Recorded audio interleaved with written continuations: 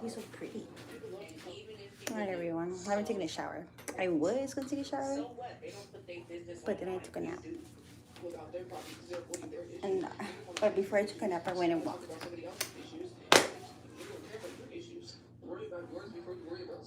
Hey, no, please. Bye-bye. No, bye-bye. Fake screenshots when I'm fixing my nose. I would see her and tell people what they need to do with their life. You've never met me in a day of my life. You don't even know me anymore. I don't have the time to sleep all day because that's what you think I do. You do. You have told us before that you sleep all day. No. That like you have told us and you have been like, oh, I just sleep all day. I'm like, hold on, y'all. I'd love to sleep all day if I could. You do, but I can't sleep all day. I got shit that I don't do. I got something that I want to go walk in my backyard. It was hard as fuck. You think I want to take a shower after that, but we don't. But the water in my house, like, it's like hot. It's like hot even at night. Like, I don't know, the water's just like not cold. So it's not like that, like it's not like that, like yeah, I was feeling clean, but like, it would be more like tempting to take a shower, even though I'm smelly, because the water was cold, but it's not. So it's like really hot. The water's really hot, like, I don't know.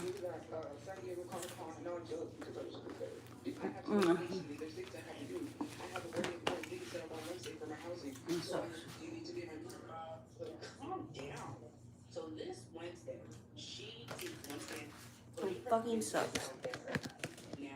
It's not like you can buy a cooler for your water, can you? Well, there is water, like, there's like showers that have like temperature control, whatever, but like, I don't know, the water's just like hot. And I've noticed it's hot, like I like went to a motel and like they didn't have any cool water either, like, but it also gets like really hot here, I don't know. If I sit here and I constantly worry, thank you for the gift. If I sit here and I constantly worry about what I don't have, about anything, my depression is going to mess up. I'm gonna buy a kettle.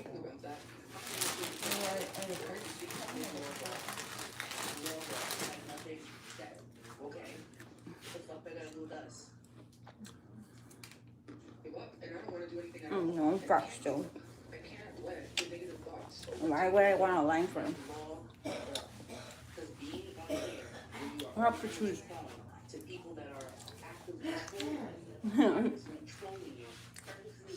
Oh. Do I need to have a waist? Can't even show my belly. I want to buy a waist trainer too. Just like.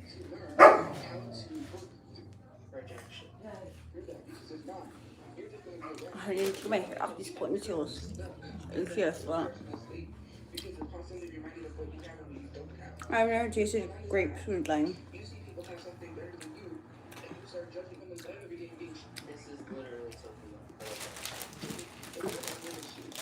Good evening, John. Hi, Ken. Hi, Blue Lake.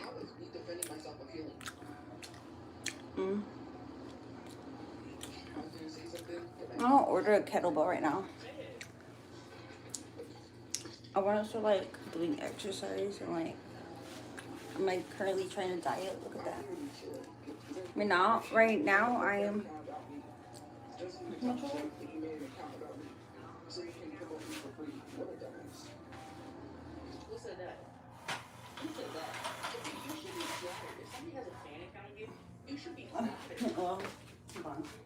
Excuses on something that's not even true. Mind you, just to make excuses to bully somebody Watch. they don't want to admit that you are over 30 years old. Is it? Sit down with a fucking Really? bully. Keep bullying you, then log off. Oh, as soon as I pick it up. I want to be a big bully. Now it's just like way more there. What the fuck? Oh, hold on. I'm gonna buy a second scale just to have like a second opinion. I do this because I don't like Tofia. And I want to talk my shit. So I come on here and talk my shit. Because I don't like Tofia. What the fuck, dude? Okay, whoa. See? These are freaking Wi-Fi. For like this?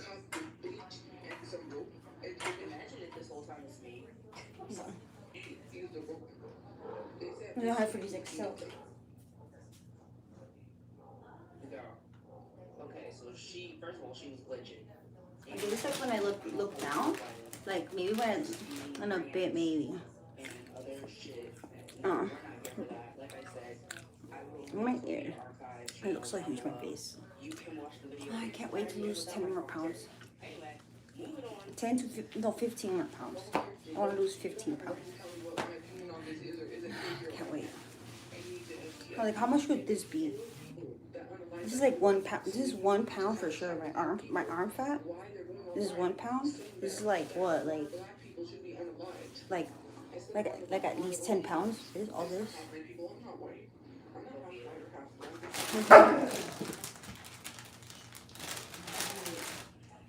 Huh? Is this probably like at least 10 pounds? What do I say to them? What do I say to them? All I have to say is, What do you mean see through? this is who we talk to. Oh. That mentality, that opinion, that just Can't wait to be skinnier. is who we talking to, which is why I say she's hopeless. Oh, my boobs are like. I'm not half anything. I'm Hispanic and black. You can't be half and half. I'm also lactating, so Fucking idiot. Too bad. I'm lactating, so that like causing me to get bigger. But the lactation is like not supposed to happen. It's like artificial. It's like I don't talk about it. Take the stage. But good news, I got my dabs back, and they said my prolactin levels were normal, but I still shouldn't be lactating. Oh my god. I just So yeah. we have the same conversation every single fucking time. I know, right? I've never given birth, nor am I pregnant, nor am I on birth control. Just saying, you know. A lot of people will assume one or the other. It's like a side effect from a medication, actually. That I stopped taking already. It's a side effect from Seroquel. I don't know if you're familiar with Seroquel, and it's a psychotic.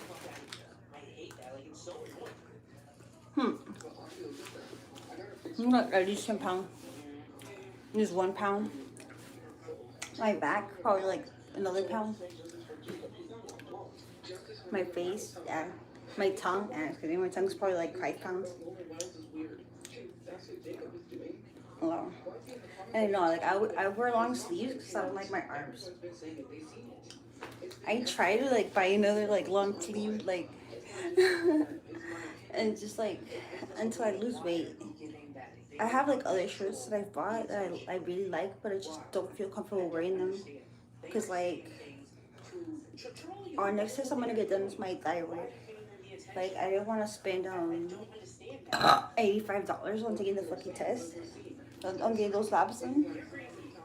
I'm hoping to get them done for free in the US. Well, I mean, it's a medication. I was previously taking that named lactate. Yeah. Why are you giving Jacob the time of day? Yeah.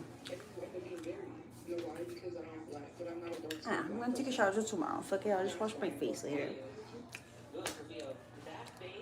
It's not like I'm like gonna sleep next to someone. Doesn't matter. Plus my bed sheet's dirty. I'm not gonna change it right now. Couldn't do laundry because of some reasons.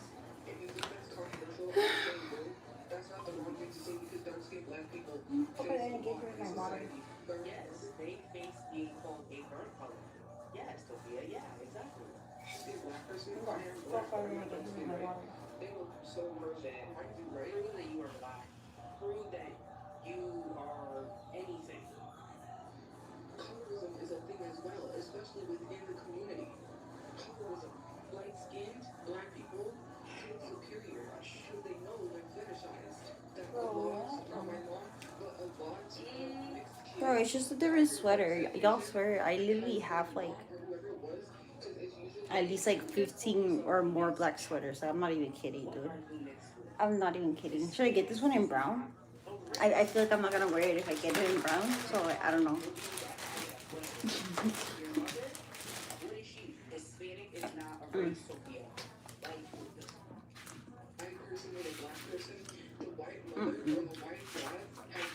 I'm trying to lose weight. Like, I also bought some Levi's, but I don't like how my midsection looks, so I'm not gonna wear them. I'm trying to lose weight.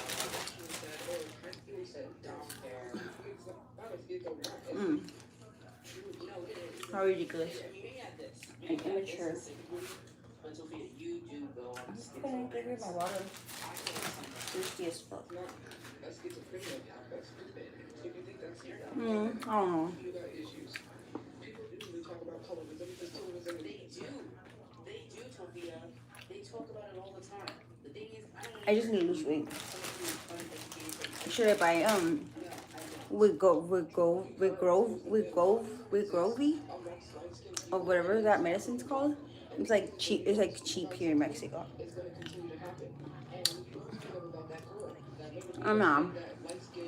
I'm too chicken to take that shit.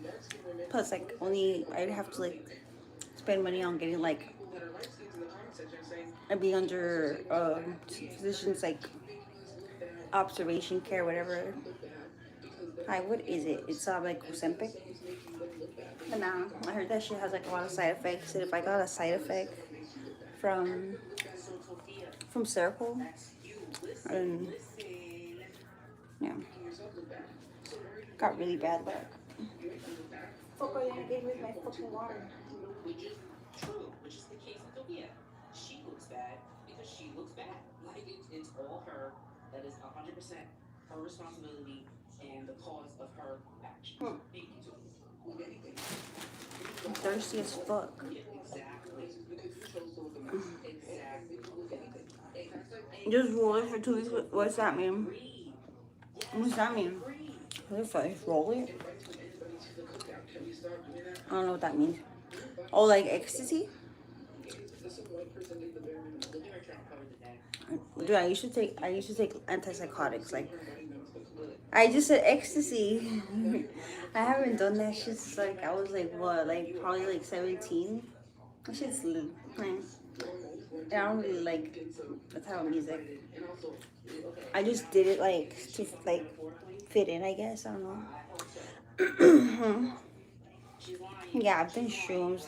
Last time I did shrooms, I was like 16, and then like at the end, I remember we went to go get some orange juice to like boost the fucking high supposedly, and as soon as we like I had a boyfriend, and he lived around there, and I remember he had a gun because like he thought he was all that like selling weed and shit. I don't know. But then out of nowhere, this guy blames us for breaking his window, but like we literally didn't. Like some guy like by the apartments that are like by the store, but we literally didn't. You know, like we were just passing by, like you know. No, we actually and then like okay, so me and my friend, my ex like he like left another because he had a gun, and then but the cops catch up to me and my other friend, and then I still had like the mushrooms in my mouth, and then well like he just took me home and shit. The police, but they didn't tell my mom shit, you know. They were just like, oh, she's out by because of curfew, blah blah. That's all, you know. And then like, I remember he asked me, "What's that in your mouth?" And I said that it was shisha from a hookah. That's what I remember. He said that specifically. I'm like, oh, it's shisha from hookah. Bro, what the fuck? No, that was in the U.S. Dude, the city I live is literally next to the U.S. A lot of people literally cross every day. Like, I could go be in the U.S. and like come back home, like, easy. I could even walk home if I wanted to. Like, I could literally walk to the U.S. if I wanted to. Like, bro, you wouldn't know because you're not from like California. No, I don't like talking about old stuff. I can't wait to get skinnier. I want to buy a waist trainer, a latex one. So I can mold my fat. No, I'm gonna buy a kettlebell right now on Amazon. A 5-pound kettlebell. 5 pound? Like standard weight, I think, like to start. Well, I don't really party, to be honest. Like, not like that. I've never been into partying like where like I'm dancing and shit, you know? Not really. Like I've always been like socially awkward in a way. I don't know.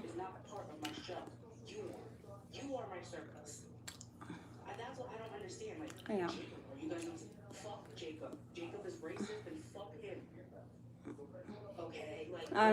Last time I drank, I was like 15 or 16, and nope, I don't. Oh, the last time I drank, I remember my first boyfriend. We were at his house, and I had to vomit. Right, I had to vomit, and I vomited all over like the dish tray, like. That shit was funny. It was like, and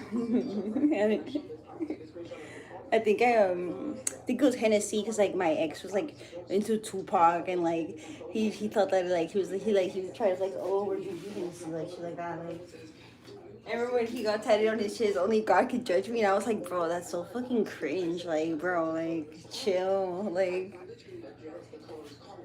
chill, dude, like. Only God can judge me. Yeah, right, bro. That shit's funny as fuck. Only God can judge him. I say, wait, only God can judge him, I guess. That's how you felt in the moment.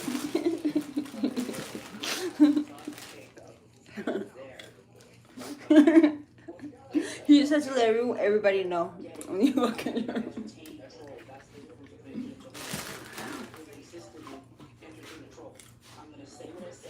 No, I have tattoos. I don't like tattoos on me personally. For me, nah. No tattoos for me. Cause I like to be oh, I like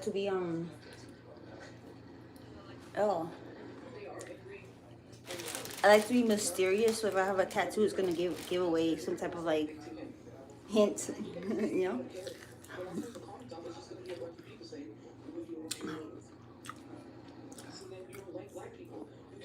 What do you mean why I'm acting like that? I said hey.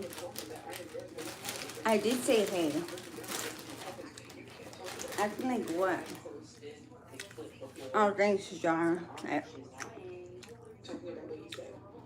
I'm waiting for.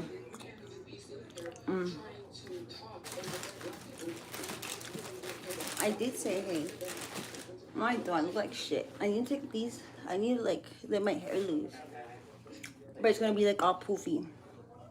But let it loose. I need to wash my face. No, I don't even like hot Cheetos. Like I literally will get diarrhea. I don't even like spicy stuff. No, thanks, Raphael. No, I don't have a man. Isn't it obvious?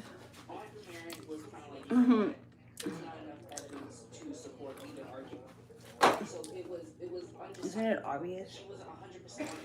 I think it's obvious. Like if I stand like this, do I look skinnier? A little bit. Like that.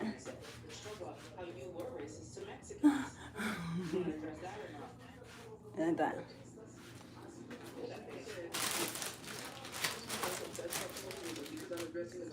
Huh? I don't really have a type. I don't know. I don't know. I don't know. Mm.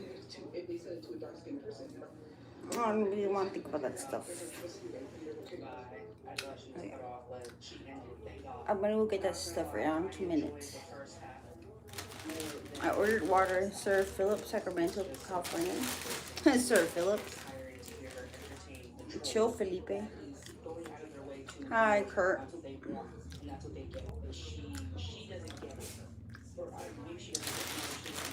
On your ranch, dude? I don't know. I'm like, I mean,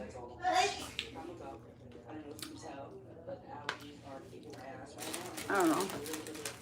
That's like, it's not good to depend on people. But it's not a corner. What do you mean? Not corner.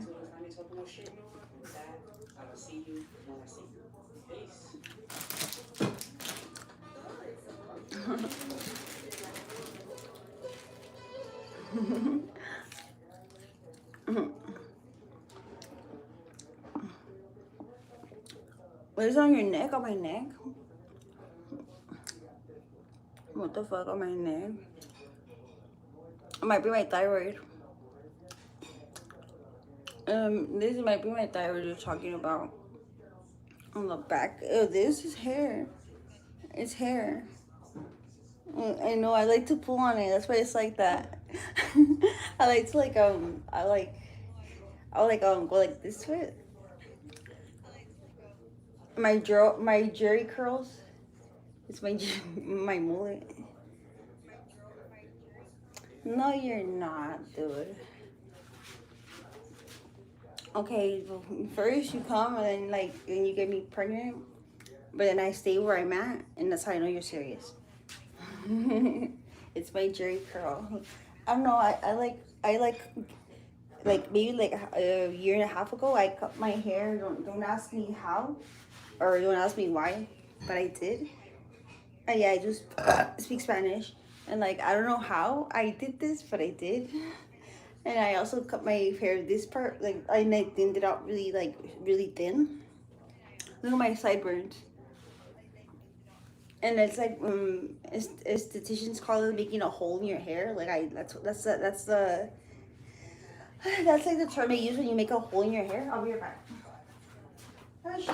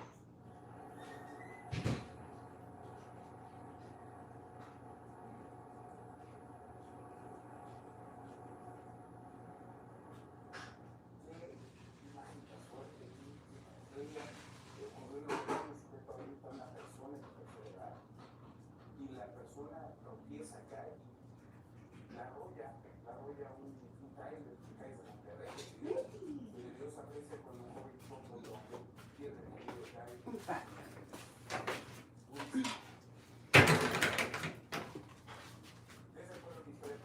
Oh. Yo. I'm going back. You can do laundry because there's nothing. I wish you could unfire it.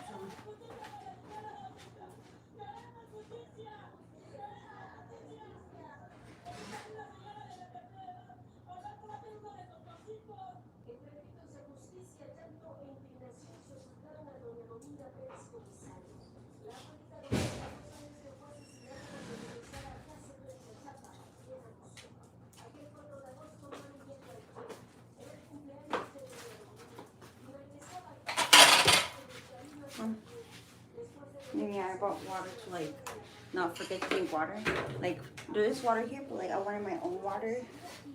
I want beautiful. I have a straw though. I have a straw. If anything.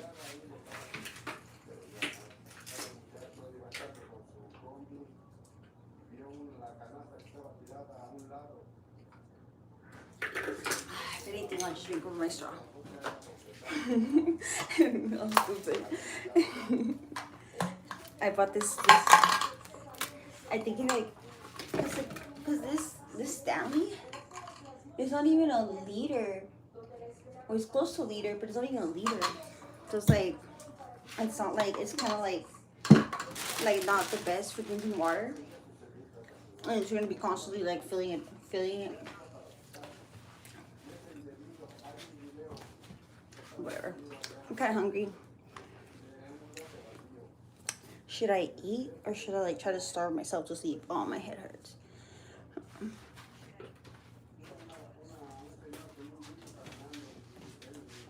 Wait, yesterday did I fall asleep on stream? I don't remember. I don't remember.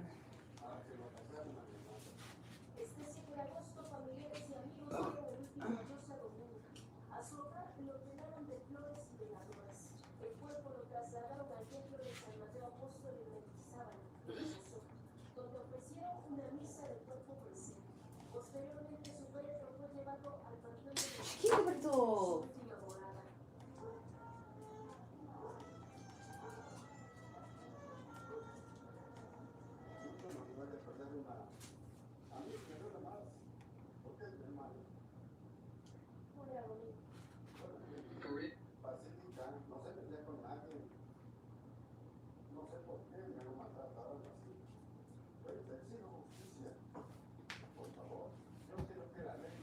I'm gonna go. No. You're right. I like them, and I don't think I'm being facetious with these thoughts. This is a complete flop. This is a complete flop. During the last week of October 2025, hip-hop ran into a major drop. For the first time in 35 years, no rap songs appeared on Billboard's top 40. This left people really concerned about the fate of the genre as a whole, fearing that the wheels had finally fallen off. And while that's not exactly true, many of the biggest artists in the game have watched their releases sink without a trace. Drops that once would have been cultural moments, now gone before anyone even noticed. In reality, this is part of a rich tradition in the genre, with countless stars legend as born.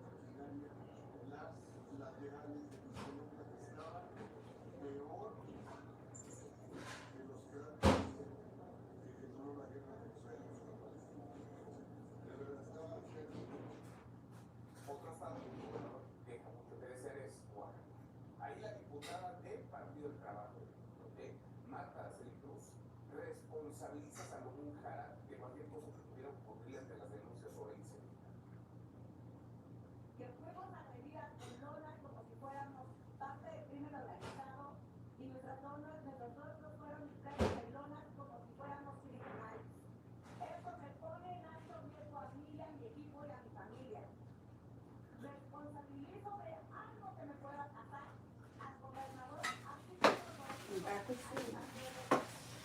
Kitty, get the fuck away from the water. Little bitch. Okay, I'm gonna make period. Kidding. Move, kitty.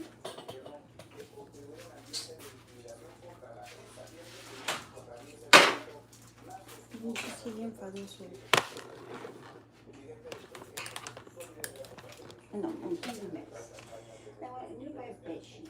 So I'm gonna buy a kettlebell instead. I'm gonna buy a 5-pound kettlebell. I'm trying to lose weight. A ver, fíjate, ¿qué crees por la puerta?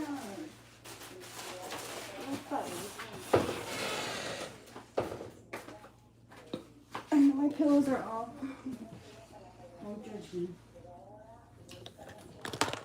Let me see. Can't see shit. Can't see shit.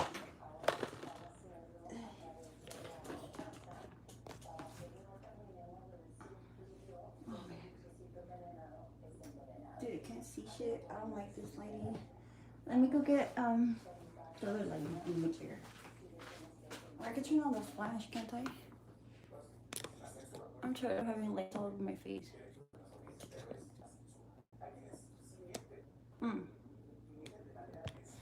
Hey, this little kitty needs to go home. AKA outside. Mira, cálmate. Stay out of it. I'm all greasy, but I'm gonna take a shower until tomorrow. I don't like buy a mini trampoline again.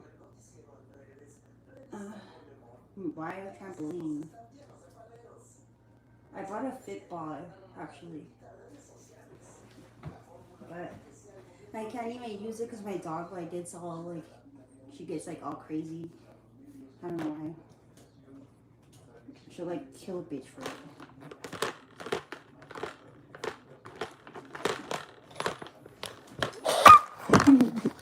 Oh, that shit hurt my chest.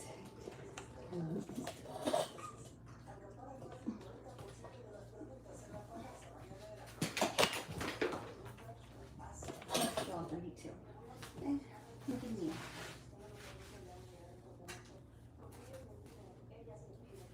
No, I look so fat, dude. I don't like this. Yeah, let me switch sides instead. Like this.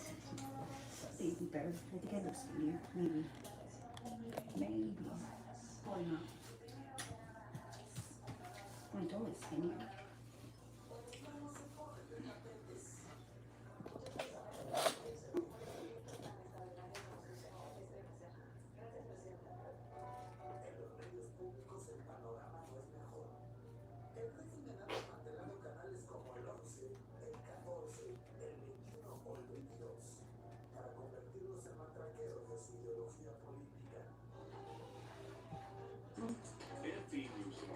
Alright, Jason.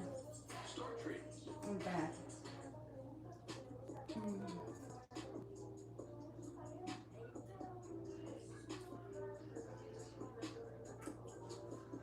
I'm starting. I was trying to start myself to sleep, but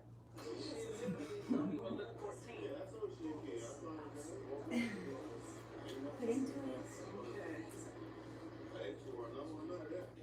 I always crack two right here. On the 12th, I'm gonna go see dentist. Kids don't come to y'all and y'all just tell them, oh, he apologized, so leave it alone. Alright, what's up with it, y'all? So look, I'm back again with another video right now. Listen, one of my supporters hit me up and asked me, can I get straight into this video because she really wants to know my thoughts and opinions on it because I'm a real dad. And, you know, she like my thoughts and opinions. I said, hey, she just sent it to me, so, you know, I was finna do another video, but I speak straight to this one to give her what she wants. But it's not a real long video, but y'all already know it's a Snapchat video. If I want to talk about it on the channel, or if y'all want me to talk about it on the channel, we're going to do it. Basically, you know, she said what she said to me, but the title of the video really caught me by surprise. It says, a man in his 30s approached my daughter trying to talk to her. And there's so many different things that can go into this whole situation because these children are looking older, they're looking grown, and they're communicating a little bit better. Now, I ain't giving you no leeway with them pedos out there. We got all some, nah, we ain't doing that. You can tell by a simple conversation or communicating over time. Should I stay straight into my room? No, it'll piss me off. Play on they acting like they don't know because of how they may be guilty. I feel as if you know what the hell is going on in my personal opinion. No, they're not. My hair is like really shocked. But once I lose weight, then maybe. No, I didn't. These are my E's. These are my E's. What the hell? Do you not know how to differentiate those E's?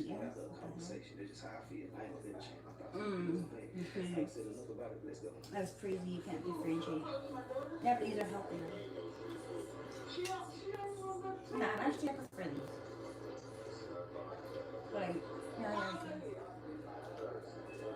like for specific things, like yeah, maybe you go with the flour. But I don't really eat. I'm trying to like lose weight too. I don't eat tortillas like daily, like or weekly. Like weekly, maybe like 2 tortillas before.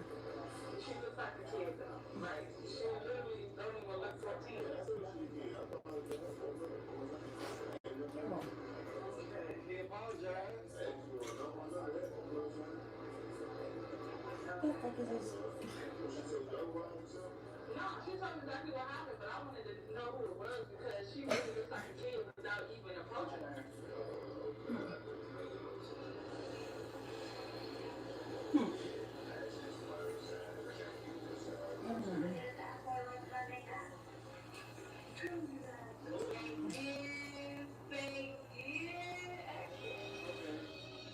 I'm at the power of that part because of that damn saxophone. It'll be cut out. Y'all won't be able to hear the volume, but we're gonna resume it right after that. It's kind of hard to say. You know, what a person may think. American. Personally, I don't in know Mexico. people. I don't come up. I ain't trying to talk to nobody at none of this shit. If you ain't reaching out to me, trying to holler at me and talk to me, I ain't to California. shit. People be weird as hell these days. I guess it's People California. see things differently, so it is what it is when it comes to that right there. But right here, while she's at school, Oh, and I makes it with beans. Hey, what's up? like a kid. Look, him apologizing, trying to make it right, trying to see what did she say because he didn't want to I make it with beans too. you know, I feel as if she should have, you know, kind of chilled out a little bit, but at the same time, you know, you being a parent and shit, then it goes so many different ways how you may feel. But, you know, Trying to set out the dirt right under my nails too. Just kidding. that's just the reality of it all. But ultimately, you know, I just simply want to say, man, this is a hard situation here. I want to know y'all thoughts and opinions more than anything. She wanted my thoughts. I told her Gotta watch I'll my see y'all more later.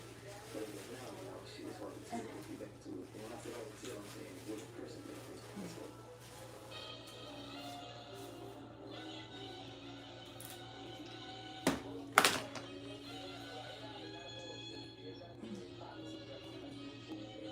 You want?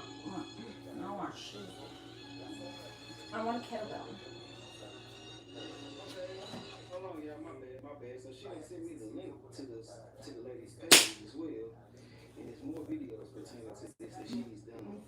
I'm just gonna download what I think maybe is pertaining to this. Give me 1 second, and then I'll be right back. And then I'm gonna talk to her. All right, y'all. So look, man, people are on her ass. That looks sticky as for They doing. gonna offer her. They tell her that she's dragging this. She should have left Yeah, it it looks alone. sticky as fuck. I feel sticky as She fuck. apologized. You know, some of the shit I just said. He did apologize. Why would you keep on dragging this? We see her. People are talking about the kid now. I don't give a damn. Hey, this little kid needs to go home. Reflect it on the kid. But yeah, there's so many different people saying so many different things. That cat needs to go home. Oh my god. Hey, tell her, get on somewhere. Why you doing all this? You dragging this. We're gonna see what she's talking about. Let's go.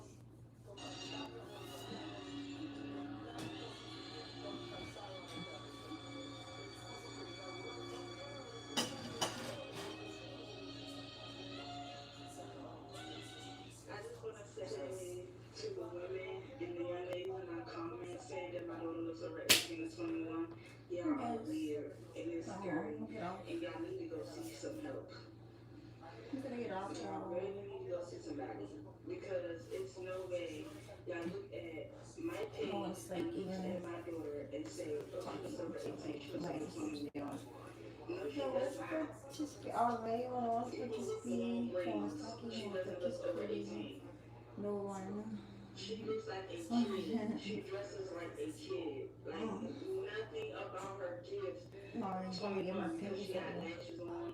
She She did a got lot of makeup, nails, hydrate, and real short nails. Her hair braided really long. She's a kid. Like she looks like a kid. And a lot of the little girls my kid, they wear their hair long or whatever the case may That's be. crazy. And they look more mature in the body wise. But my daughter is very small. She's petite and she's like 4'8". I have an Like she's innie. little. That man that approached her, he's about, I want to I say have a black pole. 35, Not an innie, not an Audi. I have a black pole. like he was very tall. He had a full beard. And I didn't even tell y'all the conversation that they had. All I told y'all was that man in his 30s tried to talk to my 14-year-old child. That's weird. And a lot of women is defending him. Y'all are Why is it like crazy. this? What the heck? They going off. Like, that shit is scary. And I hope your daughter, if y'all have kids, don't come to y'all and y'all just tell them, Why is it like this? we apologize. I have a dark pole. Leave it alone. No, because you guys are interrupting. No, I have a dark pole. Saying he apologized, and I just was looking for a woman, and she looks this age, she looks that age. I don't give a fuck what y'all talking about. I don't give a fuck what y'all talking about. Every time my daughter comes to me feeling uncomfortable, I want to make somebody uncomfortable. What part don't y'all understand? If y'all daughters came to y'all and said some man came up to her trying to talk to her, y'all just gonna sit there and say, oh, you apologize, but just let it go? Y'all not gonna say nothing? Especially if your child looks like a fucking child. Be nice. My child looks like a child. Y'all supposed to Oh, my grapes are right there. 22. He's going for my grapes. No, kitty. Look, huh? You're back.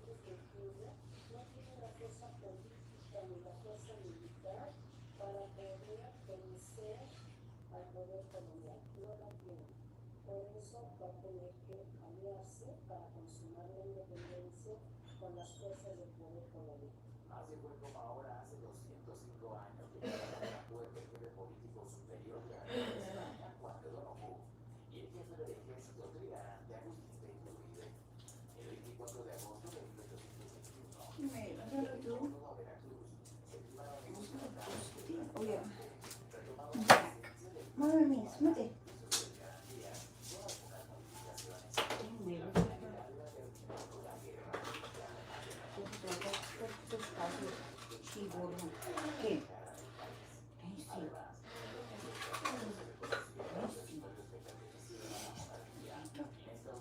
Chiquita. Hold on now. Hold on.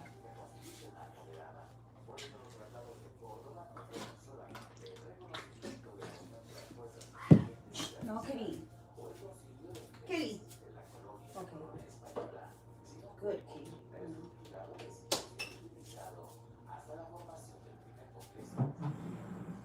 Like that. Where is that? What is this little kitty doing?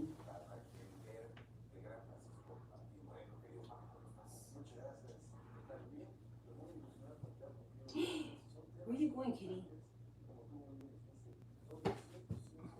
You better not.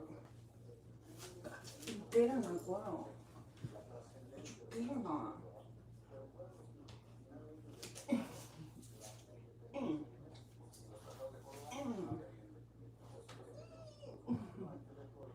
Yes, no. Papers.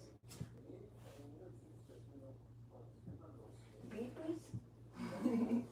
He doesn't want to be pressured. He makes his own sick.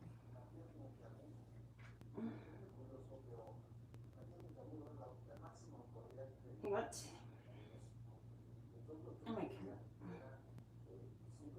You sure you're a boom? What the fuck is that? Just charger. Hold on.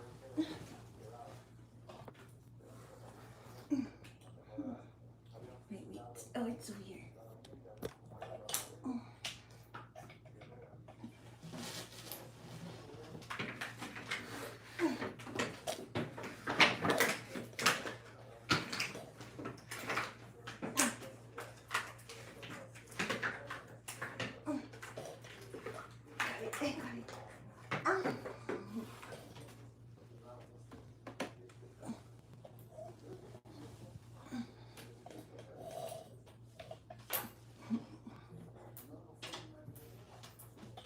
Got it.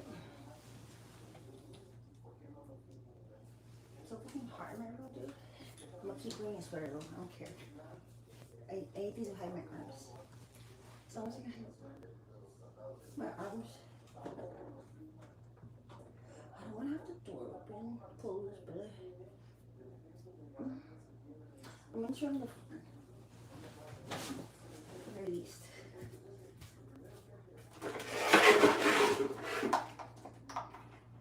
It might disturb some of y'all.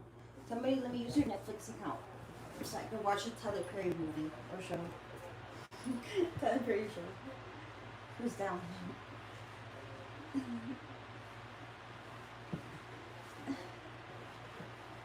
Oh,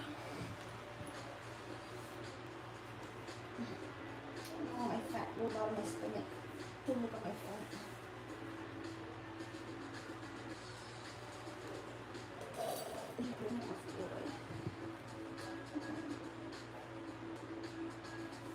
I don't see shit.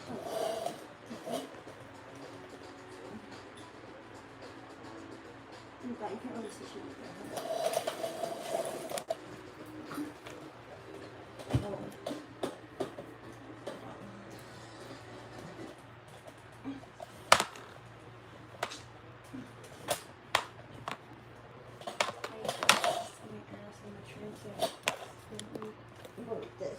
Is that like a bad angle?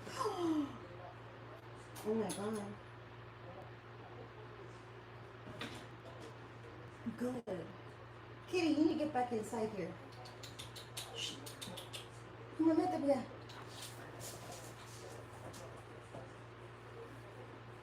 Come on. Así con él.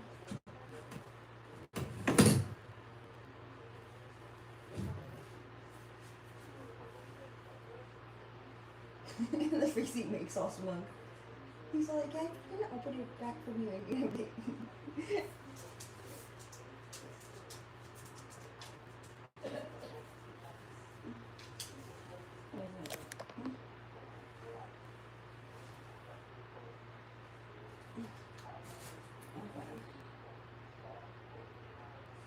an accident. I feel like something.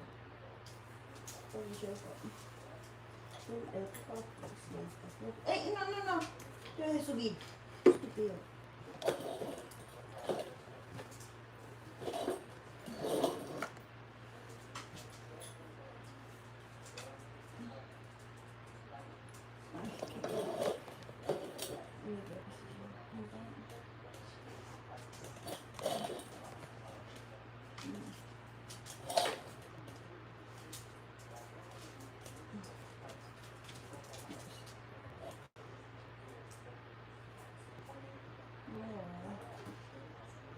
You're all tripping. What do you need that for? No, no hay nada para comer. Ya ves aquí. No se va a subir, no lo quiero acá arriba. Sí, no te quiero acá arriba.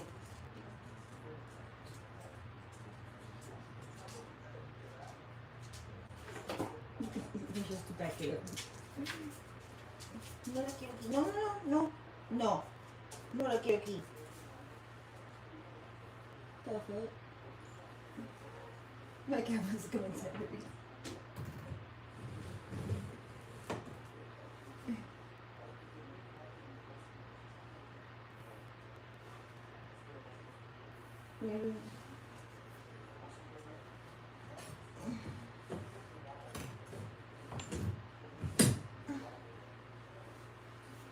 Okay then.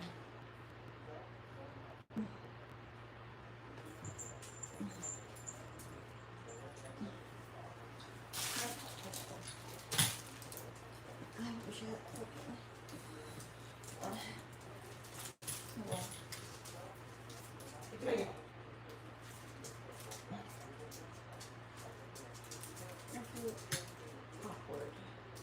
Let me get off. Chichi.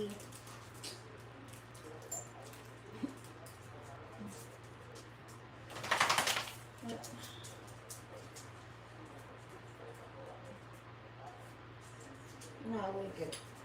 What the fuck? The cat looking through it. The cat came back to, and that cat knows how to open the window. I even saw the filter.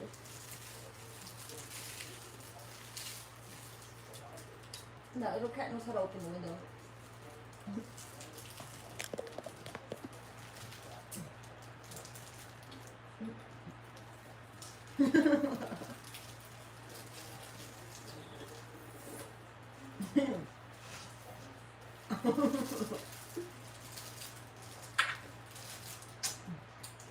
That little cat.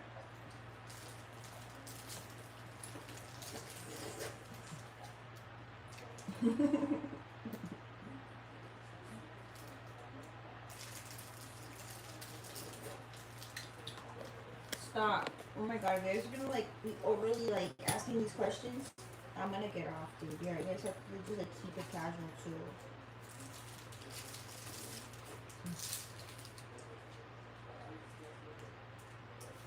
Whatever.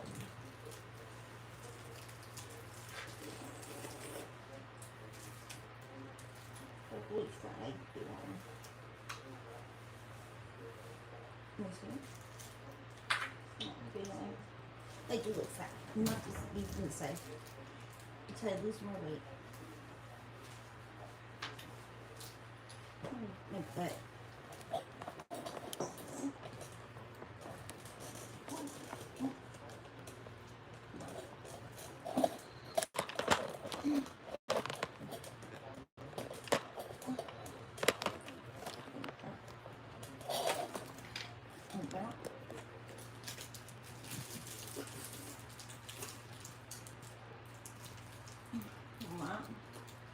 I don't have any favorites.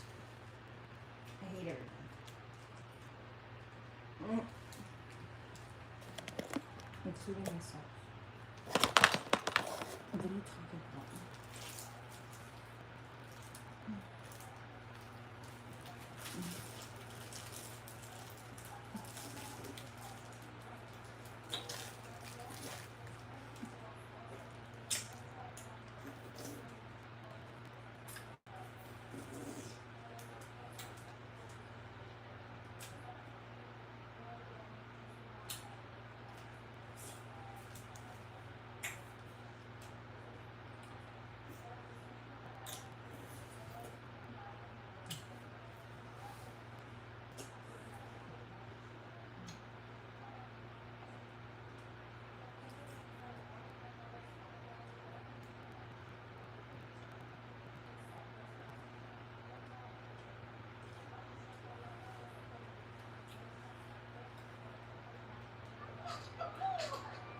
Get your big ass up. Get your big ass up.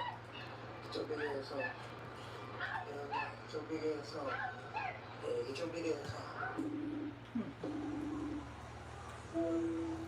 Girl, what you want? What shit did I watch? You're so ratchet. Girl, it's just commentary.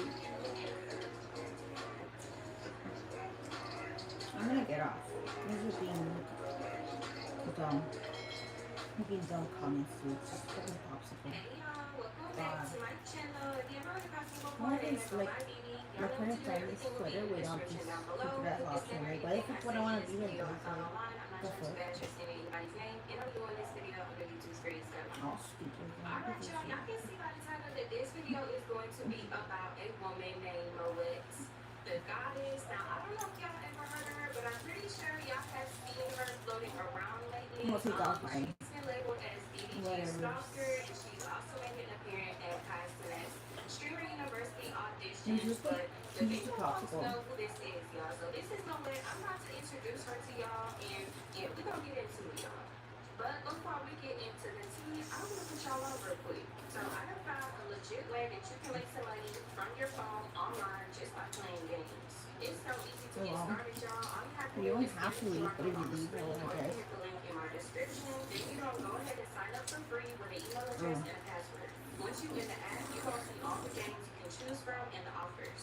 Then you can go ahead and pick any game you like, and I would recommend picking one that you like to play because the more levels that you beat, the more money that you can earn. So basically, you get paid to play games. And I know what y'all thinking, it definitely do sound too good to be true, but y'all know me, I wouldn't promote nothing that's not legit. So basically how it works is, free cash works with these apps and these games to get new users to play their game. So once they have all these new users playing their game, their app makes more money. So the app pays free cash for giving them all these new users, and free cash shares some of that money back to you. Popsicles like on the verge of melting, To make a cute little $10 to $20 a day. You can even make more if you really dedicated to it.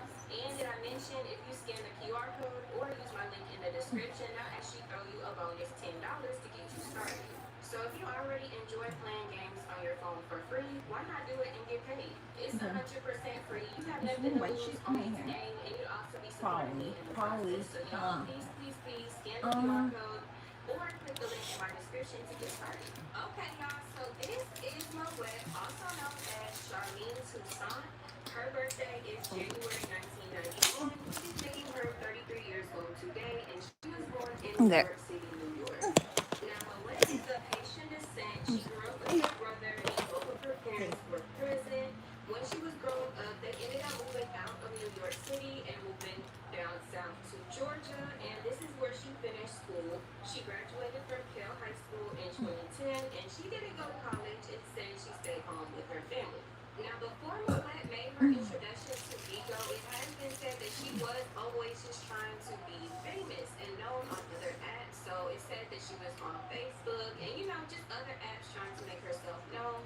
But she didn't really get quite an online presence until she joined Bigo.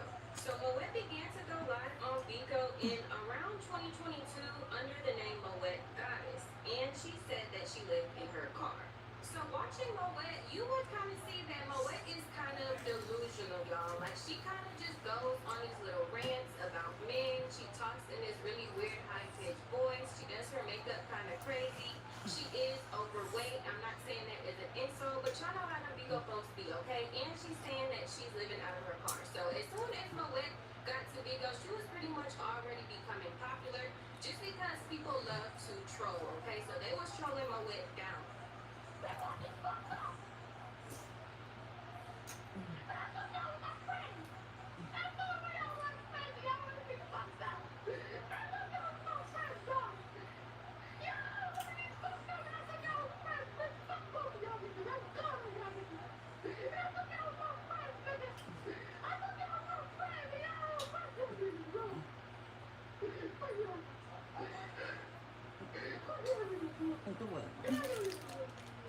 I don't watch stupid people. Oh, I didn't even hate that message. She came on Bigo claiming that she was living in her I don't car. remember So she would go live every day, and the viewers would see that Moet would be in the same clothes, You know, she would be using the bathroom in her car on live, you know, just saying some really nasty things, showing some really nasty behaviors. And of course, the viewers are picking on, they're taking notes. And you know, it's just in turn making her more popular on the app because of how much she gets trolled. So she would just come on Vigo doing really crazy things. Like she would just be taking full on baths in like gas station bathrooms and stuff like that. She would be getting put out the gym. You know, the free, not the free, but if you get like the gym pass, you can take showers and stuff like that. A lot of homeless people utilize that. She will be getting kicked out for lifetimes in the Planet Fitnesses, y'all. So yes, y'all, she would just be going on these little wild adventures and stuff like that. I guess And like you know, facing just that start way. looking crazy while doing it. And the audience really ate it up, y'all. They can say they hate Moet, but they really love to. So as always, attention came. Moet quickly ate all of this attention up, and she would use this attention to flirt with the men on Vigo. So she quickly became known as a trick on the app, and she would send big gifts to the men that she liked. And I also want to talk about the financial aspect of things. So on Vigo, the broadcasters have to hit a certain quota that determines how much they get paid for the month, which is public information that's available right on the app. So when Moet started to gain popularity and hit quotas, people realized that Moet was starting to make money. Okay, she would be making between $2,000 to $8,000 monthly, but still claimed to be living out of her car and homeless. So you know, people was kind of scratching their heads at this point, saying it doesn't make sense. You're getting paid by Vigo monthly, and you're still living in this car. You're still wearing the same clothes. You're still on here begging. Things wasn't added up. So a lot of people suspected that Moet was actually living with her grandmother and pretending to live in her car for content. Which I know sounds crazy that somebody would pretend to be living in a car for content, but y'all, these Vigo broadcasters, these TikTok live people, they would do anything. So they was thinking that Moet would be in her granny house and that during the day or whatever she would go out in her car and play this little homeless role so she can keep getting coin. But you know what I'm saying? People was just not believing that she was really living in her car. But moving back to her sending gifts and tricking on these Vigo men. So one of these men were actually TKO, who I just talked about in one of my videos, and she even drove to Vegas to see him. But her most known Vigo obsession was Poppy. So Poppy, or Parlay Poppy, as he used to go by, is a Vigo host, and he has a girlfriend named Barbie. So it was well known that Moet had a huge crush on Poppy, and she would always give him, and Poppy would entertain her right back, to the point where Moet would ask to meet with him and come down to California where he lived to meet him. And Poppy finally agreed, but he made it clear that it would be for content purposes only, and he was doing her a favor so she could be in a better financial situation. So Moet agreed, and she drove over 35 hours to California, y'all. And when she arrived, it looked like she kind of got cold feet and was getting nervous. And it seemed like Moet wanted Poppy to reassure her that he wanted her there. But again, Poppy made it clear that this was for content only, and she would not be staying at their house.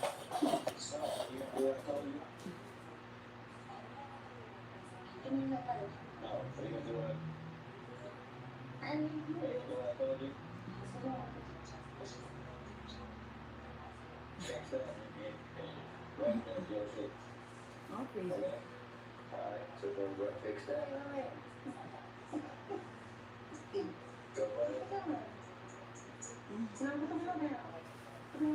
Thanks.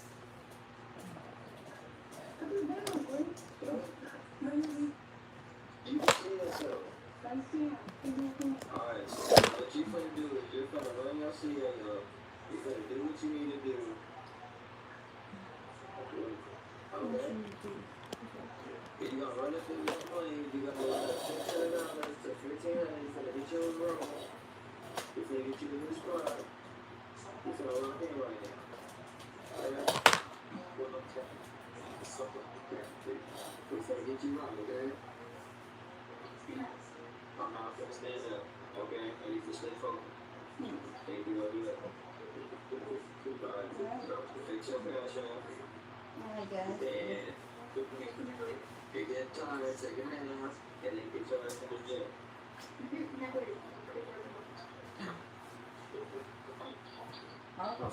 Look at that, sister. I heard that shit. So Moet got in his car and they And then eventually she ended don't up have at the light to Poppy's my phone house, because where my phone's Poppy not told her overheating. that Moet could sleep outside and even set up a tent for her. Moet refused to stay outside in this tent, but she also refused to leave after Poppy offered to get her a hotel room. Are you in love with him? What the fuck, you refused to?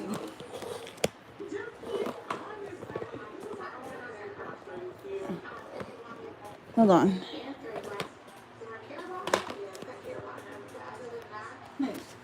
Oh, I'll do it original. So wait, so how long you got it for now?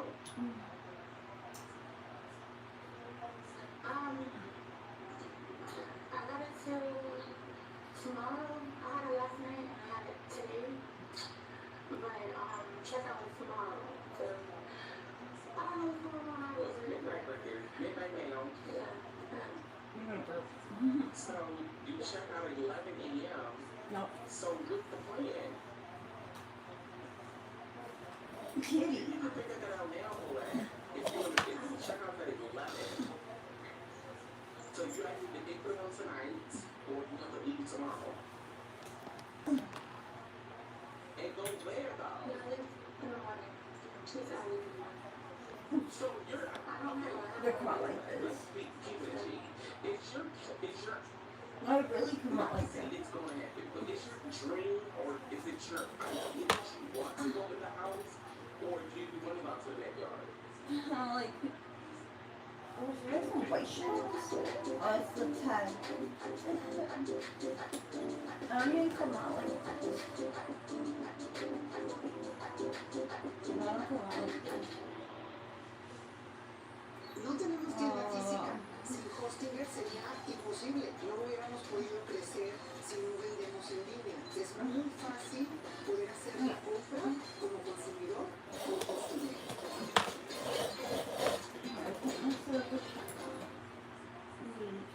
I know there's no focus on the floor right now. I only have one pillowcase. It's king size. I got more than Everybody's like decision is like it's not my house. I can't force anybody to do anything. good. I can't like screw it up. Like how do you do to that like this?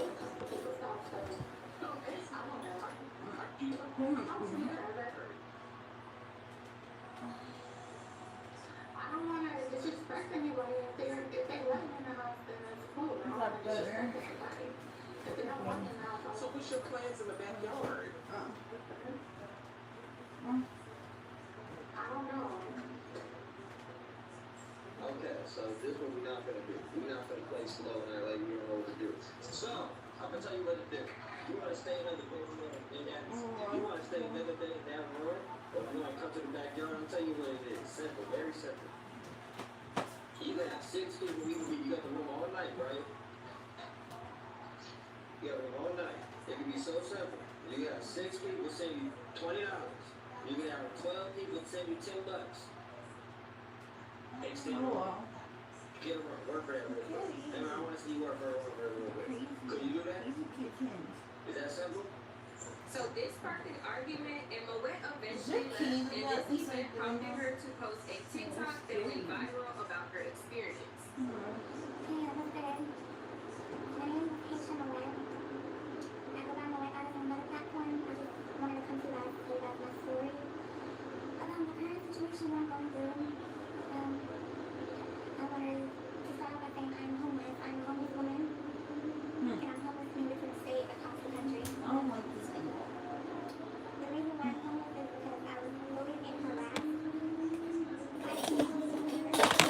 Oh my goodness. You know, I think I'm gonna have to use the front camera because I can't see shit. Okay, there. So.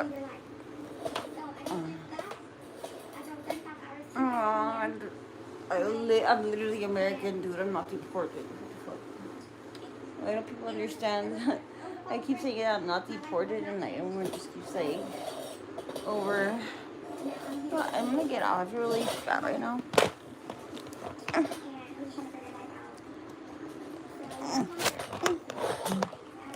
What the fuck? Oh, it's up here. Duh.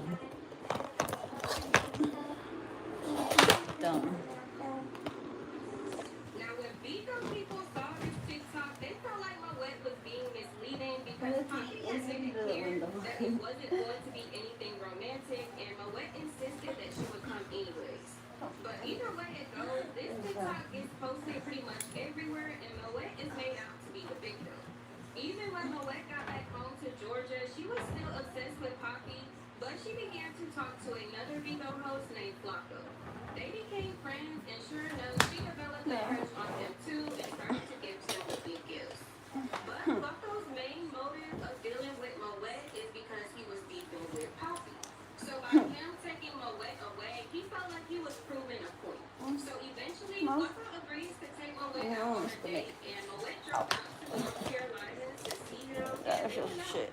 when she got back home, Flocko put her on blast for being dirty and not cleaning up after herself in his home. But regardless, a few months later, Flocko would agree to link up with Moet again. But once Moet pulled up to the location that they were supposed to meet at, he would pull up, return the expensive coat that she got him, and pull off, leaving her stranded at the restaurant. She's not stranded though. These pillows are not the best. This pillow is fat. Like I just really fat.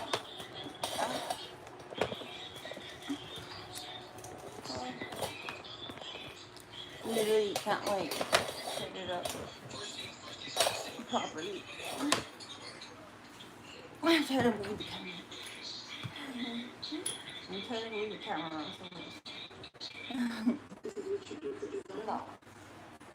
No. This is what you do for designer?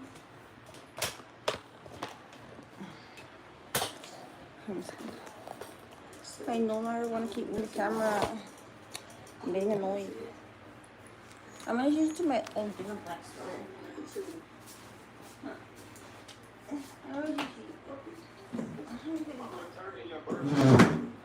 They go to Burberry you gave me. I'm bringing it back to you, bitch. Come get this shit beside the car. I'm gonna leave this shit right here.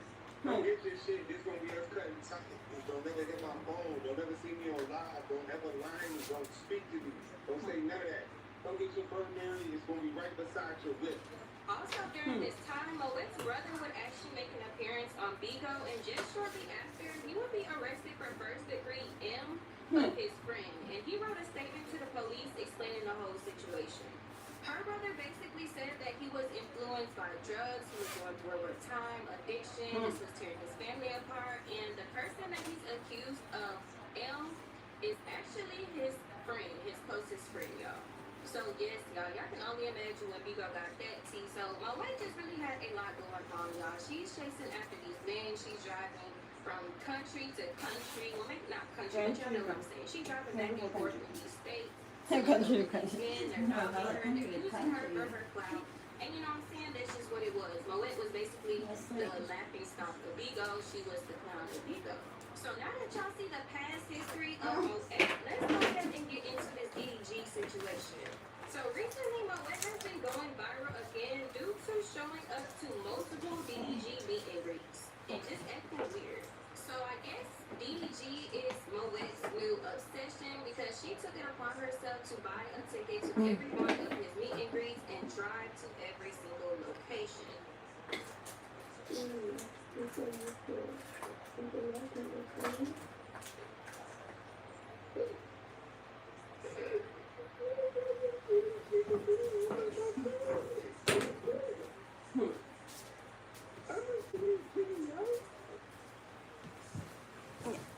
Yeah, I'm back in my classic black sweater.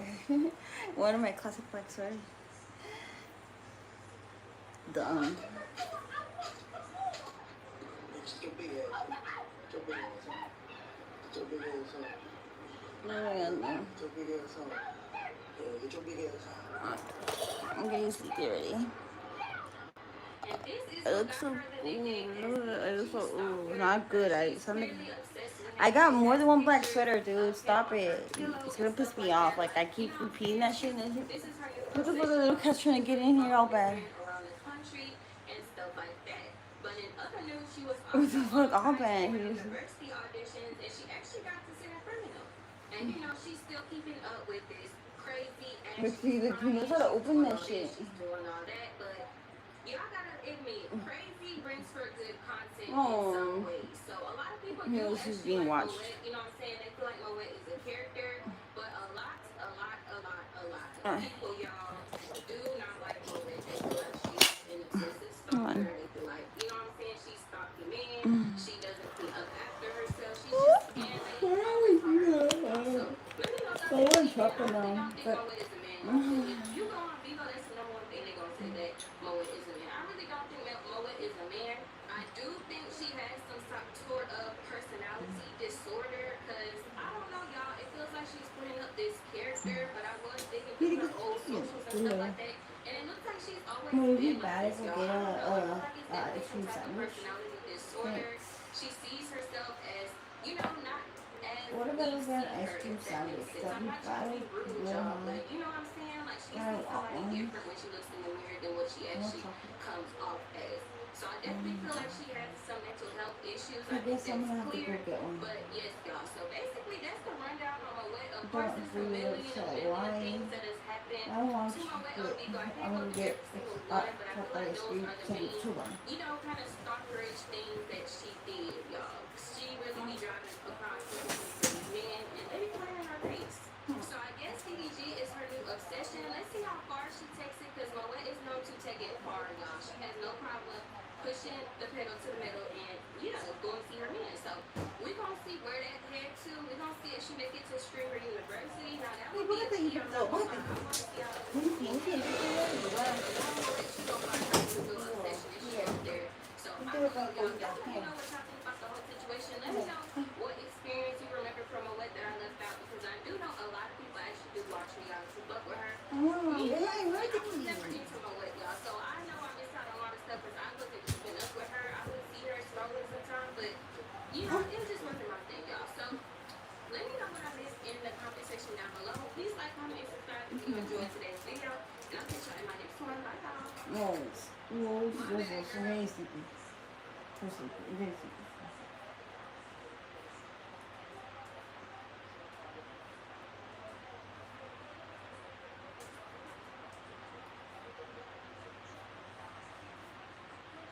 I should listen to TV with my headphones on.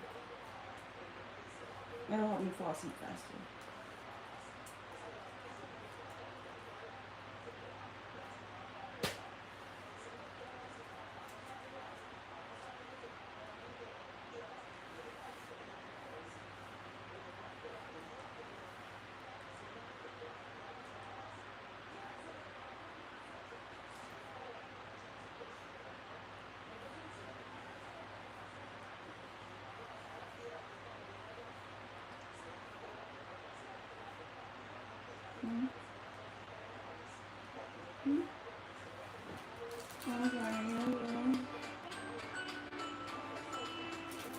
What is? Water. I did record it. We are taking a break from Amberlynn Reed. We will get back to it. I'm definitely I feel like my chocolate too bad. like really soon, but in the meantime, Like chocolate is like my weakness. Like you don't even know. Oh my god. I saw these macaroons at Costco for $10. I was like, fuck. weeks, like seriously, I was like, I'm at the point now, my TikTok algorithm just assumes that that's all I want to see. I really need to start like researching these things on my burner account. TikTok probably thinks me and Ash Shavino are related or something. But yeah, Chocolate. weeks. Like I would wake up and watch her lives. I'd eat me a little lunch, little bean dip, hot Cheeto situation, and I'll watch Ash eating her little lunch of hot Cheetos and bean dip. And I'd be laying in bed at like midnight thinking like, okay, just one more clip and I'm gonna call it a night. And somehow it'd be 2 hours later and I'm now watching the reaction to a reaction channel reacting to Ash Trevino. It was deep, y'all. I've seen it all. I've watched old live streams, interviews, body cam footage, podcasts. I've dug through old Instagram posts, put up court documents, because y'all know over here in Investigation Chonka, we dig deep, like all of it. I have gone so far down this rabbit hole that I honestly don't know if my algorithm will ever recover. But y'all, here is the part that is so weird. The more I research Ash, right, the less I felt like I actually knew who she was. Like, you think it would be the complete opposite, right? Like, after spending hundreds of hours researching somebody, you think, okay, at some point I would be like, I got them figured out. No, baby. No. Because every single time I'd be sitting there thinking like, okay, I get it, I understand it now. I would just like find another clip and it would completely change my mind. 1 minute she would seem like seriously heartbroken, and the next she'd be like laughing through something that made absolutely no sense while eating her little bean dip and hot Cheetos, like the world around her wasn't actually on fire. And at first glance, this is just my opinion, okay? Ash Trevino comes off as somebody who desperately wants to be loved, like somebody that's just like fiending, craving, dying for attention. But then I kept digging, and I like see other times where she looks like someone who would just burn every single bridge she had if it meant the public would keep watching her, right?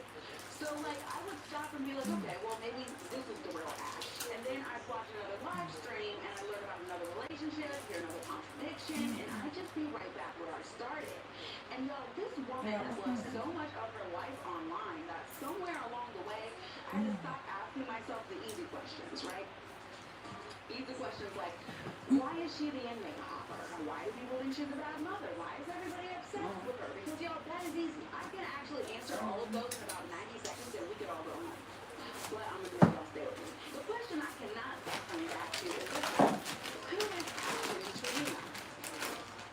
And I mean that literally, y'all, because the name means her. Trevino is the last name of a man who is currently sitting in Texas prison serving 25 years for murder. Yes, murder.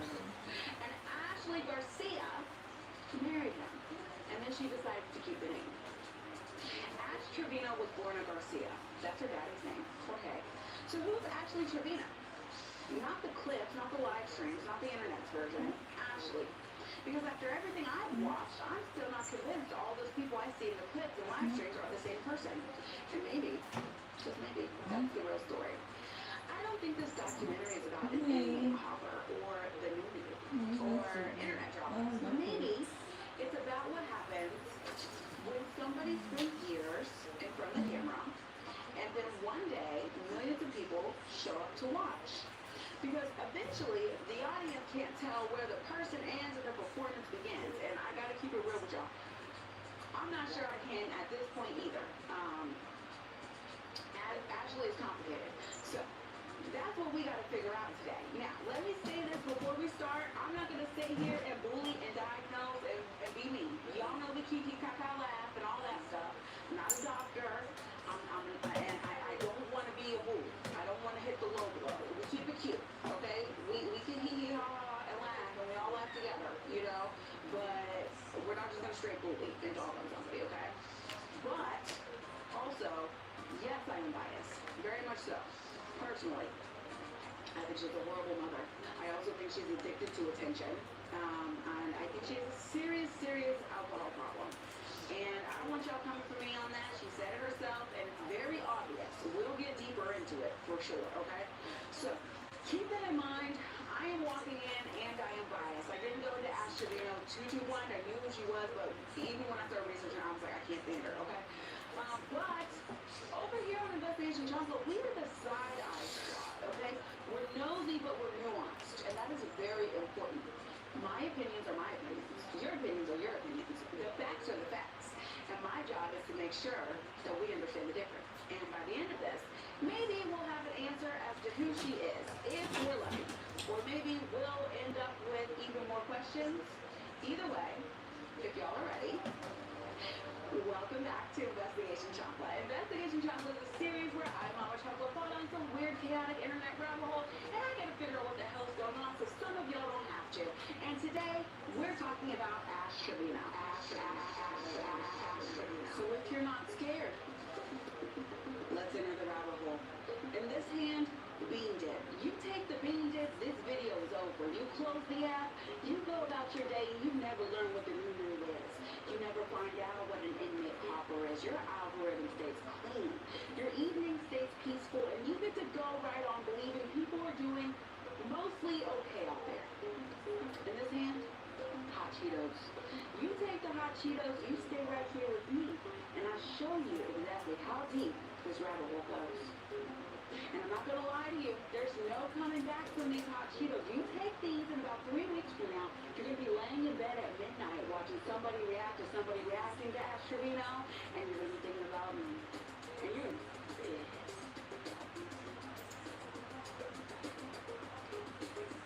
That's what I thought. One more thing before we go in, and then I'll shut up. I went into this thinking it was going to be funny. It's actually not, okay? It starts real funny, and then somewhere around the middle, we gotta be serious, okay? I'm gonna tell you exactly where that happens for me, because I want you to see me change my mind in real time. There's a lot in here about children. There's a lot in here about people who have passed away. So if tonight is not the night for that, take the bean dip. It's okay. I'll be here later in another video. Everybody else? Let's get into it. Yes, I've had like 20 CPS cases. I've already seen his BB, and he's already seen my Nunu.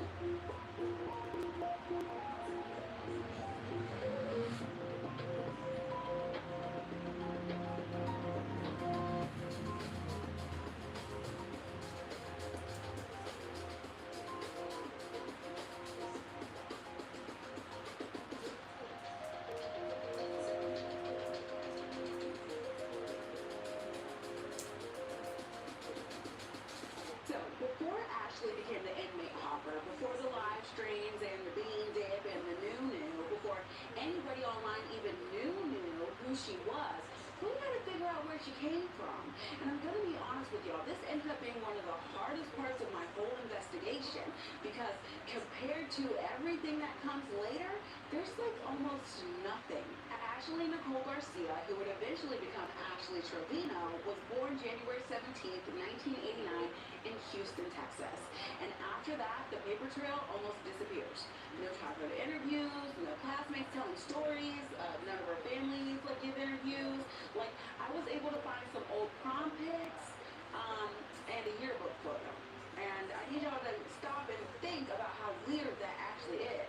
Because if you know, like, or have ever heard of Ash Trevino, this is a woman who was live streamed herself crying, fighting, drinking, getting questioned by police, showing her neck. Like, she's put her failed relationships online, marriages online, everything online. Like, a lot of the most painful moments or embarrassing moments of her adult life, she's just straight handed to the internet for free. But, yo, the first 20-something years, those are like behind a locked door. And I think this is why this foundational chapter matters so much, because if we're trying to figure out how somebody becomes Ash Trevino, inmate hopper, new, hot Cheeto bean dip babe, we just can't start where TikTok did. We have to start where Ash did. Now, there are only a handful of things we actually know about her childhood, but I think one of them ends up mattering more than a lot of people realize. Ashley has said over and over that one of her biggest influences in her life was her dad. So, instead of me describing him, I'm going to let Ashley do it herself. You don't play with him. He's a OG. My dad does not wear jeans. He wears Dickies. Straight Dickies. My dad has tattoos. My dad is legit from Corpus. He is legit a OG. Okay? Anyways. Corpus Christi, Dickies, tattoos, a whole G, those are Ashley's words. And through Ashley's own stories, a picture kind of starts forming. Ashley Trevino, she talks about growing up around Sholo culture, lowriders, East LA. She would visit prisons, and she would talk about men coming home after serving time in prison. And according to Ashley, her dad had a close friend who was incarcerated, and when he went to visit, Ashley often went with her dad. And there's a detail in that that makes me stop and just like, we're gonna put a pin in it, and I want y'all to notice it, okay? Because it might be the beginnings of a pattern later on. But she said that when her sister didn't want to go, Ashley would volunteer like super excitedly every time. She wasn't dragged along to these prisons. She volunteered like as a child. Now, that by itself, that doesn't really mean anything. Kids don't choose the environments they're raised in, but Ashley also says something else that is important to note. She says that that was the only environment she really knew. Not one environment, the environment. And prison wasn't just somewhere they visited. According to Ashley, men who had gotten out of prison would sometimes stay at their house while they got back on their feet. Like, that wasn't unusual for her. That was just like normal, her home life. And she also talks about growing up and liking to watch cops and Rescue 911 like all the time. Crime, police, prisons. I love watching cops, body cam, all that stuff, so I get it. But for her, it wasn't just entertainment. It was familiar. Growing up, I was always visiting prisons to visit my dad's best friend. And I would always watch cop shows like the TV show Cops. I would always watch that show. I always watched like crime documentaries. I always watched like 911. So like I was always into that kind of stuff since I was a young girl. Relaxemos a la conda. Sí. Estamos a mitad de la selva. ¡Nos van a tragar! ¡Tranquilo! ¡Estás a salvo! ¿Te imaginas que la próxima vez que pagues tu súper te vuelvan 500 pesos? Suena increíble, pero es verdad. Tarjeta de crédito de Banco Plata tiene una promoción por tiempo limitado. Si la solicitas hoy y haces tu primera compra, el mismo día que la recibes te devuelven 500 pesos en cashback. Sí, todo lo que gastes en tu primera compra vuelve a tu cuenta en menor real, sin letras chiquitas ni puntos confusos. Solicita tu tarjeta de crédito del Banco Plata hoy y recíbela en menos de 24 horas. Pero recuerda que solamente en este link puedes solicitarla y acceder a la promoción.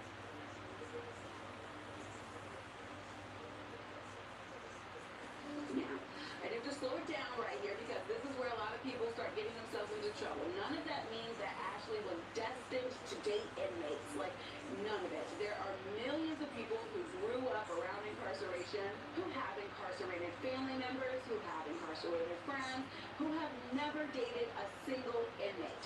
So I'm not telling you this because I think it explains Ashley. It doesn't necessarily. I'm just telling you because I think it explains what comes later. Like, it didn't feel unusual to her. Like, you see what I'm saying? Like, when people ask, how does somebody end up dating almost exclusively incarcerated men? I don't really think that's actually the right question because according to Ashley's own stories, she didn't end up there. She was like already familiar with that world before she could even like legally drive a car. Again, not an excuse. It's not a defense, it's not a diagnosis, it's just a pattern. And y'all know, Mama Chomp love a pattern, okay? And if we're actually trying to understand Ashley, the patterns matter. Because stories don't usually start where they go viral. They start years later, and I think this one does too. Now, speaking on her dad, because the other thing that comes up constantly online is Ashley's relationship with her parents. And this is where I need y'all to put your investigation chompless on, okay? Because there's a whole lot of internet talking on this one. People will tell you Ashley was emotionally neglected by her mother, that she was always a daddy's girl. You'll see people repeat it like it's just common knowledge, so naturally I went looking. And y'all, I gotta keep it real with you. I couldn't even figure out where that story came from. It didn't come from Ashley. It didn't really come from her family, like nowhere that I could independently verify.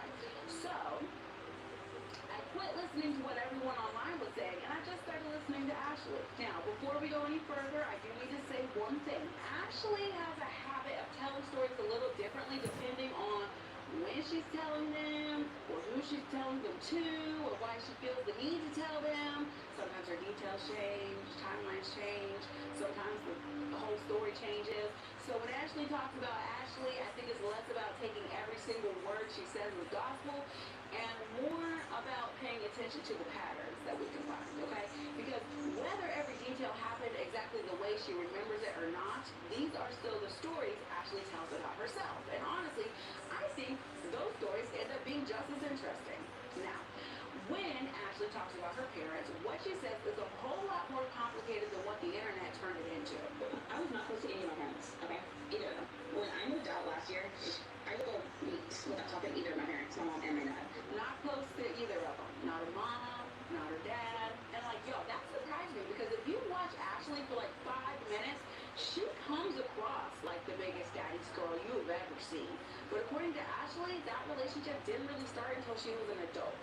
Like Ashley says, whenever something went wrong, like maybe the police showed up, maybe she broke her phone, maybe she just needed help, she would call both of her parents.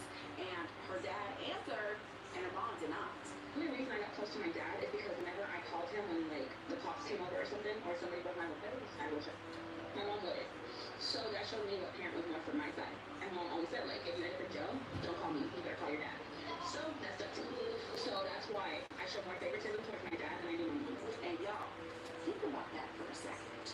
Listening to Ashley tell that story, it almost sounds like she's running an experiment, doesn't it? Like, something goes wrong, she calls both parents, one answers, one does it, and that's how she figures out who's in her corner. That's not really giving 20 years of being daddy's little girl. That's a phone that rang and one that didn't. You see what I'm saying? And then Ashley remembers something her mom used to tell her, word for word. And mom always said, like, if you end up in jail, don't call me, you better call your dad. So that stuck to me. So that's why I show more favoritism towards my dad than I do my mom. Do y'all remember that? Just tuck it away for a little bit because I promise you we're gonna come back to it, okay? Then I found another clip, and this one had me shook. Come to my mom and I'm like, that's like the neighbor. But come for my dad and we really finna have a problem. The neighbor. That's how Ashley describes her own mother. The neighbor, y'all. And once she says it, you start noticing this everywhere. Like, her dad is the one checking on her. Her dad's the one she's always worried about disappointing. Like, almost every emotional moment somehow circles back to her dad. Her mom, though, barely ever comes up. Now, I do want to be fair because life is almost never one-sided. And y'all know how we do here. We are nosy, but we are nuanced. We keep it cute, okay? Ashley also talks about growing up pretty comfortably. She tells this story about wanting a Coach purse, and back then, Coach was everything. And she really wanted one. So one day, she says she woke up and there was her Coach purse, like her parents just bought it for her. I grew up with legit my parents being the wealthiest on their side of the family. Back in high school when I was a junior or a senior, Coach was like the biggest thing. Like Coach was like a Louis Vuitton back then. And I wanted a Coach purse for high school. And I woke up with a Coach purse. Like none of my friends had Coach. They couldn't afford it. My parents made it happen for me. So, I mean, that's not like high levels of luxury, but it's privilege in a way. And I think that's important because when people think about Ash Trevino, they picture like the bean dip and the hot Cheetos and the new and the live streams, like the chaos, right? That's not the little girl, though, Ashley describes. Like, she was the kid carrying the purse everyone wanted, had it together. Now, she could be lying. Or she could be telling the truth. But either way, that doesn't mean she had a perfect childhood. If she did have money or was well-to-do a little bit, it doesn't fix everything. But it does remind us that people are almost always more complicated than the version that goes viral. Then I came across something that is one of the most self-aware things I've ever heard Ash Trevino say. She admits that her parents basically raised her daughters for 6 years, every weekend. Like, those girls were with Ashley's parents. When I first started going out with you guys, I was out every weekend. Every weekend, my parents had my kids, and this is why I say they helped me raise my kids. I was blessed to have parents to go, the girls are safe. They're here with us. And then she follows up with this. My parents spoiled me in that way. Like, they spoiled me by taking responsibility of taking care of my kids. And I feel like they shouldn't have. They should have been more tough on me and been like, no, those are your kids, you got them. And y'all, I told you at the beginning, I'm biased. I think Ashley has made some terrible choices as a mother, and nothing changes that. But I'd also be lying if I pretended this clip did not matter, because in that clip, that is not somebody who doesn't understand what happened. That's somebody saying, my parents should have made me parent. Like, she knows. This is important to note, because recognizing the problem and changing the problem are two completely different things, right? And then, like, right when I thought I understood this relationship with her mom, Ashley says one more thing. Like, right now, I wish I was a little girl crying in my mom's arms, just...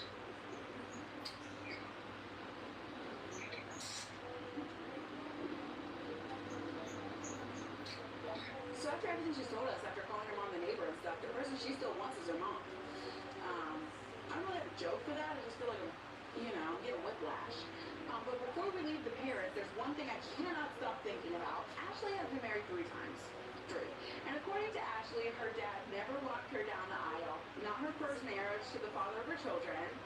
Not prison marriages, but prison marriages I kind of get. I don't think Daddy was like lining up to escort his daughter down the hallway, the janitorial hallway or whatever, to marry an inmate. I'm just saying. But the first one, I guess she feels some type of way about it. Yeah, for those of you that don't know, I've been married 3 times, divorced twice.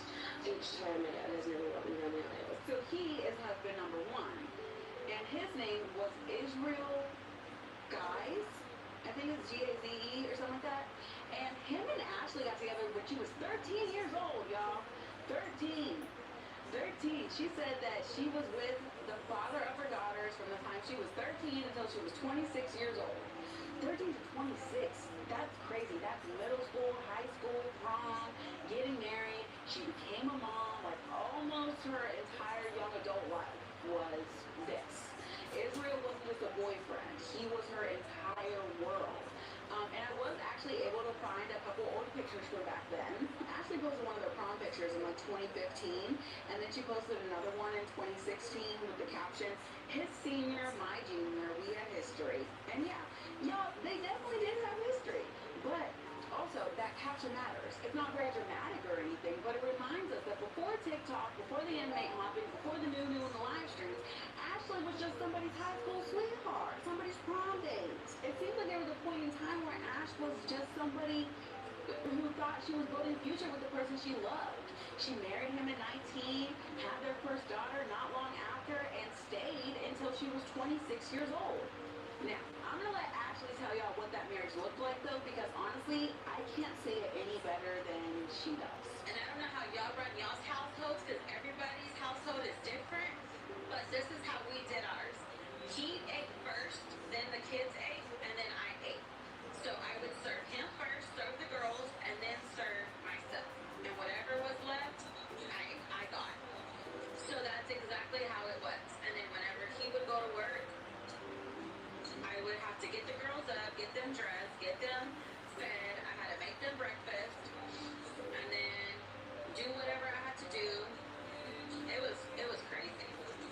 So don't think I had an easy life with that guy, because I literally lived, and I was 19 until I was 26 in that marriage. From 19 to 26. Ashley was 19 years old. 19. And whatever y'all end up thinking about Ashley by the end of this documentary, and trust me, I have my own feelings too. A 19-year-old waking up before sunrise every morning to pack lunches, clean the house all day, take care of the kids, and eat whatever food was left over after the husband and the kids ate. That's not somebody I can like sit here and make fun of. That is a kid herself still trying to be the wife she thought that she was supposed to be. And then Ashley tells us another story, and I have not been able to stop thinking about it. She says every weekend her husband would go out with his friends, and she'd stay home with the girls. She'd get them to bed, and then she'd sit in the barber chair by the front window just waiting, watching. He would tell me he was going in with his friends, so I would let him, okay, he made the money, I stay at home, so, okay, he was the man of the house. So I would sit in the front room, kid you not, after I would put the kids to bed. I would sit in the front room from midnight until 7 in the morning. And I would sit in a chair that he had. He had like he used to cut hair. So he had like a barber chair. The blinds were open. So I would sit there and I would just sit there and look out the windows. That's why right now when I look out my windows, it reminds me of that. It brings me back to that time. Because I would sit in that room for hours every weekend looking out that window to see if he was coming home. Midnight to 7, y'all, every weekend. Could you imagine a young mom just sitting in the dark, looking out the front window, waiting for headlights, waiting for somebody who wasn't coming home anytime soon? Then Ashley says something I need y'all to remember. Every time she looks out of a window, she's reminded of that feeling. Like any time for the rest of her life when she looks out the window, she's reminded of the feeling. So remember the window. Seriously, tuck that away, because by the end of this documentary, the window means something. Now, there's another part of the story that gets a little messy. Ashley says she didn't find out Israel was undocumented until after they were already married. She says by the time she learned that, she was already pregnant. Eventually, the marriage between her and Israel fall apart, and after they separated, Ashley says she removed her name from his immigration paperwork. She also says she didn't care whether he got his papers. That's all I'm going to say about that, because Israel isn't here to tell his side. But I do want to tell y'all how Ashley says the marriage finally ended, because honestly, it is heartbreaking. To me personally, it kind of explains a lot. So it was their daughter's 6th birthday party. The house is full of family, kids are running around, and it's supposed to be a really happy day. Ashley keeps calling Israel, and every time he's just like, hey, I'll be there in a little bit. Earlier that day, somebody had stopped by the house to pick up some clothes. Ashley says she thought they were for one of his friends. Turns out they were for him. According to Ashley, he had somebody else pick up his club clothes so she wouldn't know he was going out on her daughter's birthday. And that was the last straw for her. Not because of one birthday party, but because sometimes one bad night is just the last bad night. The divorce wasn't finalized until 2 years later, and when it finally was, Ashley posted on Instagram, "Goodbye, hello Garcia." Garcia, her maiden name, her dad's name. Remember that. Because years later, she's going to feel very differently about that name. Now, before we leave this marriage, remember Ashley's mom? The neighbor? Ashley says she called her mom crying while she was still in that marriage. She told her mom what was going on, and according to Ashley, her mom told her to pray about it and stay. And whether you agree with that advice or not, it explains another pattern we've been seeing. When Ashley tells stories about meeting somebody emotionally, she almost never describes feeling emotionally safe with her mom, and that keeps coming up. And finally, I want y'all to resist doing something that's really easy to do when you're watching documentaries like this. Don't let hindsight fool you, okay? If you knew about Ashley in 2016, and you saw her Instagram in 2016, you would have seen the prom pictures, you would have seen her husband, 2 little girls, and a divorce. That's it. Nothing about that page says one day this woman's going to become one of TikTok's most infamous live streamers, a degenerate mother. Nobody would have guessed that, because people don't wake up one morning and eventually become who we eventually know them as. They get there one choice at a time, and that's exactly what we're about to start watching. So, the divorce is finally over. It's 2017, and do y'all know what Ashley does next? She gets a job.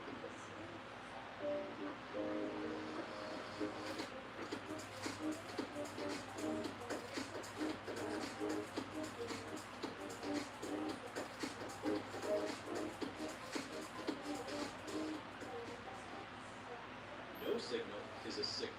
Where others limit you, Holofly keeps you connected. Don't leave your connection to just anything. Most recommended eSIM, 24/7 support, unlimited data, and plus 200 destinations. Get your eSIM. That's it. No dramatic blow up. She doesn't cut herself a new pair of bangs, and she doesn't move across the country. Ash Trevino just gets a job. She's answering phones at a dental office in Arlington, Texas. She's booking cleanings, chatting patients in, confirming appointments, and she works Monday through Thursday, 4 days a week. And then, y'all, you're not going to believe this. She just keeps showing up. For 6.5 years, Ash Trevino would show up for work. Same building, same co-workers, same parking lot, same front desk. And I need y'all to actually picture this version of Ashley for a second. Ashley in scrubs, little name badge, clipped to her shirt. She had a pink legally blonde keyboard with a pink mouse. She calls somebody like, "Hi, this is Ashley from Dr. So-and-so's office. I'm just calling to remind you about your cleaning tomorrow, too." It's weird to picture, isn't it? Because that's not the Ashley most of us know.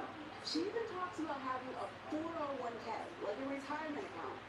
Ash Trevino, y'all, could you imagine planning for retirement? I don't even have a 401k. Daddy John, baby, can YouTubers, can TikTokers have 401ks? I don't know, I'm kind of get on that. Anyway, Ash Trevino had one. She also says the dentist she worked for became like family to her. And honestly, for a while, that was her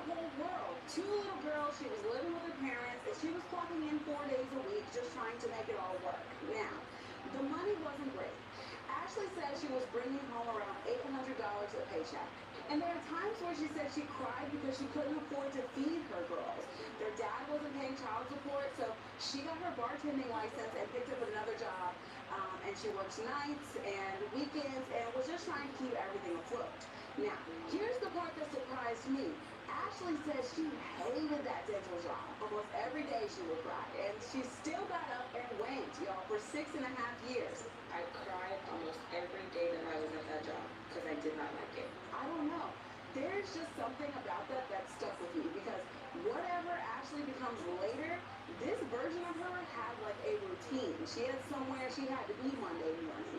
Co-workers, paychecks, a schedule. Then, around 2019, like the rest of the planet, Ash Trevino downloads TikTok. And nothing happens. Seriously, nothing. No viral videos, no internet drama, no inmate hopping, no being dick or new. Just another woman from Texas posting videos during the pandemic. Y'all remember the era? Everyone thought they were one trend away from becoming Charlie D'Amelio. We were making whipped coffee and burning our sourdough loaves. It was just a weird time. And Ashley was just another person on the app for years. And I know what some of y'all are thinking, Mom Chunks, can we get to the crazy part? Stay with me, okay? Because this boring part, I promise you, it matters. You cannot understand how far somebody has changed if you never understood who they were before they changed, right? Now, here's where I had to admit I was wrong. Because when I first started researching Ashley, I thought I already knew her story. Sad divorce, woman gets lonely, she finds attention online, and everything spirals from there, right? It's clean, it's simple, and honestly, it would have made my job a whole lot easier. Except, the more I researched, the less I believed it. Because think about it. You spend 13 years with one man, he cheats on you, he leaves you sitting by a window till 7 o'clock in the morning wondering where on God's green earth could he be. That's a lot. So naturally, my first thought was, hey, maybe prison relationships felt safer. Maybe somebody who's locked up can't disappear every weekend. Maybe somebody who's incarcerated feels more predictable than someone who keeps breaking your heart. I mean, that theory, it kind of makes sense, doesn't it? Except, if y'all remember the beginning of this documentary, prison wasn't something Ashley discovered after her divorce. According to Ashley, it had always been there. Her dad visited his best friend in prison and actually volunteered to go. Men getting out of prison stayed at their house. Like, that world was not new to our world. It already felt familiar. And that's when it hit me. The divorce didn't introduce Ashley to that world. It just removed the relationship that had been keeping her somewhere else. Yeah, y'all. It's that deep because when you think about it like that, it's a very different story. And it's a whole lot more complicated than I expected when I fell down this rabbit hole. Now, there's one last thing I want y'all to notice before we move on. If you had walked into that dental office in 2021, you would have seen a receptionist. Not one of TikTok's most infamous live streamers, the most degenerate mother, not Beam Them, not Lulu, not the inmate hopper, just Ashley clocking in, answering phones, living what looks like a pretty ordinary life. Nobody, and I mean nobody, would have guessed where this story was headed. So, it's March of 2019, Ashley is 30 years old, and she's been divorced for about 2 years. She's living with her parents, she's got 2 little girls, and she's working a job she absolutely cannot stand. And one night, she sits down, and she writes a letter. Now, 5 years later, on this day, this entire era comes crashing down. Ashley gets on live stream and looks back at this exact moment. As I got older, I just had this thing to be with somebody incarcerated. Like, I don't know, I liked bad boys, okay? So, yeah, that's how my prison lifestyle started. Like, I wasn't just brought into this life, you know? It was literally, like, since the age of, I can remember, I was growing up going to prisons to visit my dad's best friend. Like, my dad would be like, okay, who wants to go with me? And I would always say me. Like, I just had this thing about prisons. I don't know what it is, to be honest. So yeah, I mean, that's what started my prison life, to be honest, you guys. Y'all might think it's weird, but she calls it this prison life, y'all. And that stops me in my track. It's not this prison relationship, this prison boyfriend, this prison life. Like it's somewhere you move into, like it's a whole lifestyle. Like it's a sentence that you're serving right along somebody else. You know, write it down, pen it, put it in your back pocket, whatever you need to do, seriously. Because by the end of this documentary, that one sentence is going to hit completely different. Now, the obvious question is, how? How do you even meet somebody in prison? Because I know exactly what half of y'all are thinking right now. Mama Chonks, they got Gmail in prison? No, they do not. Which means y'all already know what time it is. Welcome back to another episode of the Mama Chocolate Learning Hour. All right, class. Today we're learning how prison relationships actually work. Because contrary to popular belief, no, they do not have Gmail in prisons. They do not have Yahoo. They do not have AOL. The first thing y'all need to know is the concept of a phone call. Every phone call from prison costs money, and not just a little bit. For decades, those phone rates were so expensive, they'd make a payday loan company blush. Families have literally gone broke just trying to hear somebody's voice. And let's be honest, historically, a lot of that burden has fallen on women. Mothers, wives, girlfriends, grandmas, whoever was on the outside trying to keep that relationship alive. And then you also have something called commissary. If you've never heard that word before, just think of it like prison Walmart. That's where the inmates buy things like soap, deodorant, ramen noodles, coffee, snacks, basically all the little things that make prison a little more bearable. But they can't just swipe a debit card. Somebody on the outside has to put funds on their books. And if you the girlfriend, congratulations, it's probably you. Now, let's also talk visitation, because prison usually isn't 20 minutes down the road.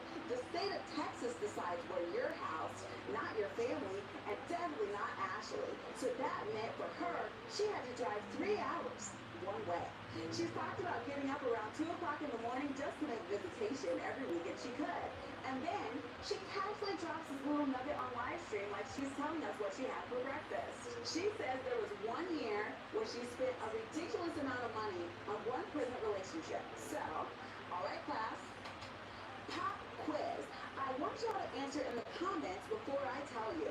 According to Ash Trevino, how much do you think she spent in 1 year on one prison relationship? Was it $2,000, $5,000, $7,000, or $10,000? Pause the video if you need to and lock your answer in. Ready? According to Ashley, the answer was $10,000, y'all. $10,000. I don't even like spending $10 on DoorDash fees. $10,000 on something you can't even fuck.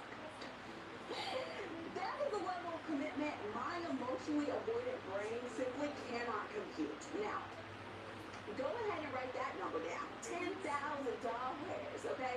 Because later in the story, the state of Texas starts asking Ashley Trevino some very specific questions about where money was going. And trust me, we're going to come right back to it. All right, y'all. Class dismissed. Now, let's meet Isaiah.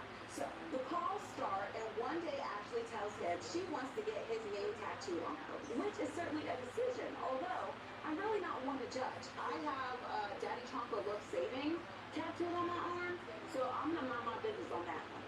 And then Mama Chocolate, sorry, past Mama Chocolate, I guess she just assumed that everybody knew who Isaiah was or how they met and things like that. Ash Trevino knew Isaiah from when they went to church in the same neighborhood when he was 9 years old and she was like 13 or 16, I can't remember now. But anyway, Isaiah is in prison for the murder of an innocent man named Muhammad Hashimi. Isaiah did not pull the trigger, but he's still implicated in the murder or whatever it's called because he was with a group of people planning to rob Muhammad as he was making a deposit from an Exxon gas station to the bank. And they end up robbing him. Someone shoots him, murders him, they hide his body in the woods, and then everyone gets like $1,000 each, and then they go get tattoos and back out. So, not a good person, not a good guy. I'm sorry, you murder somebody, you're in there. Like, 25 years is actually really nice, but he got it because he snitched on his homies. Whatever, they are. But, okay, anyway. But very serious murderer, not somebody that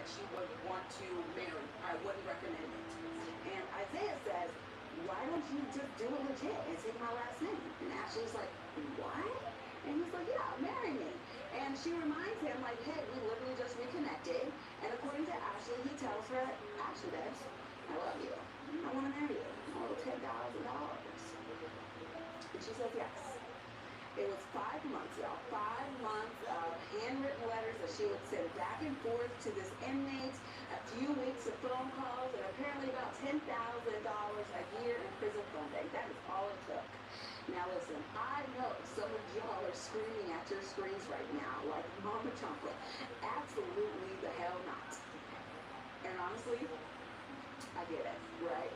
But it's hard for me to clown her for this one because I kind of understand it.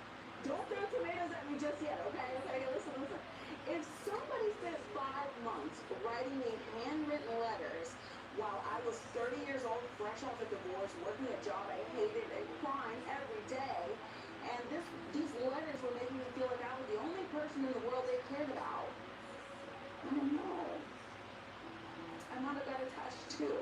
Listen, humans get attached, okay? That's just the truth. So, in November of 2019, they get married inside the prison. Ashley is 30, Isaiah is 24, and that's when she starts posting about him online. And now this part fascinates me because nobody's really watching it. She's not internet famous. She doesn't have thousands of people like analyzing every little thing she does. She's just documenting a life she is genuinely proud of. She posts wedding pictures, except there's obviously no groom standing next to her, just Ashley standing in the middle of this empty road. She's got this black dress and a white flower crown, and she's holding Isaiah's photograph. And in the caption, she talks about how there's going to be a long road ahead, but with God, they'll get through it together. She says that she's walking that road alone. And honestly, I mean, she was walking the road alone. If you look at the pictures, the road is empty. There ain't nobody there. And so then she posts that. And then she talks about how she made visitation. 20 weekends in a row, y'all. Think about that for a second. 3 hours to the prison, 3 hours back. That's 6 hours of driving every weekend for 20 weekends. So let's do some math. 20 weekends times 6 hours of driving, that's 120 hours in the car, okay? 120 hours is the equivalent of spending 5 straight days just behind the wheel, getting to your dusty, just to get the visitation. And we've got to learn a lot about Ashley, but I got to give it to her. That kind of commitment was real. And nobody drives 6 hours round trip for a single weekend for months, just for attention. There wasn't an audience here. Nobody cared. Nobody was watching. She wasn't making money off this, and she wasn't going viral yet. So like, she meant this. She really loved this man.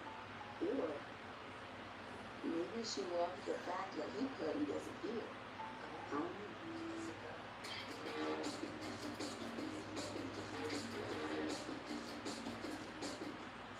Te damos la bienvenida, pero no al Corjal, donde puede personalizar el diseño de su tarjeta para que combine con su estilo.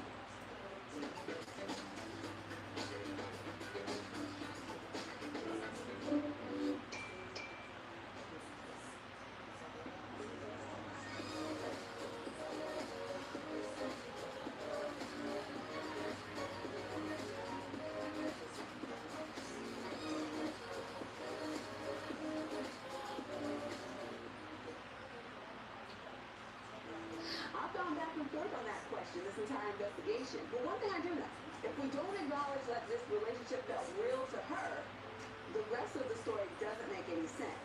But also, there's another part of this relationship that completely stops me, okay?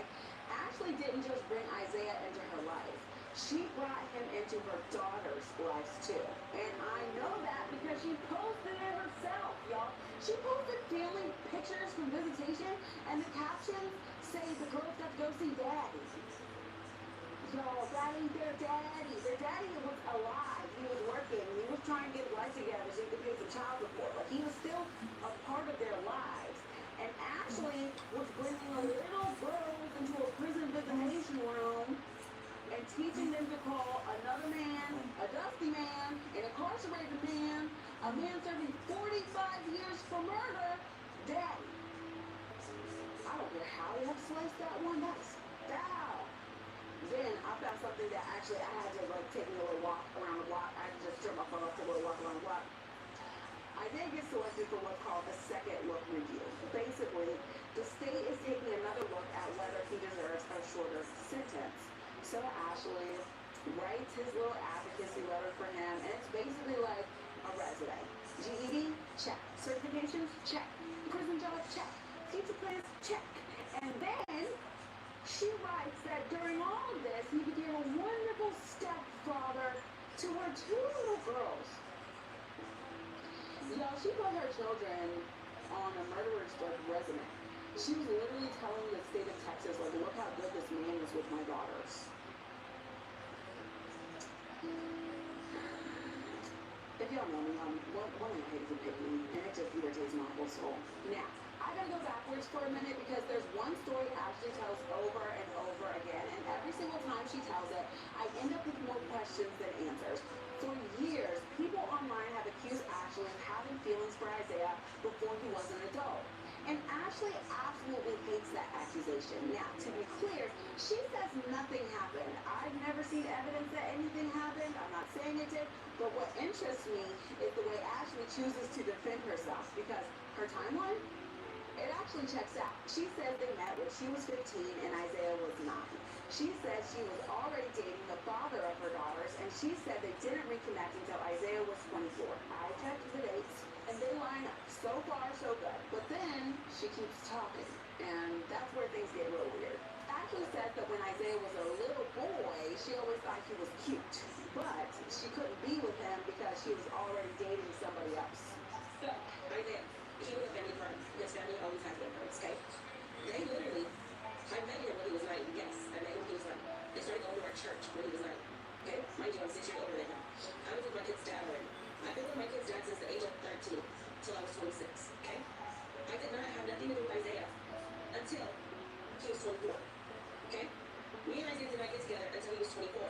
He's always been in my life since he was 9 when they started going to our church. Me and him never talked that way or anything. That's not the case because we were together when he was 24 and he was in prison. I married him in the prison. I was 30. I knew of him when they came to our church when he was 9. Okay? I was 15. We didn't do nothing. We had no kind of communication like that or nothing. I was always at his dad's house. He wasn't there. He was already in the streets, okay, doing the stuff that he should have been doing. When he got locked up, I cried because he was only 15. And he put me on his, or county me on his visitation list. Well, me and one of his friends, with his mom's permission, went to go visit him. And I left the kids with my parents. And we went to go visit him. And it was behind the TV because you had to pick up a phone and it was a screen. And so I was just like, hey, how are you doing? You know, he's like, I'm good. I'm good. He's like, I want to write you. I said, okay, well, here's my parents' address. He wrote me to my parents' house. I still have the letters to this day. And this was in 2010. And then I stopped communicating with him. And 2019, I'm sick. So I write him a JPEG, and he writes me through a handwritten snail letter. And that's when we start writing from March until August. Then in August, I put my phone on so he could call me. And then he calls me. And I'm like, hey, I missed you, blah, blah. And he's like, oh, I missed you too. And then that's whenever I said, hey, I'm going to get your name tatted on me. And he's like, well, why don't you do it legit and just take my full last name? And I said, what? And he's like, yeah, why don't you marry me?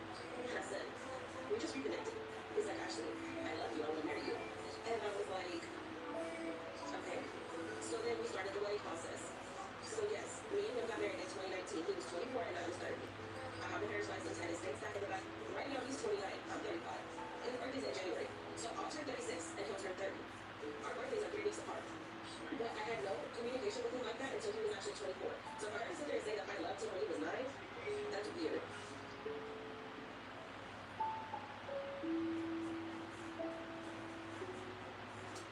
Y'all run it back with me. She's explaining why she didn't pursue a 9-year-old, and the obstacle she names is at his age, is that she already had a boyfriend.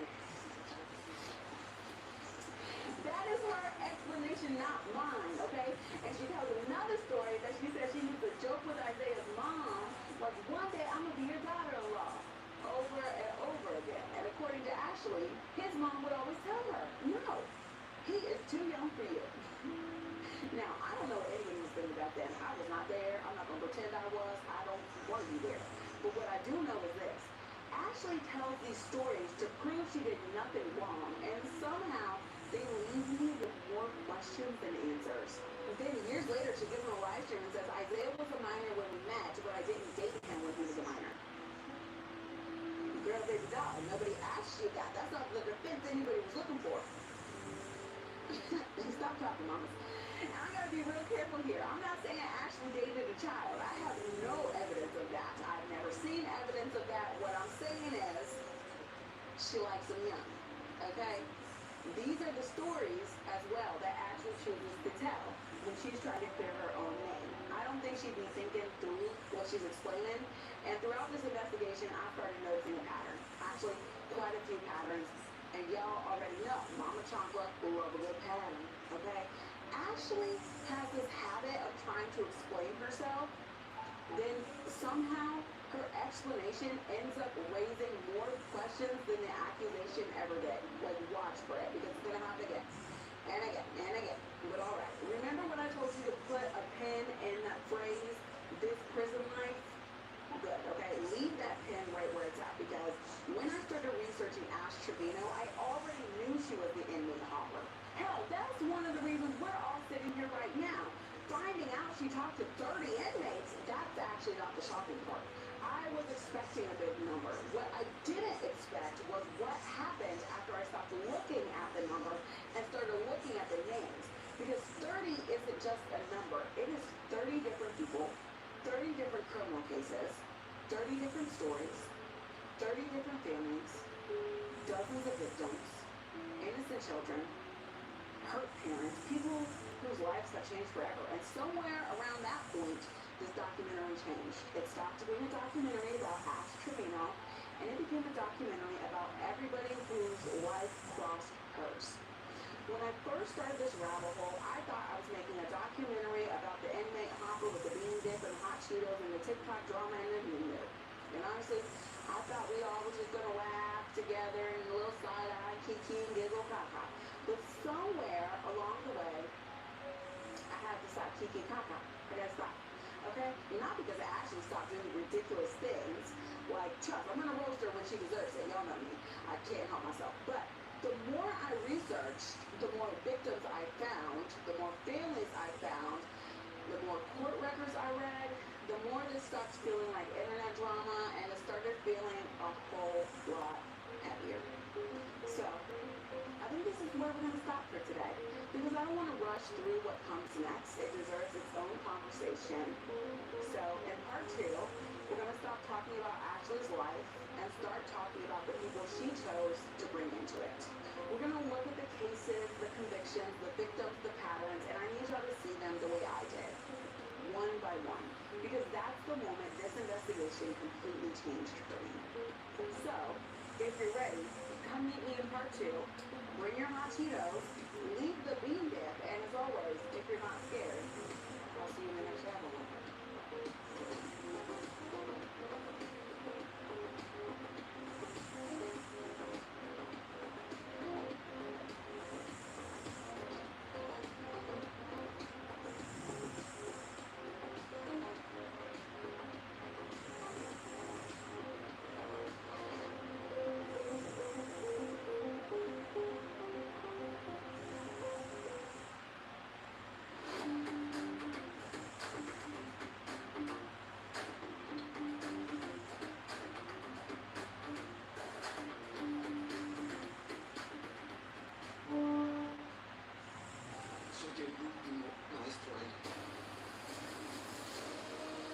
Déjame mostrarte lo poderoso que puede ser nuestro elemento.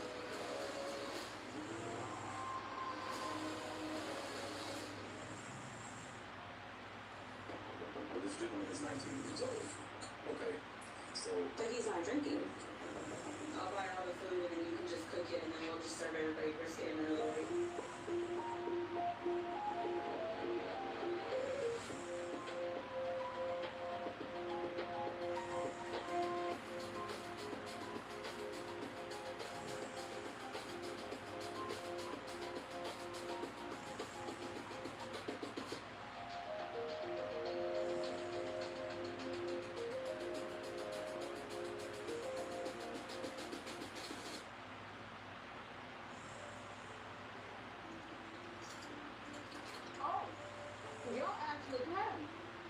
too sure if y'all were gonna make it.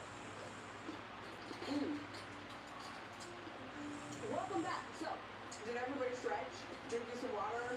Go tell your husband you love him, or like take a little bathroom break? Good. Because we're gonna need it. I told y'all at the end of part 1 that this rabbit hole changed. And this is where it changed. Because up until now, we've been talking about Ash Trevino, who she was, where she came from, the people who raised her, the marriages, the prison letters, the whole why of it, the foundational why she is. Let's try to explain it. Don't excuse it, but explain, right? But then, I stopped counting inmates and started reading case files. And y'all, that's where this stopped being internet drama. So, you got your snack, your emotional support drink, whatever. Let's keep going. March 28th, 2018, police get called to an apartment complex. And when they pull up, people are running out of every unit in every direction away from something. So, the officers go toward the thing everyone's running from. And on the pavement, they find 2 girls. Ivana Cortez, 19 years old, and Elizabeth Flores, 13 years old. 13. She had a can of spray paint in her bag. She'd been crossing out Arrival Foods tags on the side of the building, and that's what it was about. Paint on the wall. She was shot in the back of the head. Ivana had nothing to do with any of it. She was just there that day, and she was shot 4 times. They were both pronounced dead at the hospital. The man convicted of that is named Francisco.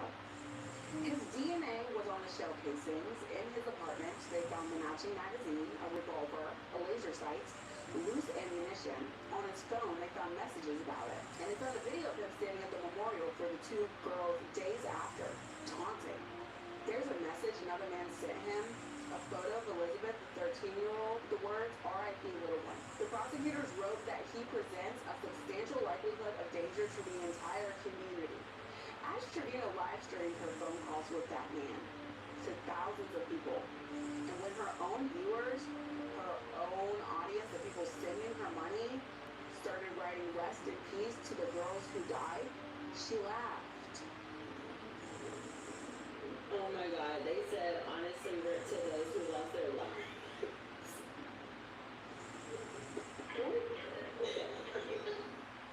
On camera, out loud.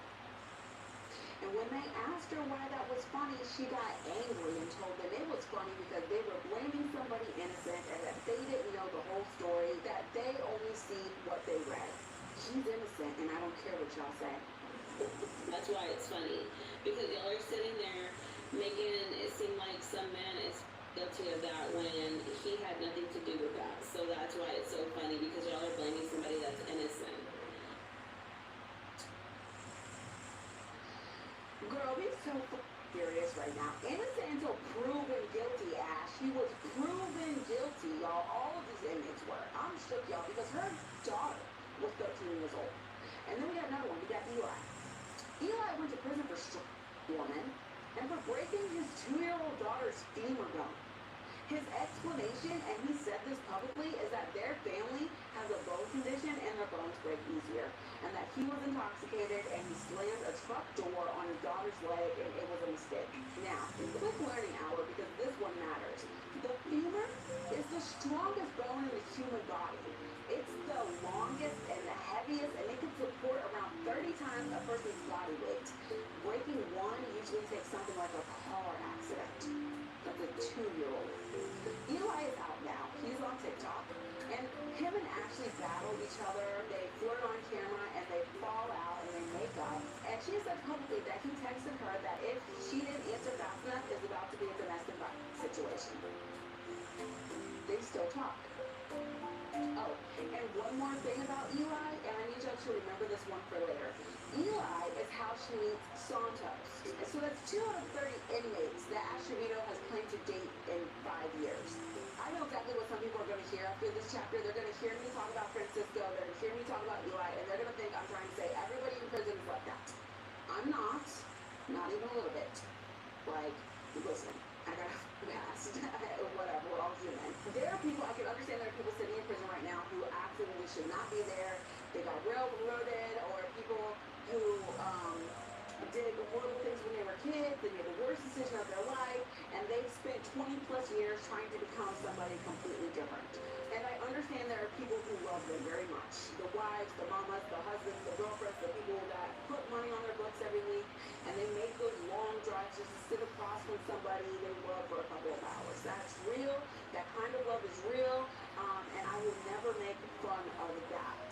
But yo, that's not what this is. Because Ashley Trevino didn't just happen to fall in love with somebody who was incarcerated. She told us there were 30 that she dated within 5 years. And after a while, you stop looking at the number and you start looking at the names. And that's when this rabbit hole started feeling very different. Because every time Ashley talks about these men, she almost never talks about them. She talks about their charges. And then she shrugs. Murder? So what? So what? Because according to Ashley, every single person she's ever been with has had charges like that. And every single time somebody pushes back, she asks the exact same question. How do you know? Were you there? Were you there? Remember that. Seriously, because once I noticed it, I could not stop noticing it. It didn't matter what anybody brought up. A murder conviction. Were you there? Child case. Hey, were you there? A victim's family. Were y'all there? Same answer every single time. And then it hit me. That question wasn't really for the audience. It was permission. Permission to ignore anything she didn't want to believe. Because if nobody can know unless they were standing right there, then every victim can be questioned. Every witness can be questioned. Every detective can be questioned. Every piece of evidence can be questioned. Hell, the DNA can be questioned. The court can be questioned. Everything becomes optional. And eventually, Ashley gets to use that same logic for herself. People start to ask, hey, Ash Trevino, why don't your girls have beds? Were you there? People ask about CPS in the 20 cases. They dismissed them. People ask about pulling your daughter by the hair. Were you there? Same script, different live stream, over and over and over again. And later on, a woman whose father was murdered is going to join one of Ashley's live streams. She's going to say her father's name out loud, and Ashley is going to ask her the exact same question. Were you there?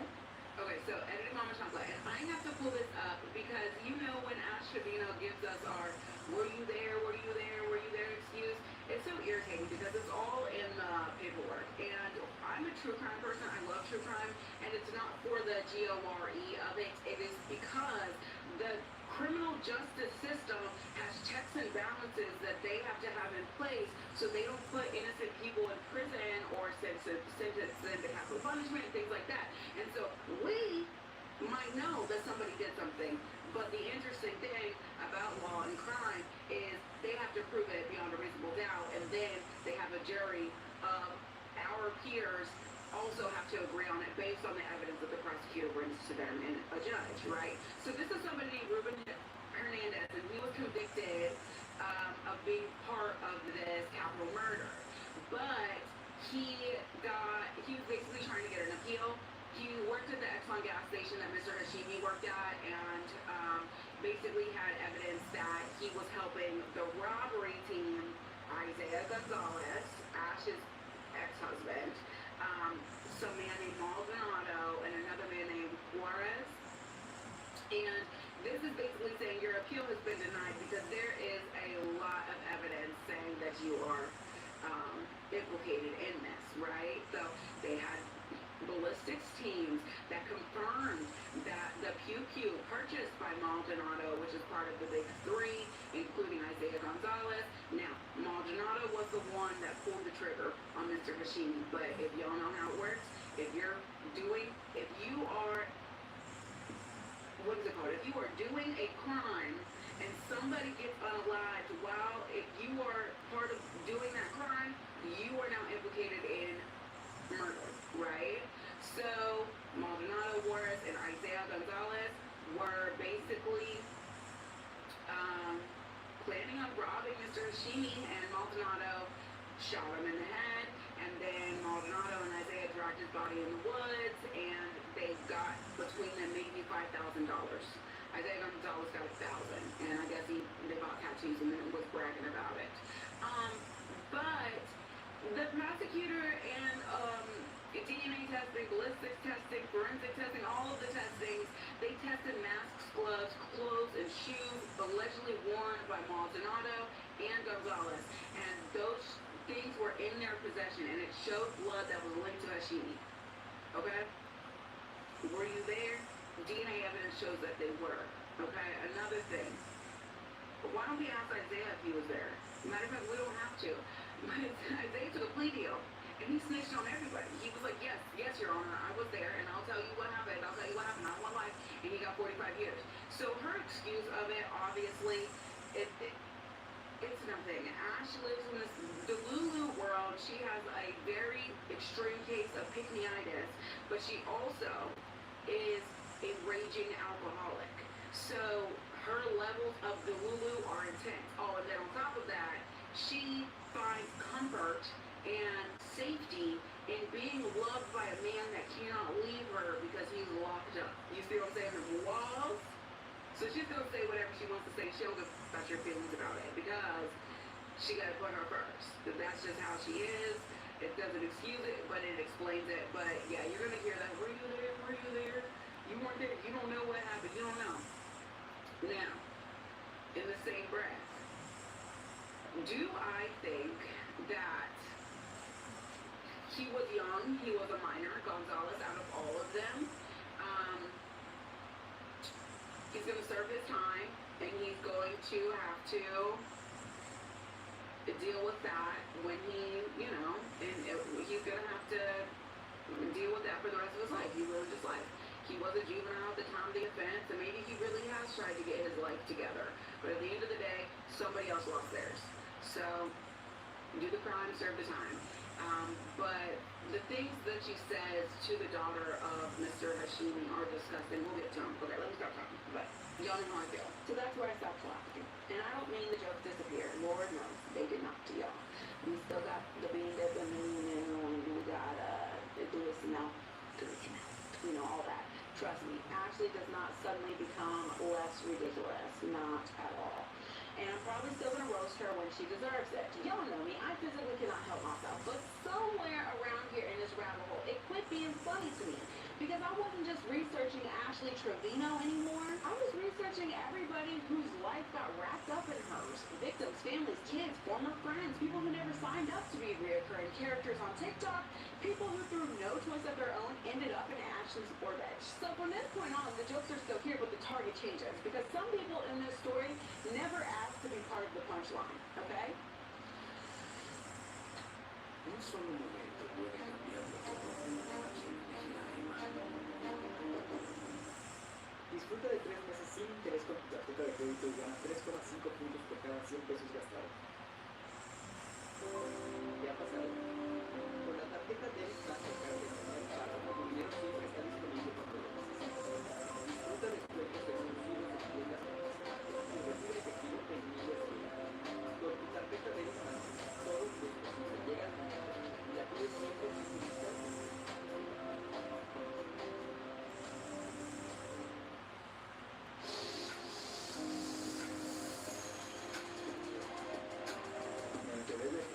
En una bodega obrera fui y vi la propaganda y ahí fue donde los conocí por primera vez. Decidí sacarle préstamo por ello y por la facilidad que dan. Bueno, prácticamente no tuve que salir de mi casa, solamente me llegó la notificación que podía sacar un préstamo. Eso fue lo que más me gustó de Facebook.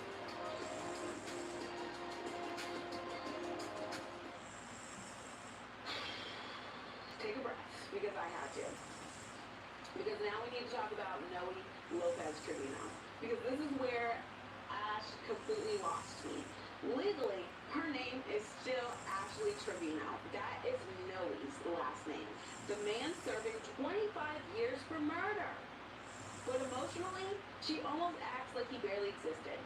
Isaiah is the one she talks about all the time. Isaiah is the one she cries over.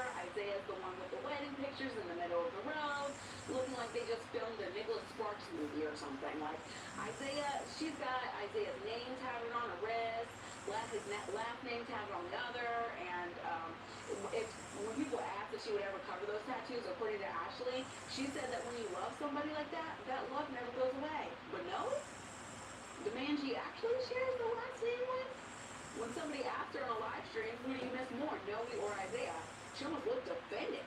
Who do you miss the most, Noe or Isaiah?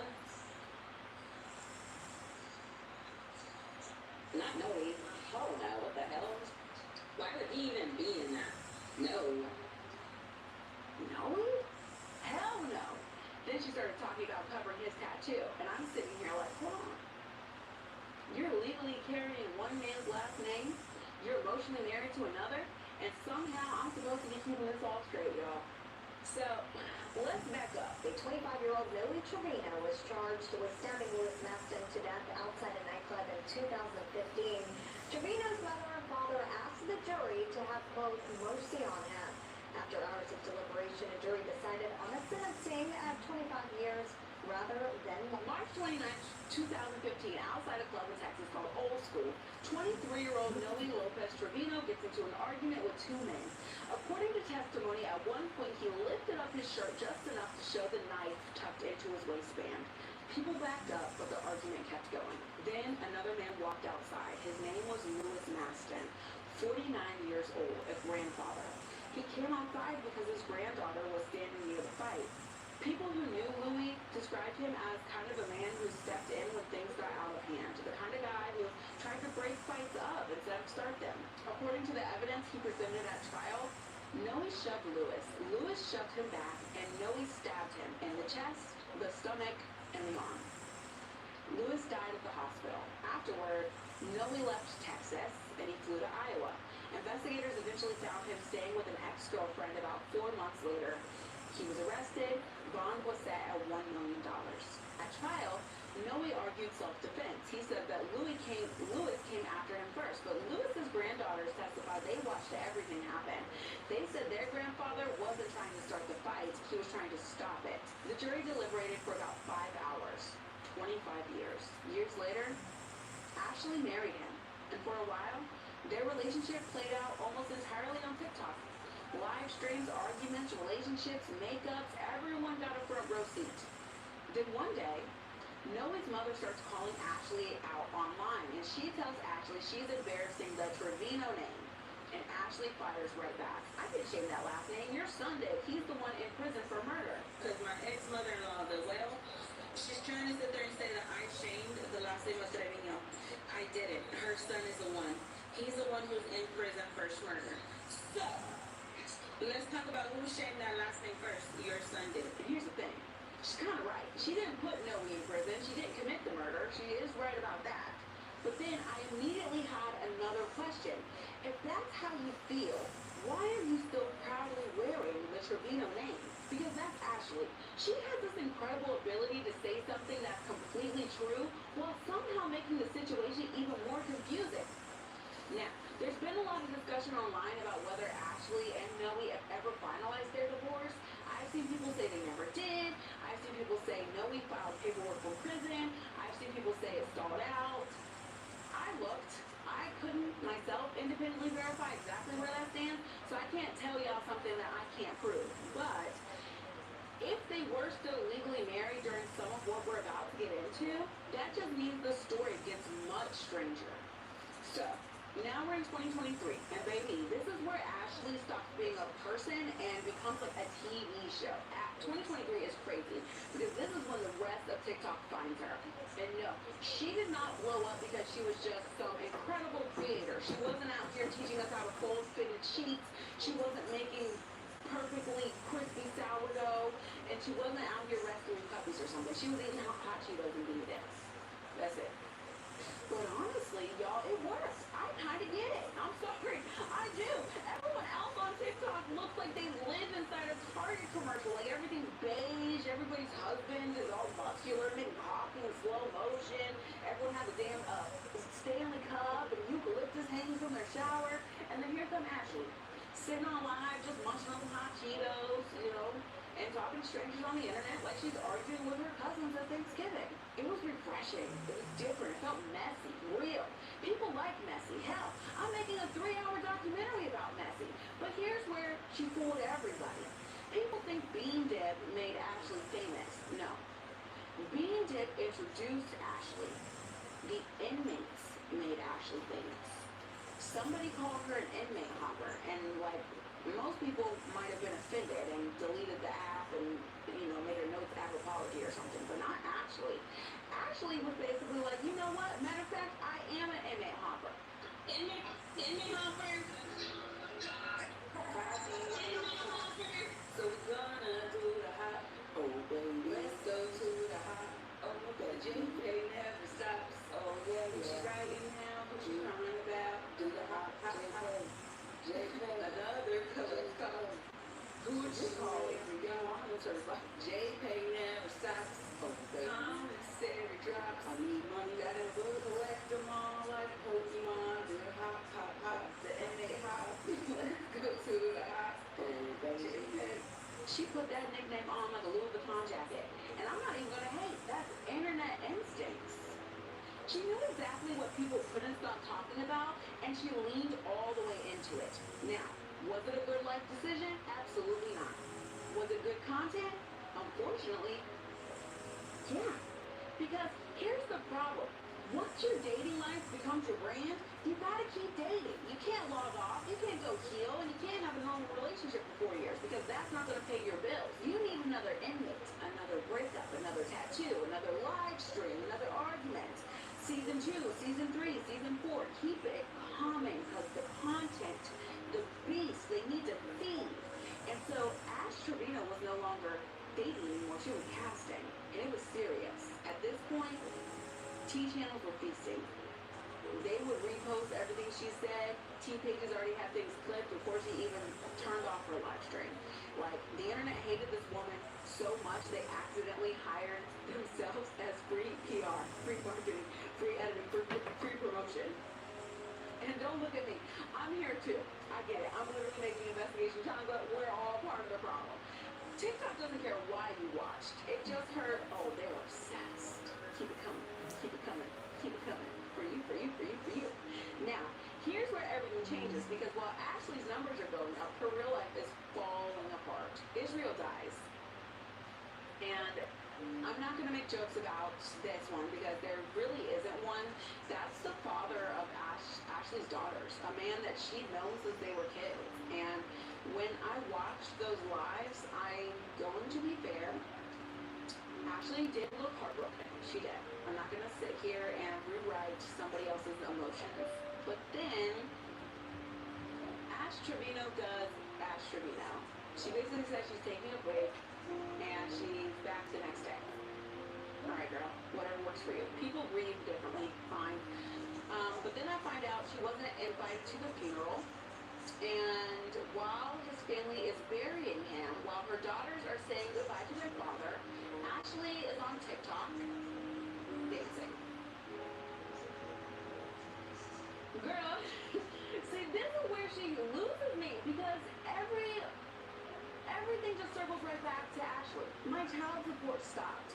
My eyes are finally open. This happened for a reason. And I'm just like, girl, can just one thing be about somebody else? Then, at one point, one of her daughters walks in the room, looks at her mom, and says, I love you, but you need to stop talking about my dad.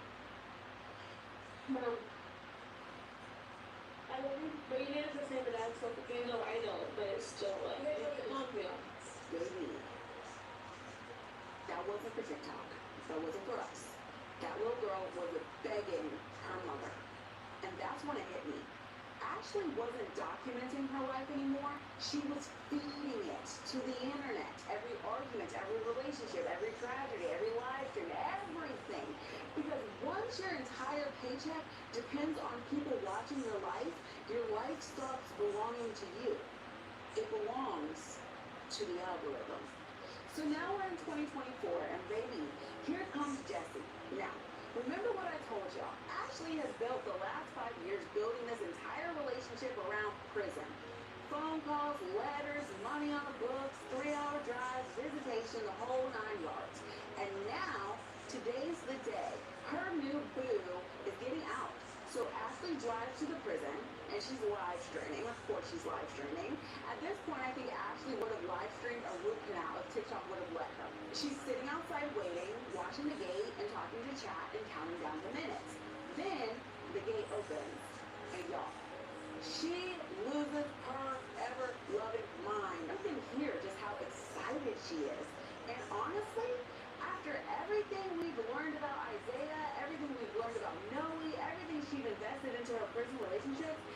found myself rooting for her. Seriously, for about like 30 seconds, okay? I was like, all right, girl, maybe this one is different. Maybe after all of this, she finally gets her happily ever after. Yeah. That feeling did not last long. Because after they leave the prison, Ashley takes Jessie to a hotel room she'd been decorating. And y'all, she went all out. I am talking heart made out of roses on the bed, balloons everywhere, candy, snacks, stuff he hadn't been able to have in like 5 years. And then I noticed something that honestly made me kind of sad. There's a little card and it says, "Welcome home, be good to her, please." And y'all, I don't know if Ash wrote that or somebody else wrote that, whether it was actually as a warning to him or somebody who loves Ashley, maybe a friend or family, who knows. But whoever wrote it, they were hoping that this one worked. And that hit me harder than the balloons did, because somebody out there still believed Ashley deserved a happy ending, even if it was potentially just Ashley herself. But while everyone else was watching Jessie, I was paying attention to something Ashley said, because once I heard it, I couldn't stop thinking about it. Yeah, it's been a long journey. I started this prison life in March of 2019. He started it May 31st, 2019. And today we finished it together after both doing 5 years. I entered it with another person. He entered it with another person. We're leaving together today together. Y'all, hold on. Did y'all catch that? I had to rewind it. She didn't say he finished his sentence. She didn't say he got released. She said we finished it together. Together, you and me. Like, they both served the same sentence. And before, y'all, I'm done with my comments with no annoying stuff, y'all. I'm not saying Ashley had an easy 5 years. I'm not. I'm girl was driving to prison. She was working. She was sending money, writing letters, trying to keep her relationship alive. That's, you know, that's not easy. But also, it's not prison. Jessie was behind bars. Ashley was not. And somehow in Ashley's mind, those two experiences have become the same story. It just like stopped me, because I don't think she even realized like she said it. But now I need y'all to remember those dates: March 2019 and May 2024. Seriously, write them down, tattoo them into your brain for a little bit, because later the state of Texas is going to start talking about those exact same years, and trust me, their version sounds a whole lot different. Now, let's talk about the relationship. How long do y'all think the fairy tale with Ash Trevino and Jessie lasted? Go ahead. Yes. A year? 6 months? 3 months? 2 months? Yo creo que voy unas 5 veces a la semana. Me gusta hacer fuerza, cardio es lo que menos disfruto, pero en general me gusta. Es momento de recuperarnos, ¿no? De darle un buen cuidado a nuestro cuerpo. Es tan importante hacer ejercicio como dormir bien. Yo descanso con Luna. 9 days. Yep. 9 days. No, and it's heartbreaking. Now, Ashley says the breakup happened because women were in Desi's DMs and she couldn't trust them. And, like, fine. People break up over that every single day. But then someone asked her a question on live. They asked, why did y'all really break up? And y'all, everybody online clips the first sentence. Nobody listens to the rest. I wanted to break up because I love you, and I just didn't have trust. I would tell him that she was back in prison. I used to tell him I wished he was back in prison. Now, obviously, that's the clip everybody runs with, because, like, bro, what?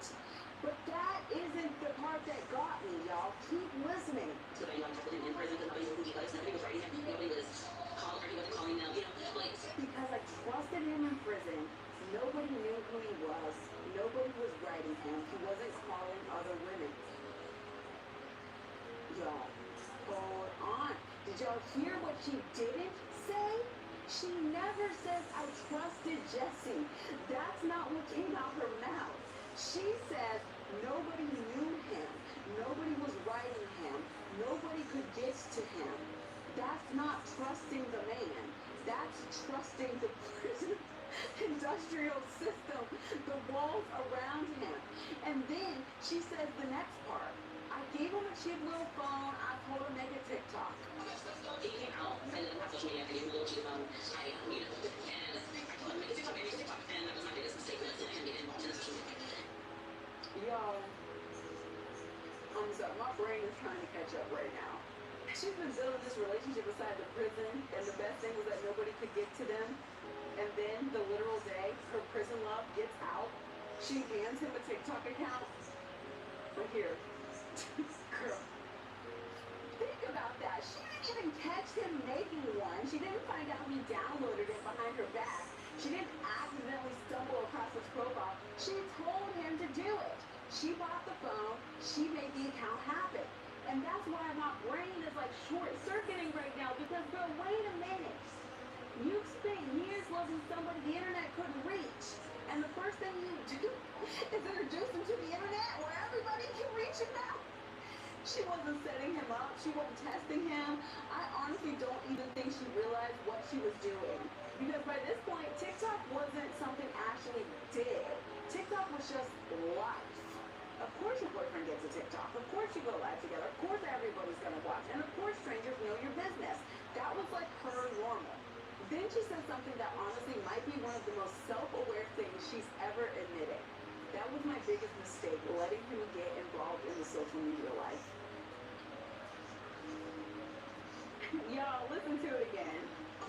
He came out and then social media and he was a little cheap and make a TikTok, and that was my biggest mistake, was him getting involved in the social media. Not TikTok, not social media, the social media life. Like it's its own little universe, its own lifestyle, its own world. And honestly, I think that's exactly how Ashley sees it. Like she sees a lot of things, like the prison life, right? So let's be real now. Every major relationship we've talked about, TikTok was there. Every breakup, TikTok was there. Every fight, TikTok was there. Every apology, rumor, everything. She figured out exactly what blew this relationship apart. Like she said it out loud. My biggest mistake. And then she gets back on live. And y'all, she can see it. That's the crazy part. She can see her own pattern. She just cannot stop participating in it. Now, here's where people online kind of simplify the story. They'll tell you like, oh, they dated for 9 days. Well, yes and no. The relationship was 9 days. The content, baby, that thing had a whole second season because Jesse figured something out real fast. Ashley Trevino equals views. And so he would hop on her lives and he'd battle her and he'd show back up and he'd call her and he'd pop into the comments. He'd make another disappearance, and then he'd reappear and then he'd come back, and Ashley just kept opening the door for him. The romance was over, but the content was not. But then things get really weird even for Ashley. She starts telling people online that she might be pregnant. Maybe. She doesn't know. So I will be leaving me alcohol every day. It's really best right now. I'm not going to answer yes or no if I'm pregnant. That's not what I'm going to do. You're going to have to wait. Girl, that's not how any of this works. But okay. Eventually she says she lost the pregnancy because of stress. Then Jesse gets on live, and y'all, this is where he loses me. Because he tells everybody it wasn't a miscarriage. Ashley responds, nobody was supposed to know I had I'm not touching her medical decisions, not my business, not your business. If she don't want to have kids, she don't need to have kids. What is my business, I guess because I'm a nosy heifer, is what Jesse chooses to do next. Because this man took something she says nobody was ever supposed to know and announced it to the internet for views. Alright, so I ate Mom Papa at 9. It's always night when I'm doing these, but I don't have my big light on. Such a vibe. I'm actually going to get us a pink little light that has Investigation Trumbull on it. But anyway, let's talk about this pregnancy thing, because the online discourse is that Ashley, I won't say Amberlynn, but is that Ashley lied about being pregnant to try to keep Jesse. Speculators going to speculate, but that is not verified fact. Now, what is verifiable and true from her own mouth, his own mouth, is that Ashley said that she lost the baby. Ashley said that she lost the baby. Now, is it fact? Do we know that she actually had a baby? No. But Ashley said that she lost the baby. And then Jesse's rude ass comes on there and starts talking to her business out there, but she lost it, whether she either terminated it, whether she was just, you know, throwing anything at the wall to see maybe if it'll stick and he'll stick around. But again, y'all, with everything I'm saying, he traumatized her. She don't want to do this prison thing no more. She got to figure out how to make it work with men on the outs, or be with somebody in prison forever. But even when she's with the people in prison, we just went through Isaiah and Noe, and the relationship still didn't last. So you got them stuck in these four walls, and guess what? They still be with you. Oh my gosh.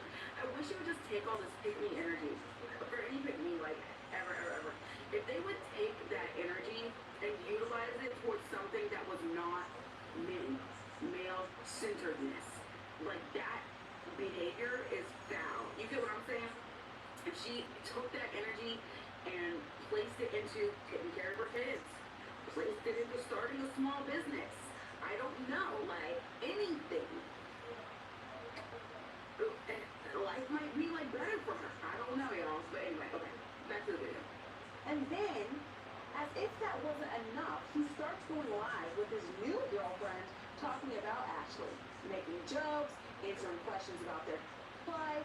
And I'm not about to repeat what he said, but y'all can go find it if you really want to. But here's what I noticed. All of her men, past, present, and future, if they meet Ashley when she's viral, or they're with Ashley when she's viral, they realize that if they talk bad about her, it gets views. If they can humiliate her, embarrass her, talk about her body, and keep the drama going, it's views. And every single one of them get to cash the check. Now look, I've been tough on Ashley this entire documentary, and Lord knows, I'm probably gonna be tough on her again before this thing is over. Y'all know me, I physically cannot help myself if there's something I need to address, or I want to be a little bit funny. It's okay to laugh, but there are lines, like putting someone's private medical information on a live stream and talking about their body and turning intimate parts of a relationship into content. That's not exposing somebody, that's just cruel. And I don't care if we're talking about Ashley or anybody else, nobody deserves that. Alright, so Jesse is gone out of the relationship. That lasted about as long as a gallon of milk sitting in the sun. Ashley is live constantly, her numbers are huge at this point. Teenagers are clipping everything she does before she's even ended the live stream. And then she meets somebody new, and his name is Santos. Now, here's where this story takes a turn that genuinely had me sitting there like, what? The actual hell. Not because it's complicated, because it's really not. Ashley met Santos through Eli. Do y'all remember Eli, the ex-bandmate, the one with the little girl whose femur got broken? Yeah, that Eli. But that's not the whole story, because one of Ashley's daughters had a crush on Santos. And now, before the internet starts doing the internet thing, her daughter was under 18, so she wasn't dating Santos, she wasn't talking to him, she wasn't sneaking around with him, like nothing like that. She had a crush, a harmless little internet crush that teenagers have like every single day. Some cute guy on TikTok, and she showed him to her mom. And then her mom went after him. Girl, what? Like, I am sorry, this is so unbelievably weird for me. Like, imagine showing your mom a guy you think is cute, and then a little while later, your mom is dating him? Absolutely the fuck not. Now, Ashley has said she didn't know her daughter liked Santos, and she's denied that from the very beginning. And if that's true, okay, that's her side of the story, and I want to represent it fairly. But here's where I can't ride the wave with her no more, because she found out and she kept dating him. That's the part I got a problem with, because at this point, girl, you know, you don't care. I don't care if you've been talking for 2 days, 2 months, 2 years. As a parent, that's when you say, you know what, never mind. Because there are literally billions of men on this planet. You do not have to date the one your child has a crush on. That is a choice. But y'all can argue with me in the comments if you think that's okay. For me personally, that's disgusting, depraved behavior. Nothing to do with the daughter. She did not do anything wrong. She had a crush. Teenagers have crushes every day. That's normal. The only adult in this situation who had the ability to make a different decision was Ashley. And she chose not to. And then somehow, y'all, it gets even weirder, right? Because Santos gets on a live stream, looks Ashley's daughter in the face, and asks her how she feels about him dating her mom. How do you feel that your mom stole your crush?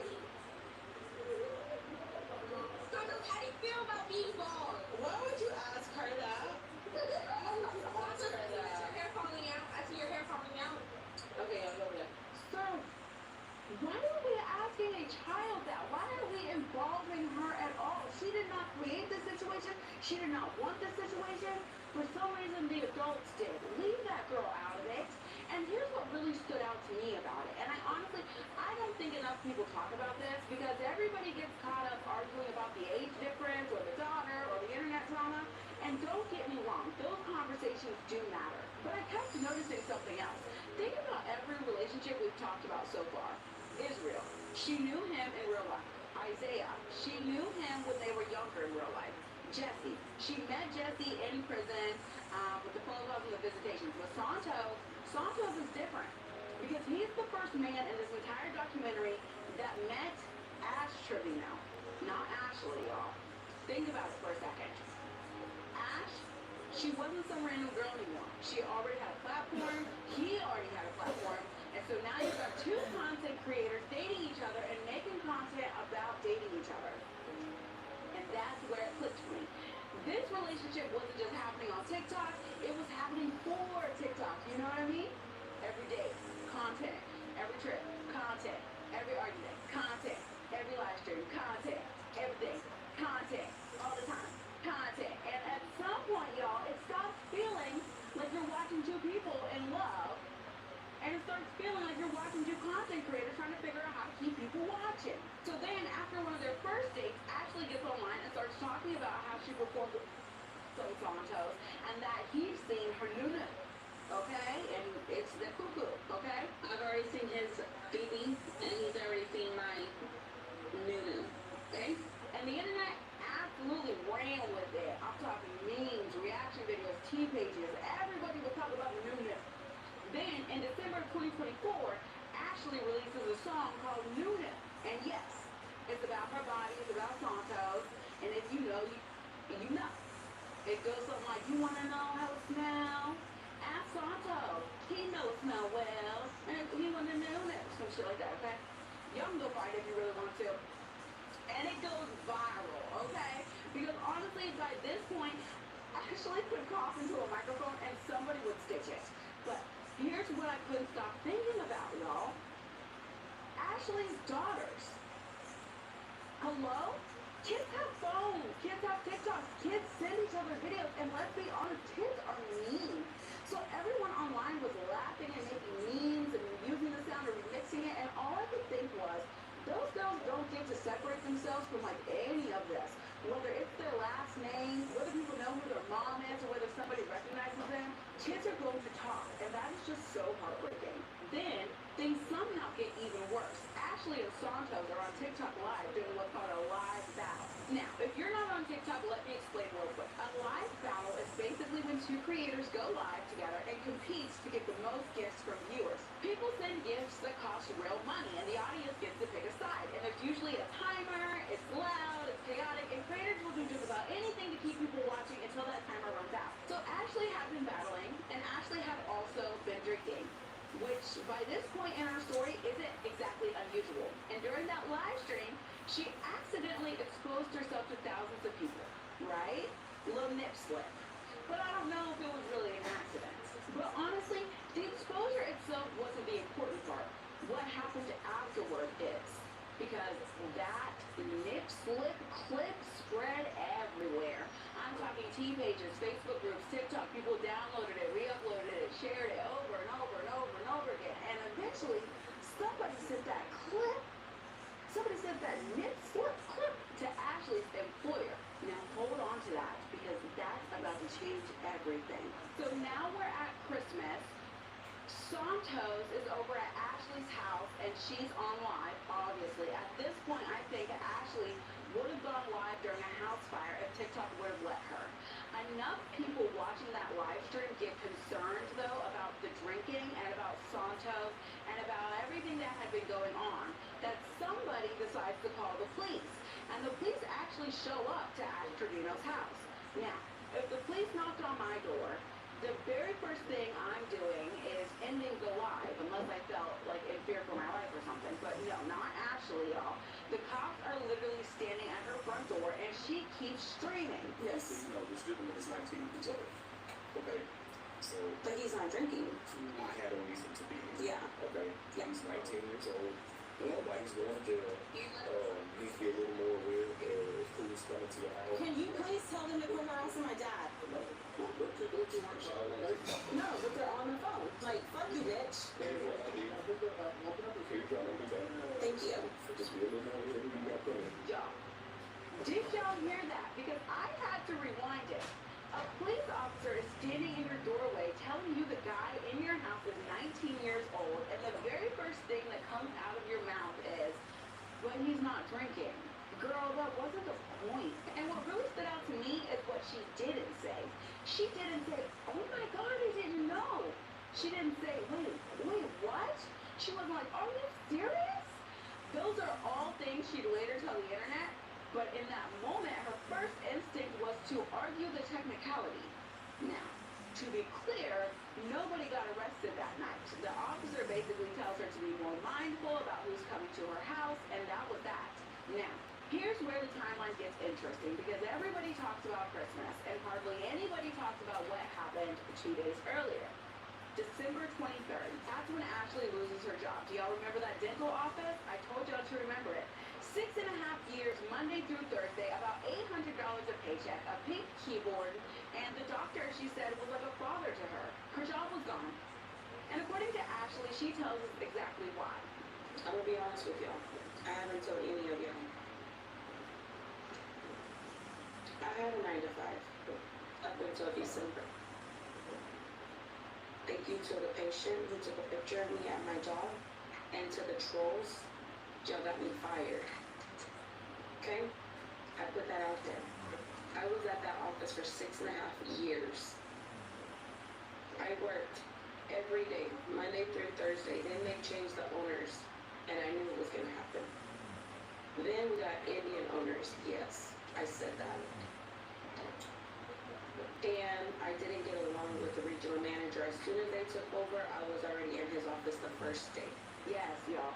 Somebody took the live stream, the one with Santos, the drinking, the chaos, and they sent it to the dental office, and Ashley says that they fired her. Now, there is another version of this story, because Ashley has also said that she wasn't fired, she quit.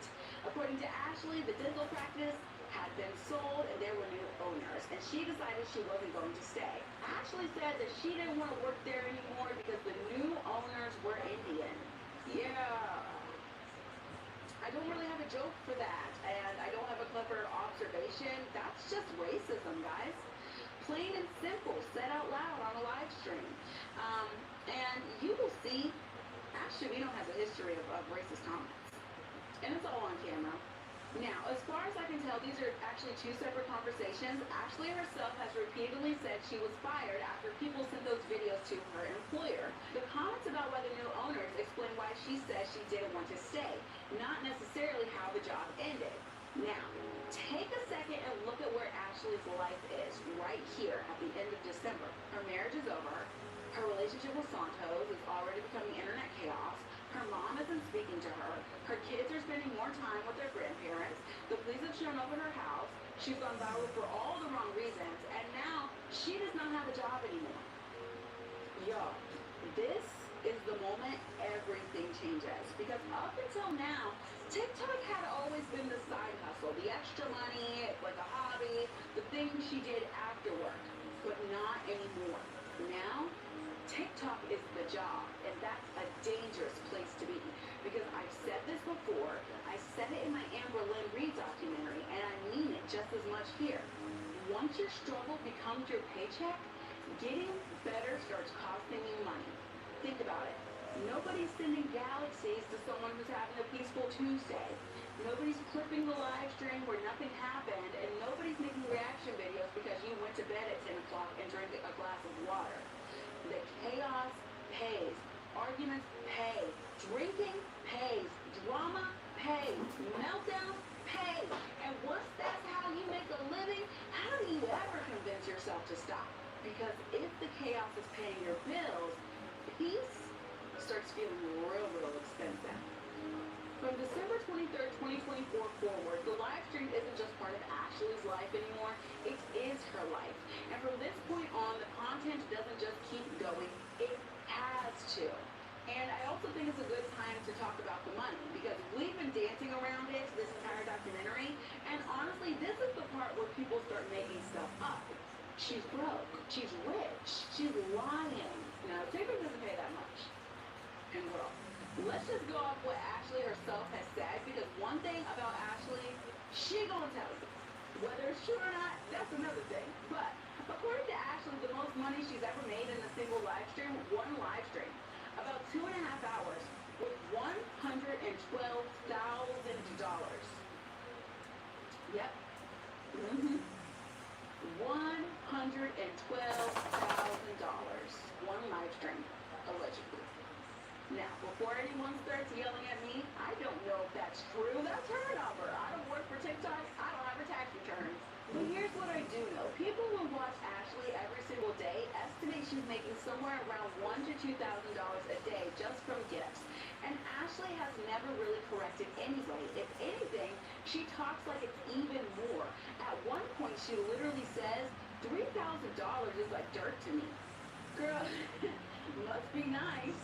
So naturally, I'm sitting here wondering, where is all this money going? Because actually, she doesn't really tell us. She just shows us. Like, she'll hop on live after grocery shopping, reading the receipt like she's announcing lottery numbers, $700, $800. Her grocery hauls are all just like snacks, chips, candy, energy drinks, just junk food. And then she'll go to Ulta and she spends almost $400, and she'll tell the live she thought it would be closer to $1,000. $400 would have had me calling my bank asking if somebody stole my card, y'all. And then she went to the Cheesecake Factory. She blew $327 for 2 people. How is that possible? I spent a lot there. That was the most I spent. Yeah. Let me guess. Yes.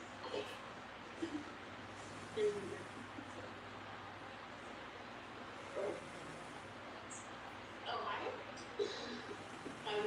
No, it's just over 300. Oh. It's like 327. You could have just housed in threes.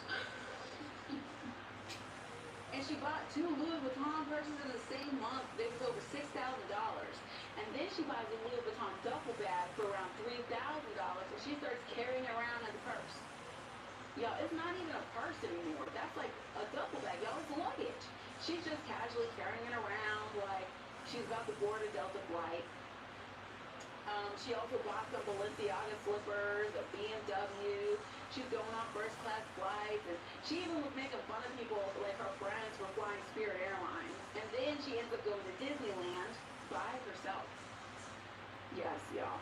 That one stopped me, because while Ashley's treating herself to Disneyland, her daughters don't have beds. Hold on, sorry. Let me say that correctly. My bad. Not only do they not have beds, they're sharing one air mattress on the floor. Y'all, 2 teenage girls, 1 air mattress on the floor, while their mom is carrying around a $3,000 Louis Vuitton duffel bag like it's a handbag? I don't know. Maybe that's just me, but I can't make that make sense. It's really like, what? Now, Ash Trevino has a whole lot of explanations for why her girls are sleeping on an air mattress. And y'all, every time I thought I understood the explanation, there was like another explanation. So first, she said she didn't want to buy beds because she wasn't sure the girls were moving in permanently. Okay. Then she said she wanted to wait until the apartment was clean. Okay. Then she couldn't decide if she wanted bunk beds or one big bed. Alright. Then her mom was supposed to help her pick out furniture. Then she was saying she can't go furniture shopping by herself because she's too recognizable. What are you gonna do? Girl. She says she don't go out in public without security. Y'all, security. Ash Trevino has security and her kids are sleeping on air mattresses on the floor. But she is a security guard.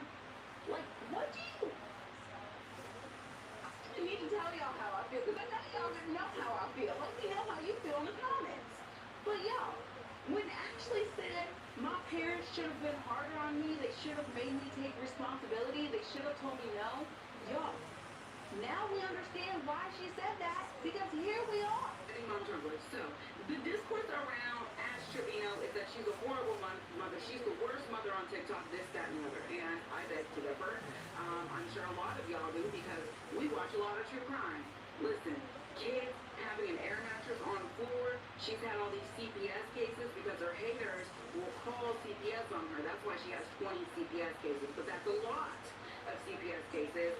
But she is a pick-me as well, though. So it's hard for me to not believe that she is jealous of her daughters and she doesn't like her daughters. But also, in her mind, she has this arrested development because she was with the same man and never had any freedom until she was 26 years old. And she had daughters, too. Like, I can see all that. She's definitely like a teenage girl, like, pick-me vibe. And I've never met a pick-me that loves their daughters. You're male-centered. Why would you be for the women? You know what I'm saying? So, worst thing is, she's a pick-me ass, and she's not the best mom. But to say that she's the worst mom, would we really dive into true crime stuff over here? You know? Like, come on. Come on. Kids are alive. Kids are fed. CBS didn't take them. Her excuse for why the kids have an air mattress. She switches this, that, and the other. And it's just interesting for me. And I'm like, are we doing it for content? Are we not getting the kids to bed just for the content? Because if you're not TikTok's most degenerate mother, then who are you?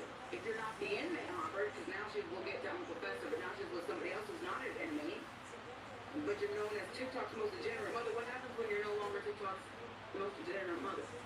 You know what I'm saying? But yeah, but people have to for the views. I get it. All these tea pages, all these gossip channels, Investigation Chocolate, Stephanie Sue, Swoop, all these other people, they get paid to tell y'all she's the worst, most degenerate mother. But kids are alive. And we can give her that. We can give her that. And there are people, and another thing too, let's just talk about how people see people who have a platform and forget to humanize them. As somebody that has a platform, I have realized it myself. People hold you to a higher standard when you are just a human like them. So, no, she's not the worst mother. Is she a bad mother? Yeah. Is she drunk? Yeah. You know, does she hang around unsavory characters? 100%. But she's not the worst. Like, be so serious. Also, Ashley has talked openly about her drinking problem. At one point, she said she was drinking a 24-pack of beer every single day. A whole case every day. She even literally says, some people turn to God, some people turn to friends, I turn to alcohol. My family knows that's my weakness. When I'm depressed, that's what I fall to. Some people fall to the Bible. Some people fall to a friend. I fall to alcohol. That's my weakness. And my family knows it. Now, if your daughter tells you she's been drinking a case of beer every day, what would your advice be? Listen to what Ashley says her dad told her. Really no more alcohol. So, you know, that's one of my struggles. And my dad was like, you know, you're drinking something, like, 1 or 2 is not bad. He was like, just don't get crazy. He was like, and then you can battle. It's not bad to battle, but don't talk your crap. So, my dad. Y'all, 1 or 2? You cannot say that to somebody who says they're drinking 24 beers a day and then just like, go battle, go make your money. And like, that's when something clicked for me. When Ashley said my parents should have been harder on me, she was telling the truth. She was not telling a lie, because this isn't some random stranger saying it. This is Ashley repeating advice her own dad gave her. The dad she loves, the dad she defends, the dad who showed up for her.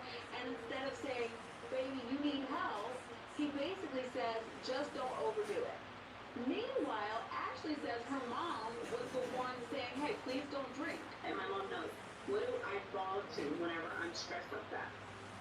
Alcohol. And so my mom was like, don't drink while you're there, please don't drink. Man, families are complicated, aren't they?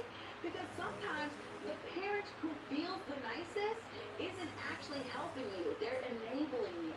And sometimes the parent telling you something you don't want to hear is the only one trying to save your life. Now, there was one thing Ashley said that stopped me in my tracks, and I don't even think she realized how important it was. She says when the battles were doing well, she wasn't drinking because she was focused on making money.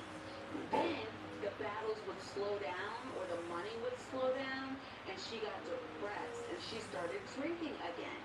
Think about that. Ash Trevino's sobriety rose and fell with her online engagement. Not with her kids, not with her family, not with her health or therapy or recovery, with TikTok. And I don't think Ashley meant for that to be the takeaway. I don't think she realized what she just admitted. But once I heard it, like, I could not unhear it. Because it proves again from this point forward, TikTok isn't just paying Ashley's bill. It's starting to determine whether she drinks or she doesn't. And that is a terrifying place for anyone to end up.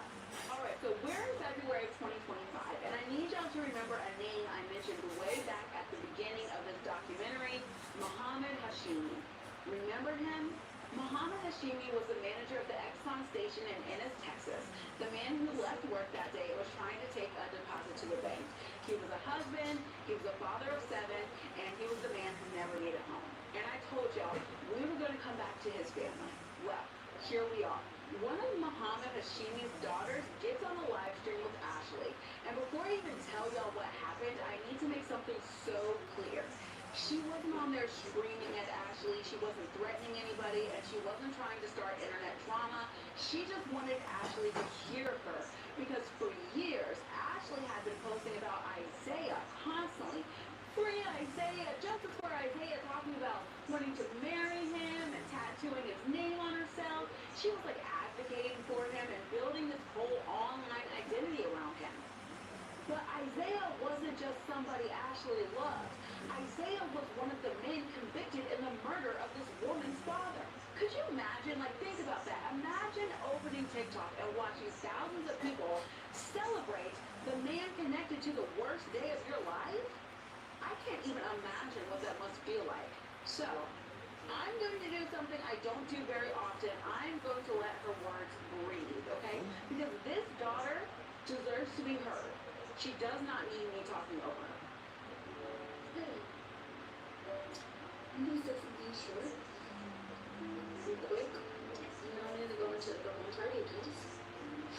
But I'm going to speak about the Russian Carolina girl or whatever, and her whole posse, and then about her man Isaiah, or ex-man, whatever the fuck he says. We don't care. But then one of the persons that actually helped, he killed my father. His name is Isaiah. And you guys are sitting here and like praising a man that murdered my father, a father of 7, and a whole wife that he freaking loves. Or loved. You see, Isaiah's sister needs to go down visit him. I need to go visit my daddy near a freaking grave. Under the grave. That's where my daddy's at.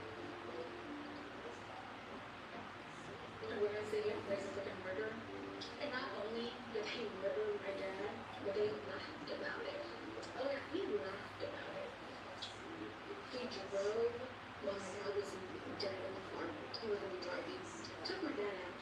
Threw him in the ditches and was like, oh, well, the guy was killing him. And that's why you're in jail forever, baby. You ain't jumping out anytime soon. Thank you, though.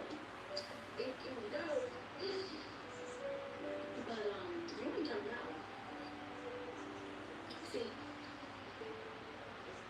you helped murder a man that took care of his kids, that loved his kids, that was on the way back. And he was bringing us like chips and the yellow packet of M&Ms. He's always doing that for us. Because my dad owned a gas station. So every time he would come back, he would bring us something. We're waiting for him to bring us something. We should have known something was up, you know. We're waiting. Him and my mom, that day, they went and they brought couches for, because we had moved to Plano. They were all in and brought couches. And my mom still has those couches.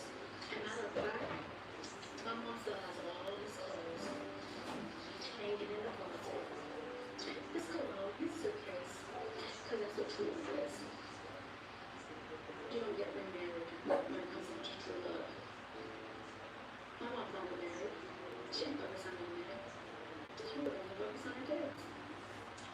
His cell phone doesn't have kids, actually. So, let's not praising this man.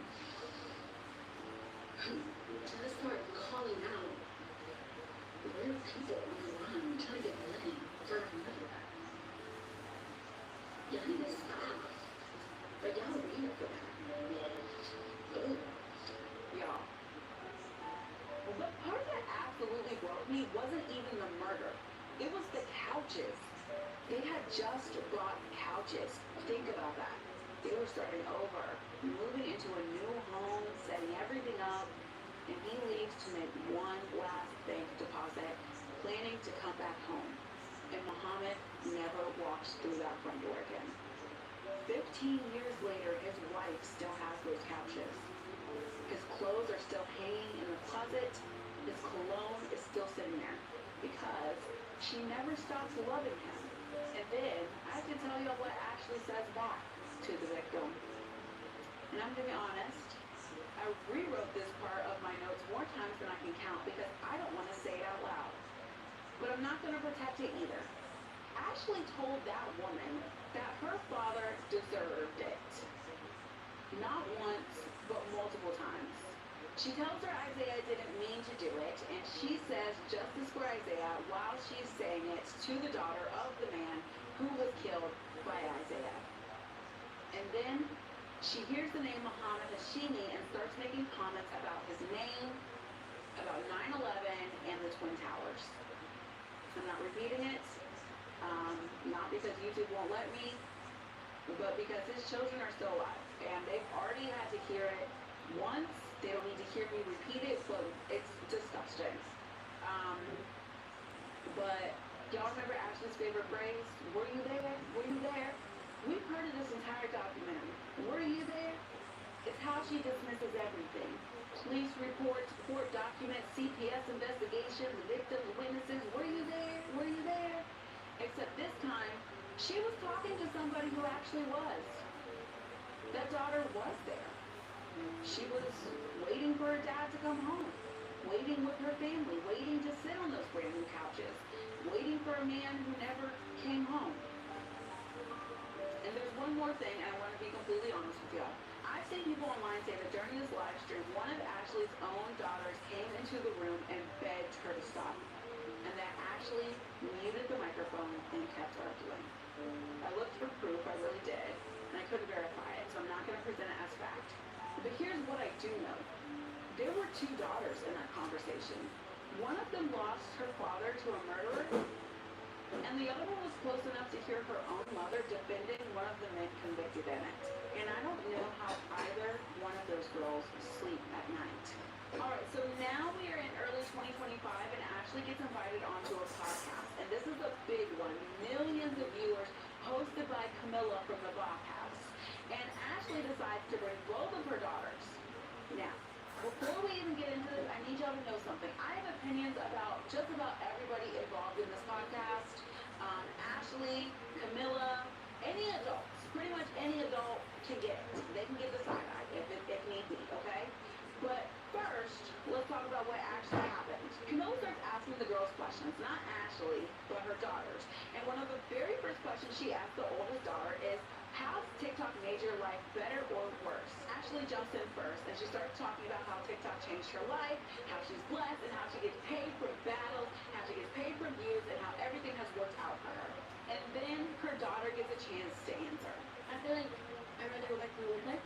Yeah, we have money, and I mean, I don't like being able to learn publicly. Like, I don't understand. Yeah, especially you're so young. Yeah.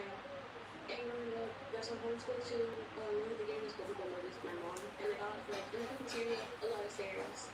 And so if I can, I honestly would go back to home like to being like open to people, because that's when I was more confident. Didn't care how I look, and now since publicly, I've cared more about how I look, how I go out, and stuff. Y'all, that is one of the saddest things anybody has said in this entire documentary. Like, this is a kid sitting next to her own mom, basically saying, I wish we could go back. Not because they didn't have money, because she misses being normal. She said she used to walk through school without thinking about who was looking at her. She didn't worry about her appearance. She didn't worry about strangers recognizing her. She didn't have to worry about becoming somebody else's comment section. And now she does. I don't think enough adults realize what internet fame does to children, especially when they never asked for it. Then Camilla asks another question, and honestly this one surprised me. She asks, do you think your mom sometimes creates situations or drags things out for views?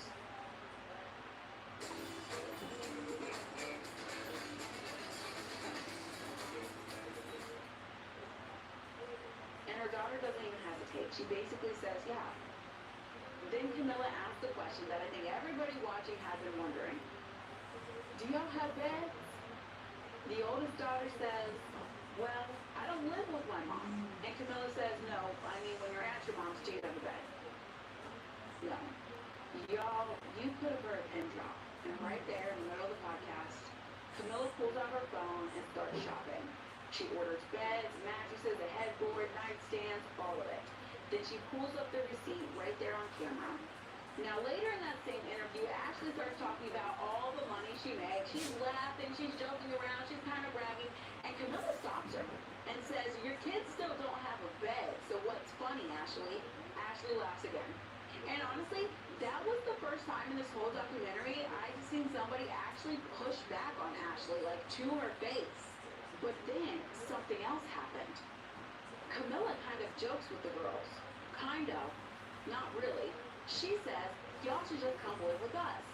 And without missing a beat, the oldest daughter says, yes, please. Y'all, think about that for a second. She had known this woman for what, a couple hours?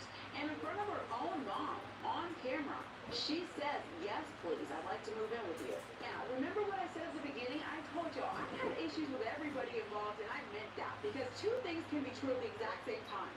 Camilla absolutely bought those girls' beds. That's real. She spent her own money, and nobody can take that away from her. Adding on top of that, actually, Astrobina said that one, she didn't get any money from the $60,000 Camilla got from the podcast, and her kids never got the bed, and she's salty about that. Again, I don't know. Nobody's a reliable narrator. It's just a mess, a hot mess. Those girls deserved beds, and I am glad that they got them. But those girls also probably never should have been sitting on that podcast in the first place. This is the Bob house. Okay, this is like porn stars, and they are minors. Like, they are being asked deeply personal questions about their home life, their mom, where they sleep, their embarrassment in front of millions of strangers. And when the episode gets uploaded with the title about the worst mom on TikTok, millions and millions of views come in. And so the bed was real, the help was real, and so was the fact that those kids became part of the content. And I remember like reading the comments afterwards, and a lot of people were saying the exact same thing. Like, those girls should not have been there, period. I feel like they should have been 18, right? But I'm about to say something that probably applies to me too. It has to, because I'd be a hypocrite if I didn't say it. Like, hello, I'm sitting here making a 3-hour documentary about Ashley Green now. Whether I like it or not, her kids are part of this story. And it's uncomfortable. It should be uncomfortable. I try to tiptoe around the kids' stuff as much as I possibly can.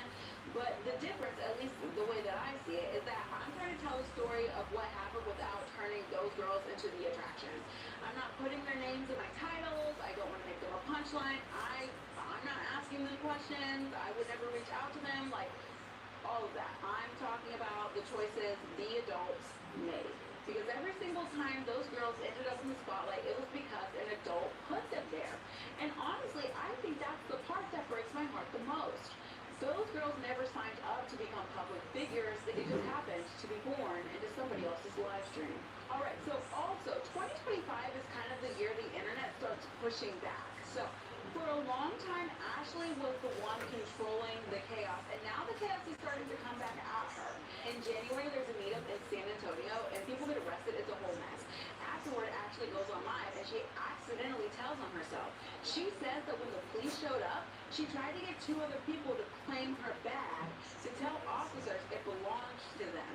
And the reason she gives is because she had an open CPS case, and she couldn't afford to go to jail. The people she asked said no, and Ashley gets mad. She starts calling them fake friends, and y'all, that one kind of speaks for itself. She understood exactly what was at stake. She just wanted somebody else to take the risk instead.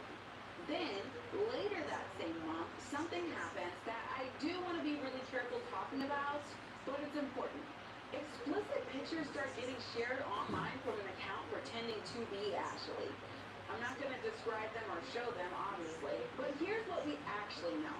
The account was almost certainly fake. People looked into it back then, and pretty much everyone agreed it was an impersonator. Now, whether the pictures themselves were real, nobody ever proved. Some people thought they were edited, some people thought they were authentic, nobody ever settled it. So here's where I landed personally.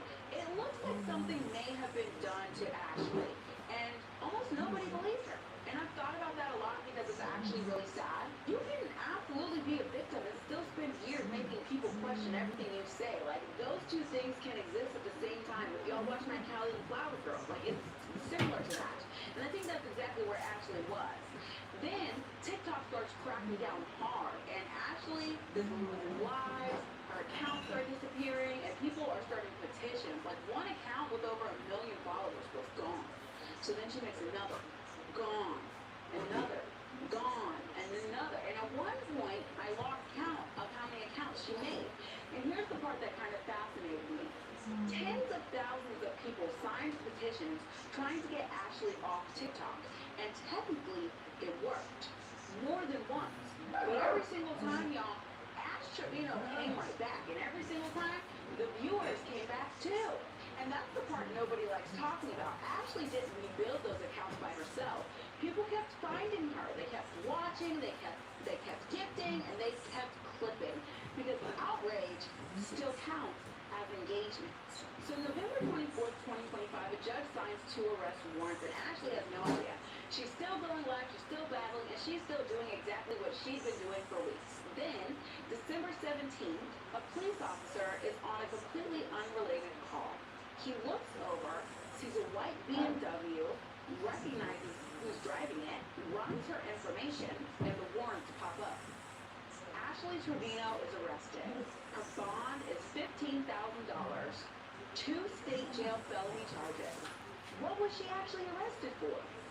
Well, according to the indictment, the state alleges she used deception to qualify for SNAP and Medicaid benefits and concealed income she was required to report. Hey, Mom Trump, like, y'all know, when I get like a song, a jingle in my head, we just gotta hit it. Ready? 5, 6, 7, 8.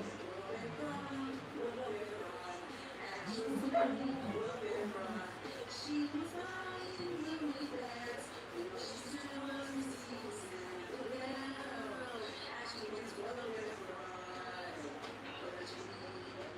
Those are allegations. They're what the state says happens. They are not convictions. Now, here's the part where I literally had to stop reading and, really process, okay? Because the indictment says the alleged conduct starts around May of 2019 and continues until July of 2024. Y'all, do you remember what Ashley herself said standing outside that prison? It's been a long journey. I started this prison life in March of 2019. He started it May 31st, 2019. And today we finished it together after both doing 5 years. I entered it with another person. He entered it with another person. We're leaving together. I started this prison life in March of 2019, and today we finish it together after 5 years. Did y'all catch it? Because I don't know, didn't. Ashley have already given us her own timeline. March of 2019 is 5 years. The state says May of 2019 through July of 2024. It's basically the same 5-year window for the inmate hopping. Nobody made Ashley say that. Nobody subpoenaed her, nobody cornered her. She just told everybody.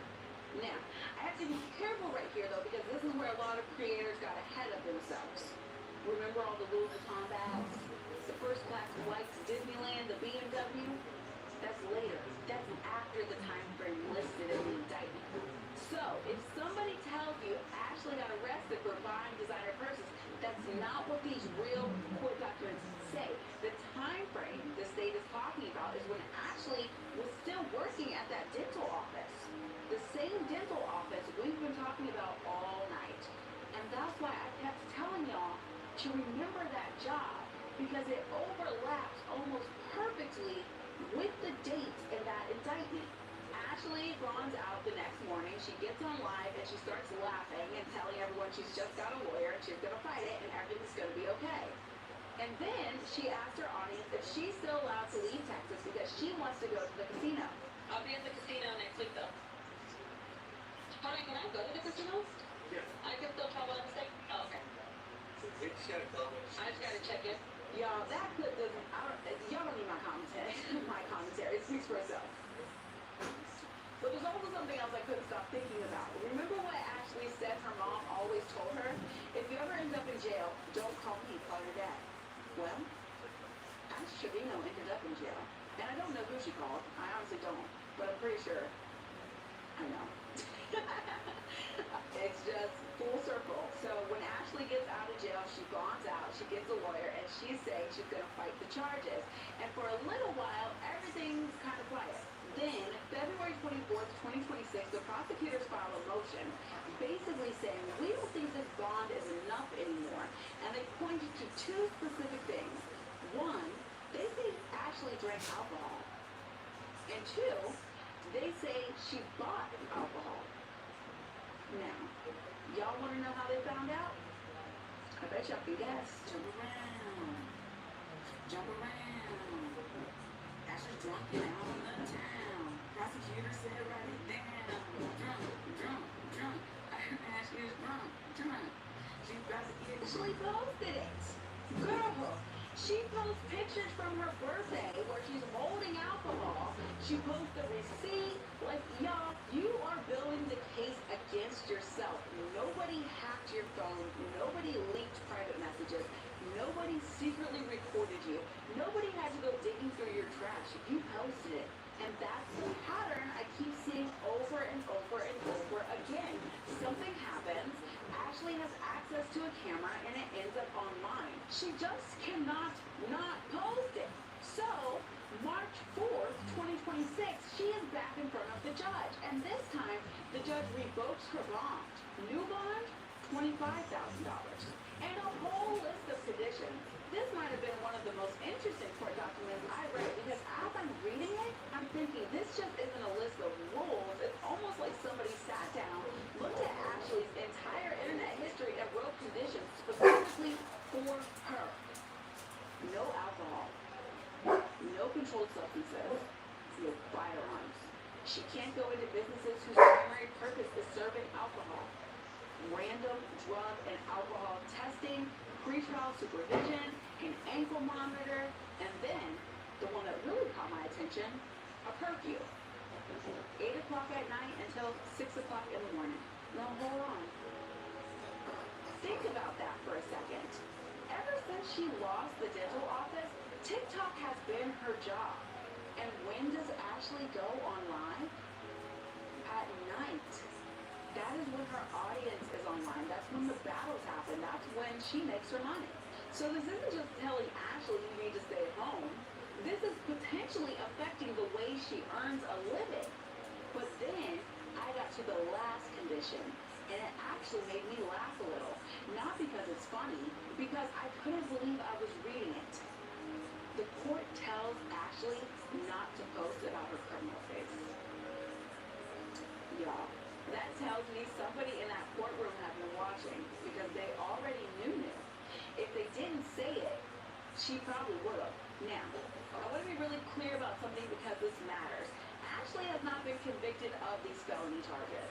Her attorneys have denied that she violated her bond conditions, and under the law, she is presumed innocent until she's proven guilty.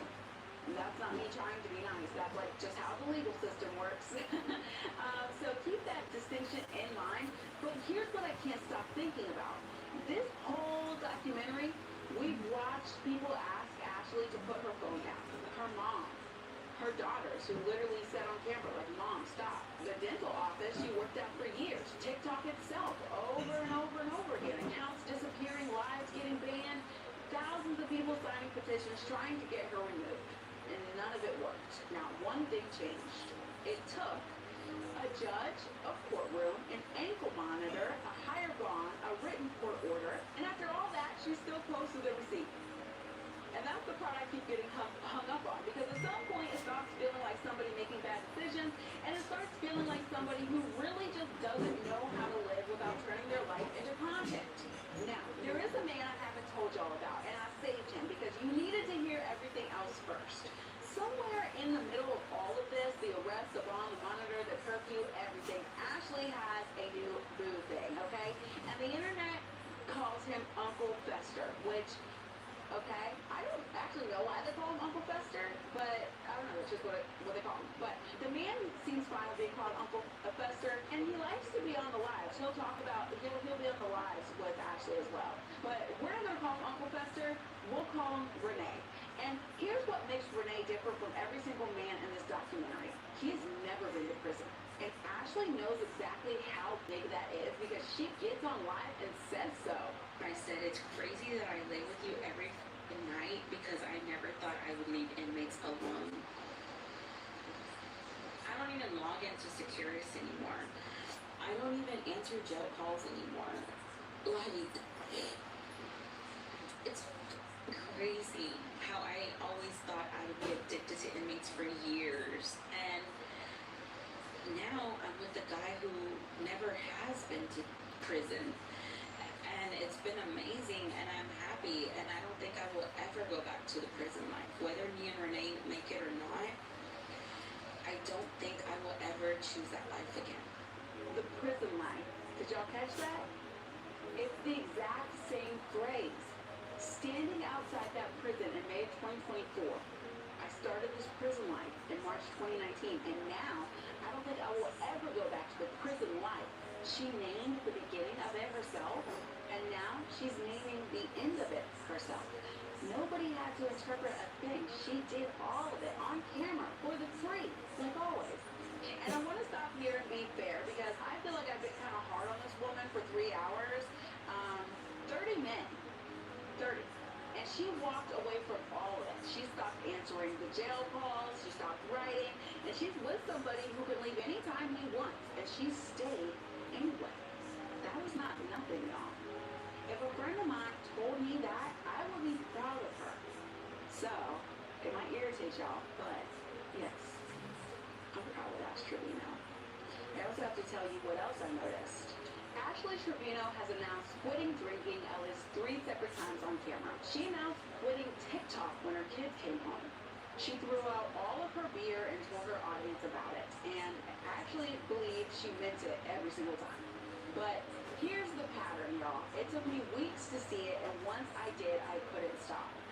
The announcement is the pattern, not the quitting. The announcing. Every transformation this woman has ever had gets broadcast the second she decides on it, before it has survived even one single hard day. She doesn't get sober until 6 months later. She tells us on day 1, because telling us is the part that feels good. And then we gotta talk about the other thing. Ash Trevino left the prison.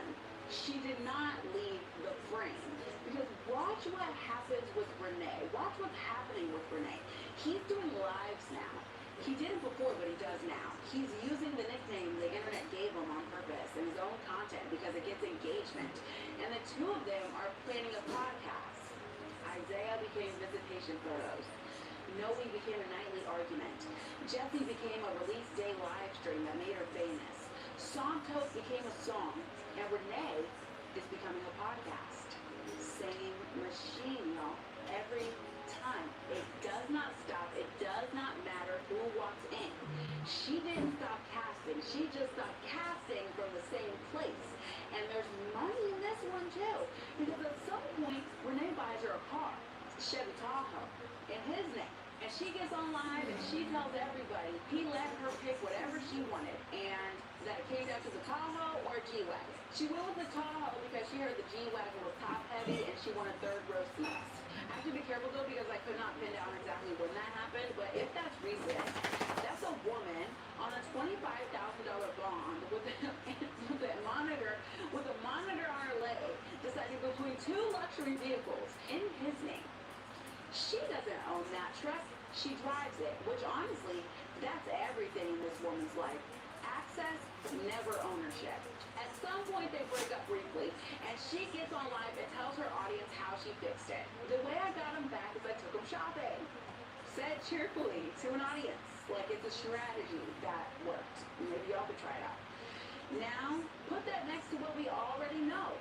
$10,000 to 1 year on Isaiah, commissary phone bills, 3 hours each way, gas money, 30 million on her books, and now a man in the free world she takes shopping when he threatens to leave.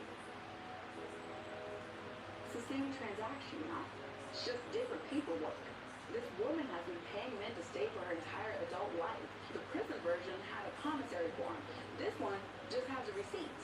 So that's the good version of this relationship. Now, let me show you the rest of it. Around Halloween, they're on a live with some other people, and another woman on that stream asks Renee a question in Spanish. She asks him, do you think you'll ever see Ash as your girlfriend? And he says, I don't know. And the woman keeps pushing him. Why haven't you made her your girlfriend? She does everything for you. And Ashley is sitting right there listening to a man decline to say what she is to him on camera in front of her own audience. Y'all, she is not in a visitation room anymore. She is in a house with a man who will not say the word girlfriend out loud when somebody asks him directly. And then they had a huge fight, and it gets rough here. There is footage of Ashley Trevino and Renee that looks like domestic violence. There's no other way to put it. In both directions, though. There is footage that people say shows her putting hands on him, and there's footage of her holding her arm up to the camera, showing marks, and saying, but that's okay, right? Like, literally, that's okay, right? All them things you let y'all stand my arm is okay, right? Like, seriously? Look at that. Look at that. But that's okay, right? Right? There's a long one, like them screaming, things being thrown, a phone getting grabbed out of somebody's hand, her saying, stop, please stop, give me my phone. And he's telling her to get out of his house. And somebody's saying the police are coming. And her saying, let me pee before I go to jail. A whole lot of people online believe that most of that is fake. That Renee and Ash stage it, that the fights are bits, that the police calls are performances. There are people who say the flashing lights in one of those clips was a Halloween strobe light sitting in the yard, and that there's a neighbor who apparently posted that the police were only ever actually there once. And that time it was because viewers called them. And I don't know. I do not know what's real in that footage. I've watched it. I've watched it more than I wanted to, and I could not tell you under oath which parts of it were happening and which parts of it were for the content. And that's the thing, y'all. That's the actual horror of it, not the fighting. It's that nobody can tell anymore. Because if that woman is being hurt in that house, she has spent 5 years making herself impossible to believe. She's performed crisis for money so many times in so many ways that when the real thing shows up on that screen, the whole village turns the sound off. She cried wolf on live stream for gifts over and over. And now there's an alarm going off and everybody's watching it like a TV show. And it runs the other way too, y'all. And I want to say this part. If he's getting hurt and there's footage people say shows that, nobody's checking on him either. Why? Because he's a punchline with a funny nickname. And y'all remember what I said about the leaked pictures back in January? The account that wasn't hers? I said, you can be the victim of something and also have made yourself impossible to believe. And that's twice now. And it's so much worse the second time. Also, one more thing about Renee, and then we're going. To this day, Renee still gets questions in his chat about the new and if it smells. And, I mean, he never answers the question. He just dances around it. Like, Renee does bits about her in his own comments. Santos still does bits about her. Jesse does bits about her. All those three men did the same move, and every single one of them worked out the fastest way to grow an audience off Ashley Trevino is to be cool about her in public. And every single one of them just did it. I spent 3 hours telling y'all exactly what I think of this woman, and I'm not walking back one word of it. Nobody deserves that. That's low blows. That's cheap shit. And then there's one last thing, and this is the one that actually scares me a little bit. Renee drinks. Now, let me remind y'all what a judge in Ellis County ordered on March 4th, 2026. No alcohol, no controlled substances. She may not enter any establishment that primarily serves alcohol. Random drug and alcohol testing and ankle monitor. And the man she lives with drinks and streams about it. You know, she's not sober in a sober house. She is sober because a judge made her in a home where the alcohol is right there next to a man who's doing shots on camera and laughing about it. And she's told us herself what she does when things get hard. That's not a woman in recovery. That's a woman on a leash, standing right next to the thing she runs to. So, did the pattern break? She says it did. She says she'll never go back. She says she doesn't answer jail calls anymore, and she's right about the walls. There's no wall in this one. But every relationship in this entire documentary has been with somebody who could not fully be there. A man in a cell, a man with a court date, a 19-year-old, a man who left her for 9 days, and now a man whose car she drives, whose name is on the title, and who does bits about her body for strangers, and who will not call her his girlfriend when somebody asks him to his face. The wall came down, but the distance did not. People tell Ashley the things she wants to hear, so they can make money off of her, and that's it. That's the whole thing right there. This woman has never once been able to tell the difference between somebody who loves her and somebody who is monetizing her, which, given how she makes her living, might be the saddest sentence in this entire video. So, where does that leave us? Honestly, I can't tell y'all how the story ends because it hasn't yet. As I'm recording this, the criminal case is still open. There hasn't been a trial. There hasn't been a verdict. There hasn't been a plea that I could verify. The state of Texas is still trying to figure out what happens next. But Ashley's life has changed. By every account I could find, she's been sober for months, and I want to give her credit for that. Like, seriously, I do. Because sobriety is hard. Even if you're forced to do it by a judge, every single sober day matters. It doesn't lessen, the achievement. And you can see it. She looks healthier. Oh my goodness, look at her face. Like from a year ago. I have not touched that in over 8-9 months. And it's crazy to say that I didn't ever think I would be sober like I am today. I remember seeing how big I was, and I thought I looked like a model. I remember how I was messing up my life and how I looked being drunk. Do I ever want to go back to that? Heck no. I am glad that I am where I am right now. Whether it's me being with somebody, whether it's me being single, whether it's me, I don't care. I'm happy where I'm at and my girls are happy. That's all that matters. Mama did it. Mama came out and did it for them. But her views are down. Way down. And I don't think that's a coincidence, because if we've learned anything over the last 3.5 hours, is that the internet loves watching people fall apart. People showed up for chaos, the drinking, the screaming, the breakups, the police, the new inmate, and the next fight, the next disaster. People usually don't go viral because they quietly stayed sober on a Tuesday. Nobody makes a reaction video because somebody went to therapy. Nobody clips the live stream where absolutely nothing happened. And honestly, that makes me kind of sad, because if the healthiest version of Ashley is also the least profitable version of Ashley, that's a really hard place to be. I genuinely hope she stays sober. I hope she repairs whatever relationships can still be repaired. And I hope she finds peace, whether that's on TikTok or somewhere far, far, far away from it. But after spending weeks inside this rabbit hole, I realized something. I don't think this documentary was ever about prison or TikTok or even addiction. I think it was about loneliness. Think about it. When Ashley was little, she wanted her parents. When she got married, she waited by that front window every weekend watching for headlights. When that marriage ended, she found men who physically couldn't leave. And then TikTok happened. And suddenly, thousands of people were showing up every night. Comments, battles, gifts, tea pages, reaction videos. People talking about Ashley Trevino 24 hours a day. For the first time in a long time, she wasn't sitting by herself anymore. Now, none of that excuses anything. Her daughters deserve so much better. Muhammad Hashimi's family deserved better. And a lot of people got hurt in this story. Real people with real families, with real grief and real consequences. But two things can't be true. Ashley can be responsible for the choices she made, and I can still feel bad watching how she got here. So do y'all remember that window? That young mom sitting in a barber chair, watching the street until 7 o'clock in the morning and waiting for somebody to come home? Ashley said every time she looks out a window, it brings her right back to that feeling.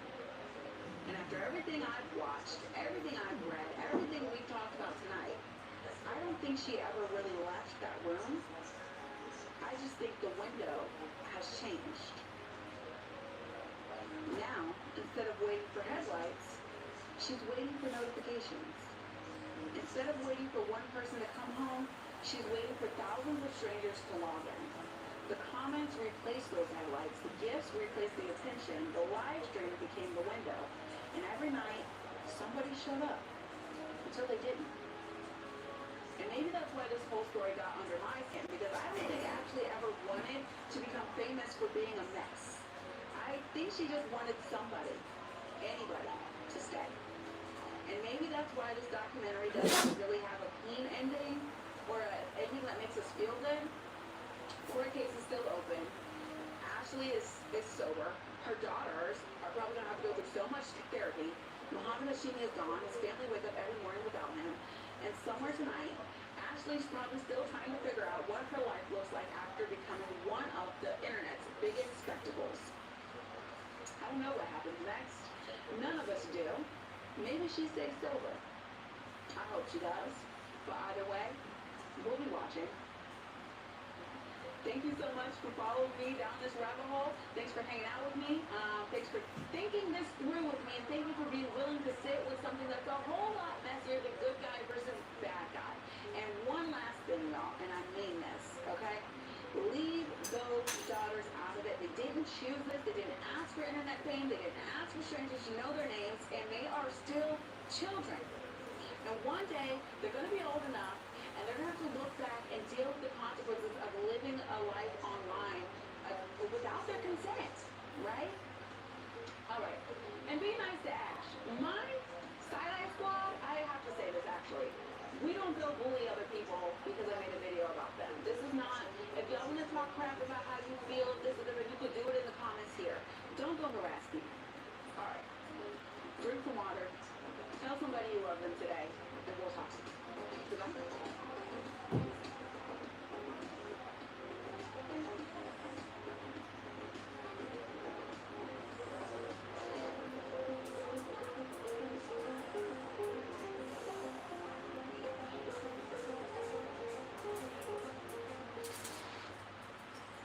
Ese siempre ha tenido un gran sonido, pero ahora le dimos más bocinas para que escuches mejor tus cumbias. Nuevo Nissan Versa, más Versa que nunca. A veces no alcanzan las manos ni para que nos den la tapita. Como humanos tenemos límites, pero existe Heels.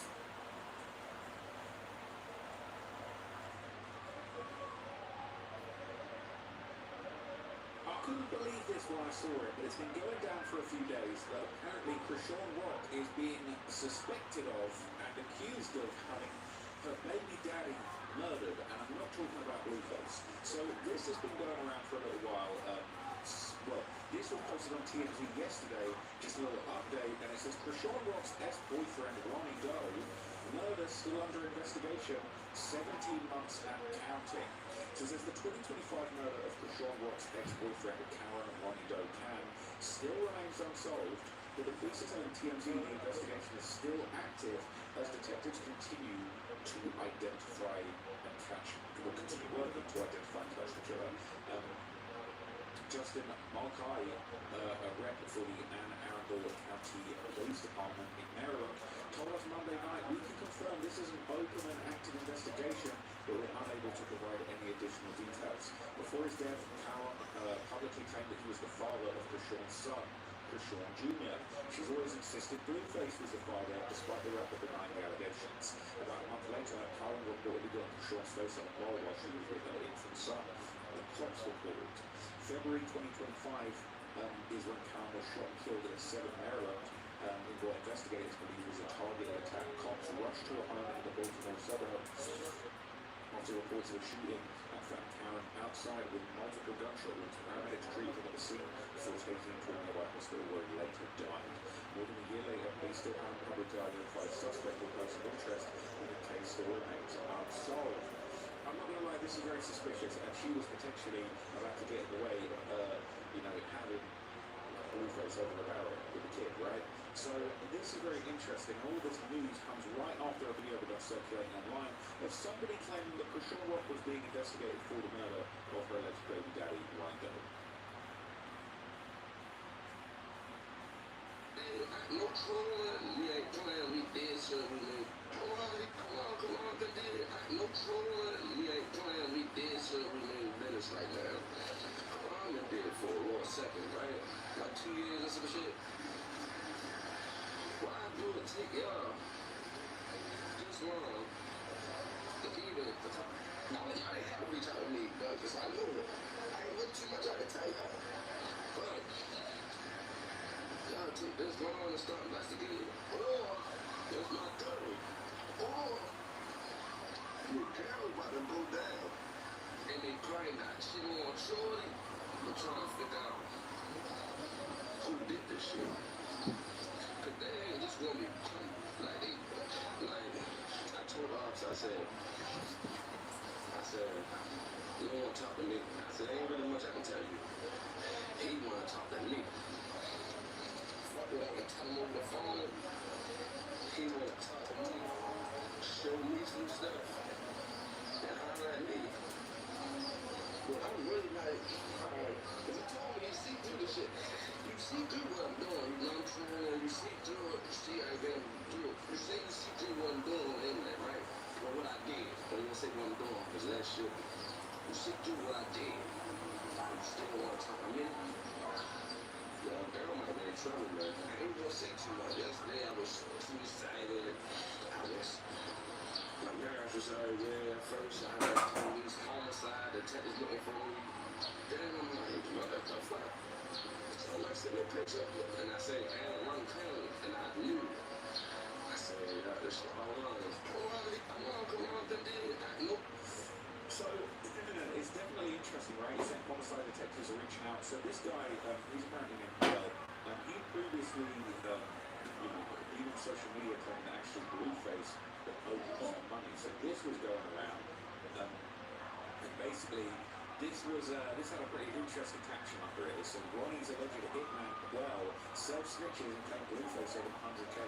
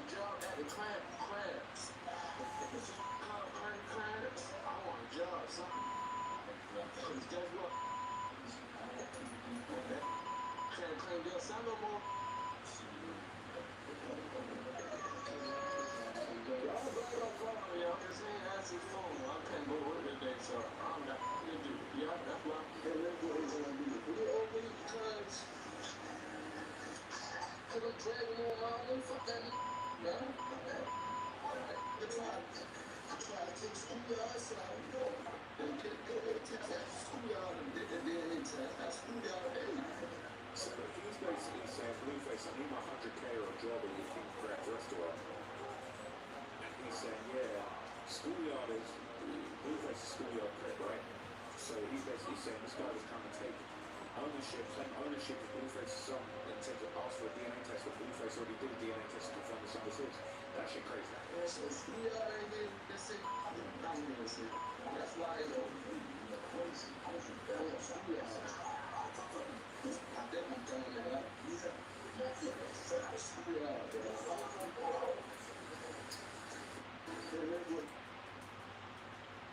so this is a message says King K is not quite out here implicating Blueface because Sean will implicate himself.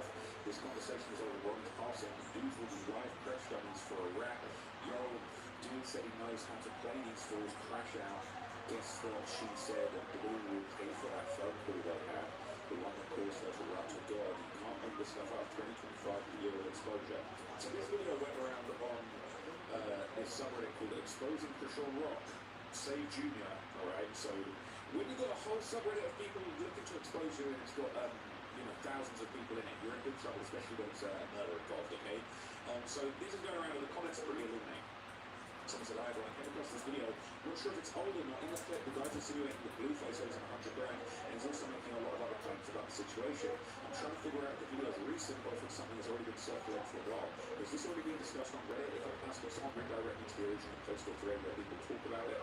I'm kind of flabbergasted because I saw a reading about the same situation recently, and now seeing the video, it makes things look pretty crazy to me. So people are saying Sean got lied to him and made him think that Blueface wanted this done and that he was going to pay him and sign him as a rep. She manipulated Well. Who said this could be the truth, but who knows? He said, "Nah, I think Sean trying to put it on Blue. I don't think he had anything to do with it. Why would he? Blue and Ronnie were cool. They were communicating. Ronnie told Blue everything. She tried to do the same thing with 33K, tried to say Blue was going to get on his ass. Blue wasn't even thinking about her. 33K was ready to spaz out just off of her lies that could have been a massacre because of a big dumb now. It's something so weird. The Sean's written all over this. He said this was definitely a setup. They tried to frame Blue for the murder of Ronnie by insinuating he hired Pearl. But why would Blue pay some Baltimore people that Sean knows to do the job? Why would he have to pay Ronnie off? Why would he pay to have Ronnie off? They have no motive to put them on at no proof. He barely had the money to keep the roof over Jaden, so Ronnie was locked up. He ended up borrowing an advance from Lenny, the new CEO, and he ended up with no money after that, still because she later found out that he played games with Jaden by sleeping with one of her friends plus others, so she stopped sending him commissary. So what broke ass with barely any money would allow him to pay 100K to have Ronnie killed? Then Baltimore D's would have done it for 5 times left. The amount, the motive, the timing, etc. is no connection, and that whole fake marriage thing was at the time Jaden left him with nothing in So that whole fake marriage thing was at the time Jaden left him with nothing in jail, so he was trying to make her jealous by pretending to with Sean. He wasn't in love with her enough to take Ronnie out at any point in his non-relationship with her. They're so delusional. He was saying this young golf all over again. They're saying yes, Quellis was a supposed shooter behind Ronnie. Blue was the one that paid for the hit, allegedly, even though he was behind bars. At this point, there is so much she said, he said. Sorry, I'm tired today. At this point, there's so much she said, he said, and the truth is somewhere in the middle. I know I'll get downvoted for this, but Blue knew what was going to happen to Ronnie. Crack Rock is very freaking manipulative and conniving. Wanted to clarify something. I'm not sure that Blue wanted anything to do with this. I'm saying he knew about it because manager Wack was sent a picture of the scene the same night it happened. Whoa, we're bringing Wack into this. Wack, I'm sorry, man. I'm sorry, this is just a bit of I'm not sure Blue wanted anything to do with this. I'm saying he knew about it because manager Wack was sent a picture of the scene the night it happened. What the fuck? Blue sent Crack Rock money and she used it to pay Well, not 100 bags though. Rock might have been trying to take care of 2 bodies, 1 stone. Ronnie is killed and Blue's clues are set up. Wow. What motivation would he have to get Ronnie taken out though? He never loved Sean. He always knew Ronnie was the father, and the only reason he kept in contact with Sean was to get that swab his first day out. It just wouldn't make sense to me. I don't think he ever loved Sean. I believe he wants us to think that, but you don't put up with somebody and do all that for them and not love them. You also don't stand out over someone you don't love. I think that's one thing I see most people on here or this side have wrong. That man is very much infatuated with her. He just doesn't realise how to do it properly because of who his mom is and then because who she is and how explosive she is. You can't trust her. She's grimy, so you don't want to see him the fool that he very much is. The truth is, Sean is literally like the devil. He was charming, inviting, and mesmerising. Until he pulled his mask off and must be before it trapped her because she's demonic and the demons know how to play. So this man has never for 1 second looked infatuated with Sean. I don't think that was love though. I just look at this through a different lens. Blueface loves 3 things: his children, money, and himself. If a woman benefits in those 3 areas, he will continue to yield them. Sean was his investment, so his return. He lost way more money because of her than what she gave him. And when that was happening and she was disparaging him publicly, he tried to make people see who she was. But I didn't have enough strength to not sleep with her. I agree that his mom played a part in why he can't connect with women, but I'll say his father also played a huge part. He's his father and he's attracted to women like his mother. That's all that is to me. Regarding this video though, I think Quell is definitely involved in what he's unaliving. I think Sean, or one of them, Lund, was the one who ordered the hit because the baby was their leverage and Ronnie was exposing too much about their family secrets. What they definitely had was not love. It was a dependent relationship that's solely on S. People spaz out all the time on people they don't actually love. They spaz because they're narcissistic and want to keep control over a person. They spaz because they like sex with somebody, but not the person. Love was never a factor in their relationship. It was toxicity, narcissism, drugs, and S. I think he loves her, but she's bad for business. No one wants to watch them beating each other anymore, especially how seeing F besides that. First of all, what the F is paying 100 stacks for a hit? That's movie crap, so unrealistic. Blue is a street dude that has his way with women. There's no way he's killing another man over Sean's baby. Let's not forget, Blue's been telling us the truth about her from day one. She's nothing special. He means always known she ain't shit from the jump. He just used her for his benefit. Also, that would mean that this would be orchestrated hit of the prison folks. She might be that dumb, but he's not. People thought she upped his price, but as we see, Blueface is and has always been the clown. That's why he got out in the ground running without her. It seems like she gets her lovers to do the dirty work. Wow. That is crazy. So more recently, right, no jumper apparently, people who work with Ronnie are being contacted about this case. Listen, I gotta tell you guys something. So serious. Lush had mentioned that he met me when I was, managing Bonnie, Cynthia, Gabby, and Keeks.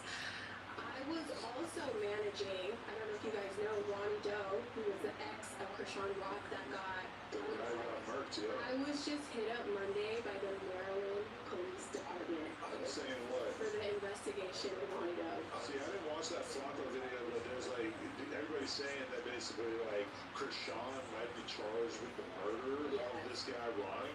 Everybody saying that? Listen, it is so crazy. I cannot believe, well, Remo did a video on it, Flacco did a video on it. Recently, Clell, the guy who was thought to be involved, he came out and said the police were looking to talk to them, and then a lot of us bloggers who have been covering the story, working with Ronnie, are now getting contacted by the Maryland Police Department. Why? So people getting contacted, everyone that's worked with Ronnie is now being contacted, okay? So let's look back at some of the actual investigation, because this has been quite a long time since this matter happened. It's been about a year and a half. So it all went down on February the 3rd, 2025, where Corin Khan, better known as Ronnie Doe, was murdered in Southern Maryland. Now, again, what's interesting is the way that this kind of went down. Okay, cool. Right. So 7-man killed in targeted shooting, police say. The man was found dead on Monday evening after being shot multiple times in what police believe was a targeted shooting. Anne Arundel County Police said February the 3rd, around 7:10 p.m., officers responded to 7 Tree Boulevard and St. Pine Circle for reports of multiple gunshots fired. On arrival, police found the victim identified as 24-year-old Karan Mackay Khan, was 7, lying on the ground in front of the home in the 1700 block of St. Pine Circle with visible gunshot wounds. According to police, officers provided medical aid for the victim and were taken to the University of Maryland, Baltimore, Washington Medical Center, where he was pronounced dead. Now, what's interesting is this takes place very far away from LA and Blueface and Sean. But again, that's when you start thinking, you might be getting a federal murder for hire charge if you're not careful. Anne Arundel County Police Homicide Unit took over the investigation. Homicide detectives and evidence collection unit personnel were also on the scene. They were said to collect multiple items of evidence at the crime scene. Police say several witnesses were found and interviewed while in the shooting. Preliminary investigation indicates this was a targeted incident, not some roundabout violence. This is an active and ongoing investigation. So, on the very day that Ronnie died, that's when Krishan posted a paternity test claiming that Blueface was the father of Junior. Now, this is where it starts looking like a setup. A framing. So now Blueface confesses he's not the father. Explain why she posted a fake paternity test the day he died. Krishan broke his spot controversy after posting her son's paternity test results on February the 5th, just days after the tragic death of her ex-boyfriend, Ronnie Doe Khan. The results dated from 2023 confirmed the incarcerated rapper Blueface as the biological father of her child, Krishan Jesus Hall.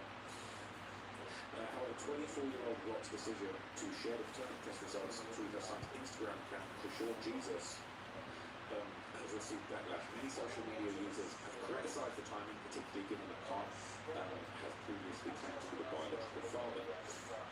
So it's like on a live YouTuber took it, called the facility, listed on the certificate. He ran through the info through the case number. She said they didn't have it in their system. I heard that call not long ago. She posted it around the same time she talked about 4 drugs and baddies. Oh dear. Not to mention Smiley does terrible work. She photocopied a watermark code logo and exact signature, filled it out wrong. Yeah, it was probably the smartest thing he's ever done. Well done, if you believe that YouTube video, they're not legally giving out that information without you confirming it by social security numbers of both parties, and they won't tell you the results over a phone, only do send by email. I know because I work for them, it's a reputable company. Of course you work for them, Raya. Go buy her some gifts from media. We're in jail because she was dumb enough to think that Ronnie got on her license stay buried. That's how dumb she is. There's Lemmy Sweethouse when you need him. I doubt it isn't to claim that the DNA is real. Crack rock burned that bridge too. That test as crooked as F and was already called in. Everybody knows Junior at 1 is 12. Did somebody call and ask if the report number is valid? I just replied to no, and ChatGPT told me that you can typically call the number and ask if the report number exists, and I'll tell you without giving you personal details. So she couldn't even find a demo test with the correct state on it. That doesn't even make any sense. They just go to Ohio for a paternity test. What the F? This test is someone's, just not theirs. I just realised that no tree is in Ohio, so yeah, what sense does that make? Or actually, I guess they would have collected the samples in California, like it says in the last line, and mailed them to the lab in Ohio, where the results were read, and when the notary is at the lab certifying the report is true and accurate. I still don't believe the shit they put out. I've never seen a man go back and forth claiming and unclaiming a child like this. It's honestly real as F. Most men in situations like this either won't be the father or they don't. The F has flipped back and forth since Junior was born. Born is weird as F. A human child is in the middle of this, and no one on either side wants to acknowledge it. This boy deserves to know who his father is, dead or alive, and for real, have no one there for him, not one person. It's very sus, alright? It's very sus. Here's what happens when you look at the reference number. So people are suggesting that she forged it, alright? That she actually might have made a forgery, made a mockery of this stuff. So I think that is very, very damning, to be honest with you. It's pretty crazy. So 7 days after Ronnie Doe's death, alright, his alleged text messages then linked. We then started seeing these text messages. So this is going around my threads. I said, ooh, not the messages between Krishan Rock's now deceased ex-boyfriend Ronnie Doe and family have surfaced. The messages are allegedly confirming that Krishan had a hit out of Ronnie after he went viral, popping up with her at the mall, claiming that Krishan Jr. was his son and wanted a DNA test. This is sad. At SMH, I knew something wasn't right about this sudden death. And so this is basically a message from someone. So he says, hey Nathan, I'm so glad you messaged me. Let me know exactly what you need. Got to keep me safe. But more important, you think right. He said they're trying to get me killed. They're putting it on me. Someone says, I know. So I can't go home. I don't know what I should do for real. I can't watch her neglect Junior and play with God. It's not right. And then when I say they just want to just let her make all of this money off God image and a disabled child, she abusing that baby, man. All her sisters got child abuse charges, man. They don't want me to let the real be known. Tessa bit her child nose off. What the hell? So someone said, come out here or anywhere but Baltimore right now. So Chastity's son overdosed on dope. I don't know, I've got to get somewhere safe. I've never been to the Bay, but that might be cool. So yeah, this is the only way I can hold her accountable, and if she runs to the courts, if she runs to the court, they'll get her ass locked up until she gives me that damn test. I went to New York for the weekend, I got back home now, about to Liverpool road in the morning. I'm going to sit down with Tasha King November 5th or 6th.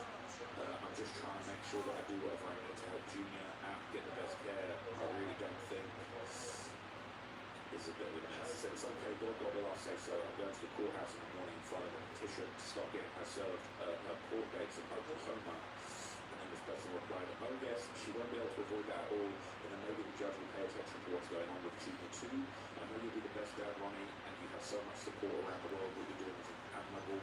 But all these people around Junior have the money and resources to help. They didn't even try. That's why you will be blessed tenfold for this, so that you can just focus on your child and not worry about finances. You will need to sleep at night, but remember to take care of yourself in the process. If you need me, let me know. So, what is very interesting, alright? So I believe this is the clip of the alleged confrontation at the mall. This is what's going around. That's my effing son. Ronnie confronts Krishan at the mall. Things go left, and this was shortly before the murder.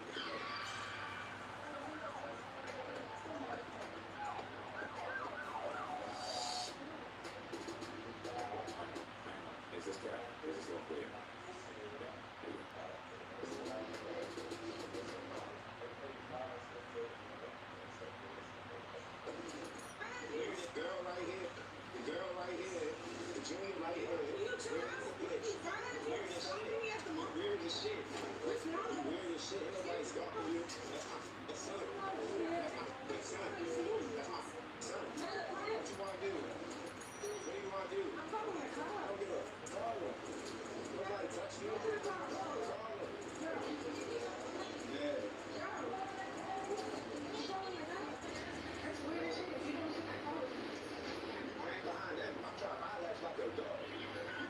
Sure to like, comment, and subscribe. Police ass bitch. You a police ass bitch. Police ass bitch. Police ass bitch. Excuse me. Police bitch.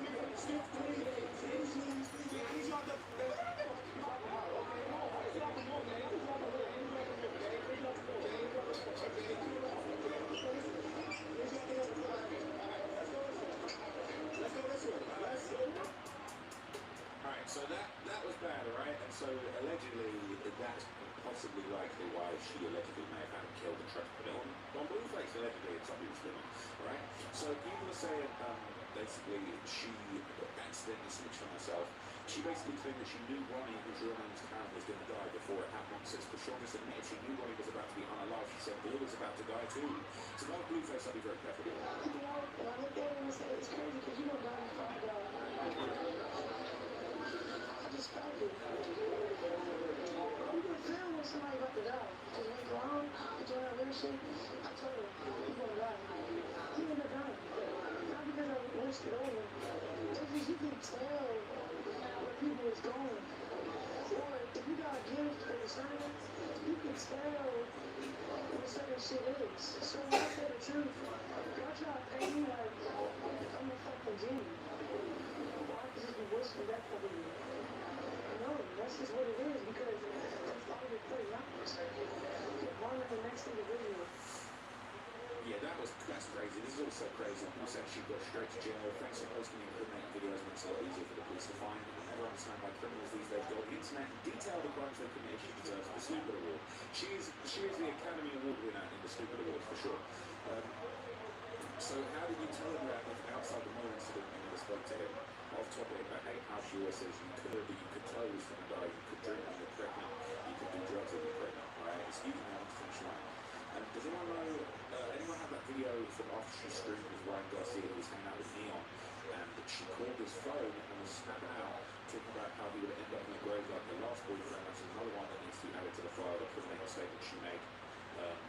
This person said they posted it. Did they post it? Did they post it? Did they post it? That was not unnecessary. Angry, I'll be angry too. Why are you talking about my dick? No, look it. I said that's disgusting because I know you. Shut up, no, that's what. So she's going off the Neon. I can't find the exact bit. It's quite hard to hear her, but I'm pretty sure she says something about the FBI listening to this call. Let's get her talk to her. No, Krishan. I didn't tell her. Listen, no, Krishan. Let me tell you something. She said that you cannot put that content. No, let me talk then. Let me talk. She said it was disgusting because he has a wife. Yes. That's why he said it was. What?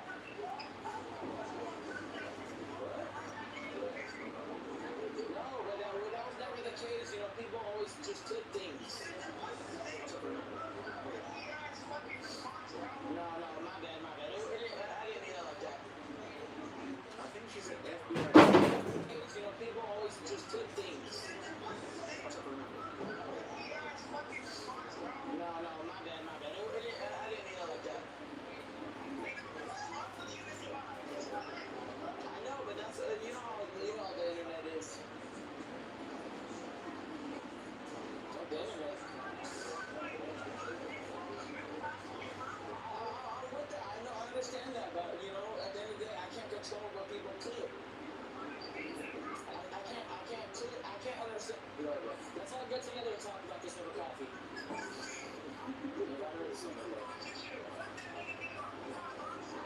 What the hell? I'm a human, goddammit. I'm not to be an auto. I have feelings, and you hurt my feelings, Krishan. I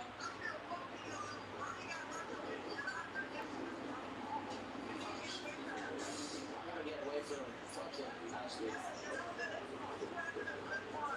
You're right.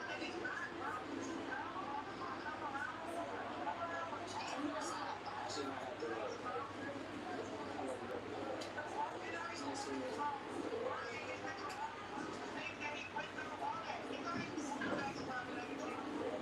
Sure, Ashley. You just give me my respect and someone that you know, Krishan, come here, somebody. I'm looking at it, trying to give me a chance. What are you, God? What the hell? Man, what you? I don't know if that actually was said, if she actually snitched on herself. Let me dig a bit deeper. I didn't hear her say what was claimed, where they were saying that she said, you're going to end up in the grave like my last boyfriend, but definitely wasn't a good look. So, that was kind of going around. Okay, in the lead up to his murder, Ronnie actually publicly claimed that he thought he would be the biological father of Krishan's son, and he actually did demand an independent DNA test. This was what was going around. She's trying to put on me because she's trying to put charges on me to evade a DNA test. She is? How could you evade a DNA test? Get me locked up so that since I'm the one requesting the paternity test, the court can ignore it. If I'm, well, I've never personally been through a situation, so I don't know. But I would assume if I'm locked up in jail, it would be easier for her to evade the paternity test because the court is going to let it be done. So if I'm in jail, who's going to request the paternity? You don't have your rights when you're in jail. In jail, I mean, I know you probably don't want friends to be in jail, but they do give paternity tests in jail. But that's neither here nor there. So how come you waited this long to, like, say anything? Because Junior is like a year old now. He's 15 months. Whatever charges she's trying to, like I just said, I was under the impression that the paternity test that was performed on Zeus, I was under the impression that it was authentic. However, it came to my understanding that it was not authentic. It was not. When did you find out that he could potentially be yours? Since I've been more vocal on it, like I just said, I was under the. Alright, so we already saw that. So basically, okay, this is the alleged resemblance. People are saying, look, forget the paternity test, they look identical. I'm not gonna lie. The eyes and the teeth and the nut, like, yeah. People say identical, she can't deny it, all she can do is stay silent. It's pretty crazy, alright? People say they need answers. Alright, I remember when I first saw a picture of his mom years back, and I was like, damn, this is a twin, but then the picture of the post is even more obvious. So Ronnie died because Krishan tried her hardest to be attached to Blueface. She thought she was set for life. The kid with a rapper had secured her life forever, but then she knew Ronnie was the father, so he had to die. Ronnie was very active on social media claiming the baby is his. Krishan tried to convince Blueface to stay with her. She killed Ronnie because he was a big risk in her plans. Luckily, Blueface knew everything and now doesn't give Krishan any money. Insane. Okay. Sad as F that she put her head out on him, or who knows, she might have even done it herself. Who knows what the F she got going on? She has a short temper and can't control herself. Poor Ronnie, don't worry, we are still trying to get justice for your son. It's insane, right? That was crazy. So, Ronnie described their kind of 5-year on and off relationship, apparently at the gun in high school, and so he was in the picture for quite some time when it comes to the love triangle with Blueface. 5 years off of them. 5 years off. Yeah, from 2017 to about 2022, right before she went up on the Blue Girls Club with him. Oh, okay. Yeah. So you were the boyfriend before Blueface. Correct. You kind of favor Blueface a little bit. It's like, y'all not. You know, they say she got tight. Yeah, I can see it. Yeah. Like, so, okay. And how did you guys meet? So I'm from Anne Arundel County, Maryland. So we was going to high school together. We went to Arundel High School. We was both seniors in high school. I knew of her in my junior year, but I didn't get to know her until my senior year. So we had, like homeroom, all that stuff. We had homeroom together. She was always like photogenic, model type vibe. So She's very pretty. very pretty. And she was a track star in high school. So very social, very popular. But I say all that to say we had the same homeroom. Started interacting with each other and took a liking to each other and one thing led to another. Okay, you asked her out? Yeah. Okay, so it's like, oh. So this is his Tasha K interview, and he kind of opened up about a few interesting things that were very, very relevant to this case.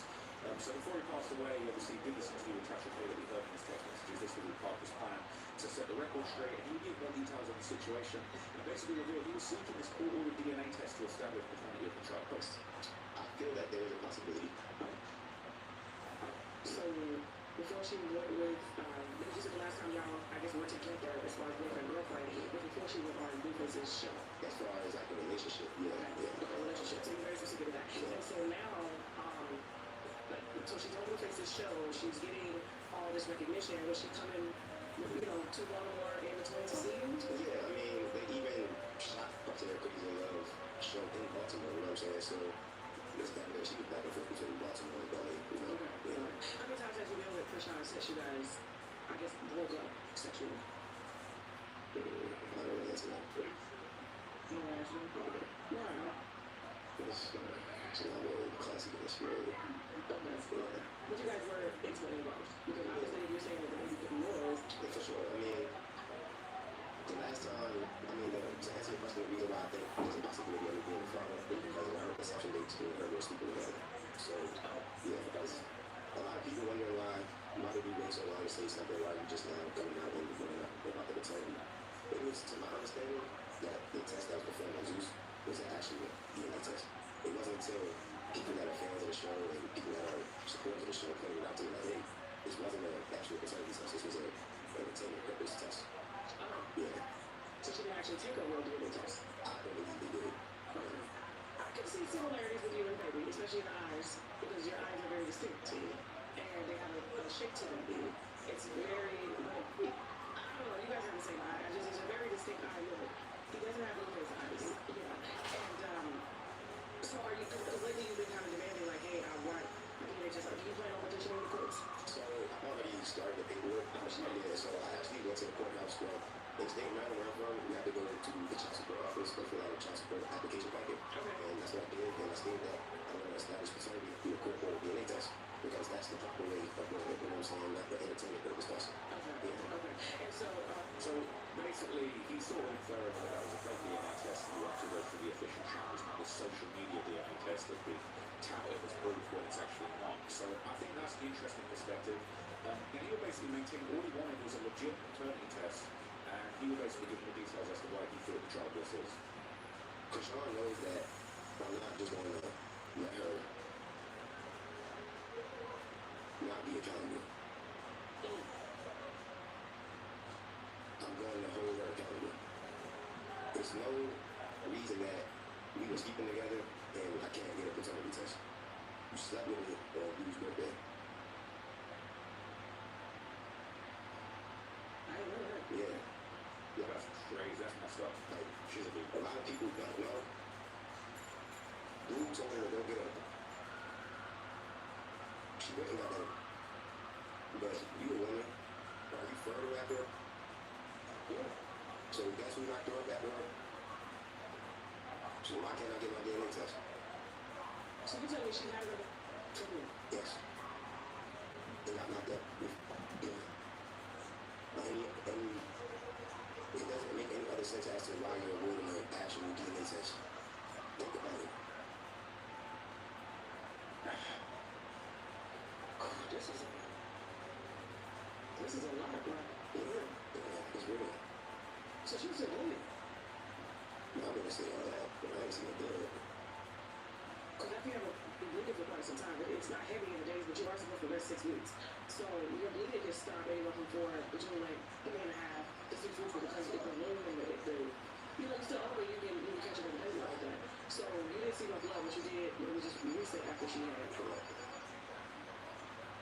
So that's the only reason that I want a paternity test. It's not like I'm an old bitter ex chasing after her because she grew up. Like, this girl done stole my music. This girl done took a lot from me and I never asked her for nothing. I cooked for her. I provided for her. I even, was to the point that when I was in high school, my senior year, I had night school. So I wouldn't go to school until 5 o'clock in the afternoon. She had day school still. I would go beyond myself and wake up, take her to school, you know what I'm saying? I'm only 18 years old. What am I doing taking another 18-year-old to school that alone providing for you? So a lot of people wonder why are you doing all this right now? Why are you doing this? Why are you doing that? I'm giving so much to somebody, and all I want is a paternity test. I don't want your money. I don't want your car. I don't want nothing that you got. I don't even want you. I don't want nothing to do with you. All I want to know is if I have a seed coming out here. Why? Because I was having intercourse with you for the longest time. It's not a reach at all. Because you and your mom are pretty close. Did she think you tried to do it like you? So he would basically kind of,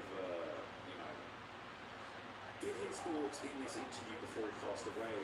Unfortunately, he would end up losing his life. Now, what's crazy is that after Ronnie's death, Blueface would actually come out and corroborate parts of his story.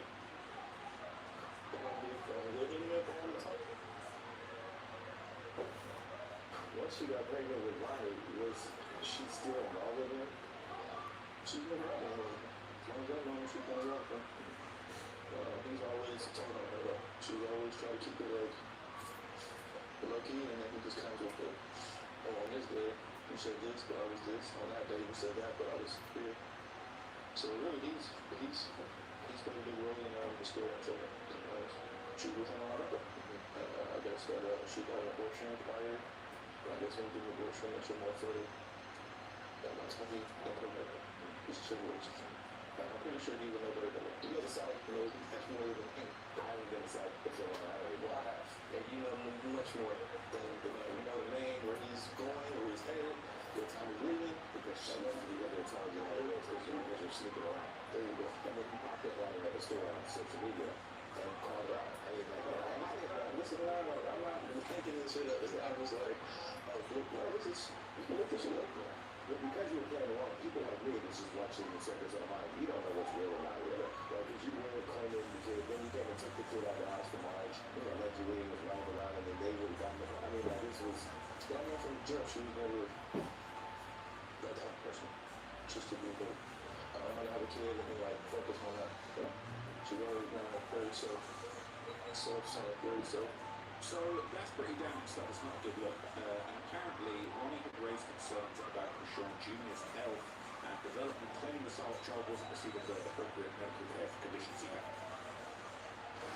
I was Jimmy born, based on my understanding that she had a hernia at birth, and to my understanding that the doctor or whatever medical professionals at the time of his birth, they had stated that he would need medical treatment, like surgery, steroid injections, etc., in order for him to start developing properly. And for me, when outside looking in, I seen that baby was born, and I see him now, and I'm not judging him in no type of way. I just think that his health had not been addressed in the best manner. Do you plan on if the baby is yours? Possibly taking custody and getting your son, your possible son, all the health care that he needs? Yeah, that's part of the reason why I'm doing everything that I'm trying to do, just because I can't watch him be neglected and his health not being addressed, because he's a human at the end of the day. He's not the object. He's a human. You know what I'm saying? I feel like he's been treated like an object, and he hasn't really had the unconditional love that he deserves since he's been in this earth. So that's really sad. Now, Tasha K would later give Ronnie what is described as like chilling final words. He was really close to it in a few places, including in the suburb. Now, this is apparently her kind of chilling final words which she gave Ronnie before he passed away. And basically, he said his last words to her were very creepy. What happened less than 3 months later. He addressed a lot of things people suspected. It was the last words that struck me that also felt like Tasha K was unintentionally foreshadowing in a way. The entire conversation plays a different way after he died. Some moments genuinely feel eerie when you watch them back. You're a good person, and I want to leave you with this though. How can I put this? I can see and feel that you're struggling between two worlds. And the social media stuff can create what we feel is what we feel is a grounding that is really not, you know? And I don't want you to, because God gave you a second chance for a reason, right? And if the baby is not yours, but even if the baby is yours, one, you're a good person, you come from a good family, I'm supposed to see your mom, your auntie. Don't go backwards. Don't go backwards. It's kind of like, I don't even want you to find out if the baby is yours, because I feel like it's going to take you down the path that, and since you already got like one charge, you may end up getting another because of the road that you're in. And it's hard to decipher those feelings and emotions and stuff. But like, when I sit here and talk to you, like, you're very intentional. You know what you're going to say. You know how to say it. And you know right from wrong. And it's just, but I feel like good people like you just end up in bad situations, and I just don't want you to end up in another bad situation. That girl is good. Anyway, it's okay. Yeah, that was pretty good, I'm not gonna lie. So there was some other stuff going around. This was when he was still alive. Ronnie had accused Krishaw of trying to have him put in jail, and she had a previous self-defense case in that as well. Today, we're not going to have numbers for me. It don't matter what I decide to do in my life. This is Charlotte. This is my name is Charlotte. He's a politician in Baltimore City. Father, Riley Gershon is a woman. They're trying to set me up to go to jail. He understands what parole conditions are. That girl just snitched on me when I was at the mall. Trying to see my son after she told me to come see my son. Look at the court date on the 10th. And I believe this is the court date against him. Whatever happened in the mall. They demolished his folks. She playing police games. Trying to get me locked up. Storm alone got enough pull to get me in front of whatever judge you want. I'm not going to hang without people that I got standing behind me. Don't you know you did the point, right? Just the fuck of your whole life. Please tell me. You start to understand that. It's kind of dangerous. How do you think? Its address is 18663 Juniper.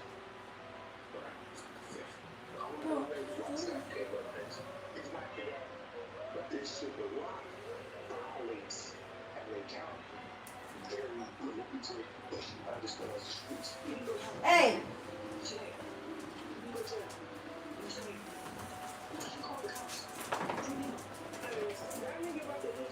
I don't know who she got, what happened, she paid. He actually in jail for the murder. Is that Krishan might have snitched in a murder case? My girl snitched on me, then I caught a body in self-defense. But he always kind of insinuated that he was the one in the murder. Yeah, that's messed up, right? So after his death, Krishaw Rock's sister would basically imply that Krishaw was involved in the murder. Straight up.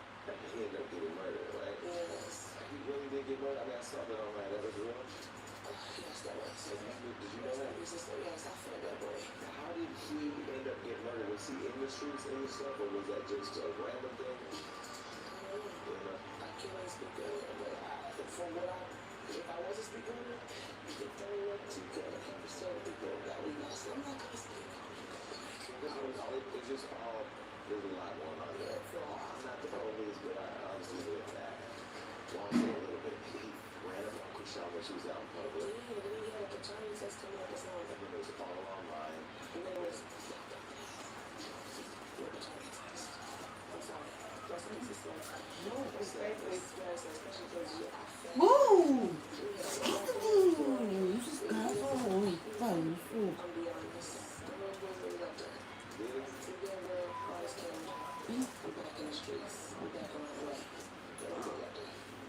So they were at the. It was passionate, but it was giving cloudy. It was. And that's why I don't care to speak on it. Yeah. Okay. Well, unfortunately, man, there's more clips going around that are very insightful. Krishaw would later deny, officially deny any involvement in the murder. So, again, deny that Ronnie was the child. I know, but then I'm going to say a couple of them. I'm like that. If that wanted to really like to be like a child father, like not like that, but his family is like a real good family. He was claiming to be your son's father. Was that for part two? If that wanted to really like to be like a child father, like not like that, but his family is like a real good family. If you talk about a good family, like, yeah, he got one of his brothers and sisters and his mom. They all split up because he's an old boy in that level. So they would have worshipped my little nigga like that. I don't know, it would have been better off that they didn't have him, to be honest. But he wasn't that, he wasn't that nigga. He did that because he was tripping. When you guys, did you talk to his family or did you? I talked to his mom, Jay, probably like, because when I did an interview in Miami with this one nigga, I found his school boss, because she had seen me on his death, so I corrected her in another interview. She reached out on Instagram, so I don't speak on him. So then I said, she's like, I said, call me, like, what you mean, right? So we called, and we had like, we exchanged first, like, you know.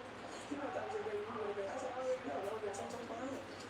Not camera moves. Not sure I'm buying it personally, but You're kidding. okay, in the sort of Get your ass in here. 26 interview, Where are you going? Blueface would basically call Krishan a set-up artist, and he wouldn't confirm or deny the rumor that she had been involved in the murder, but he did say he spotted some red flags. No, how come I don't die? Should have been done died. My phone should have been done died.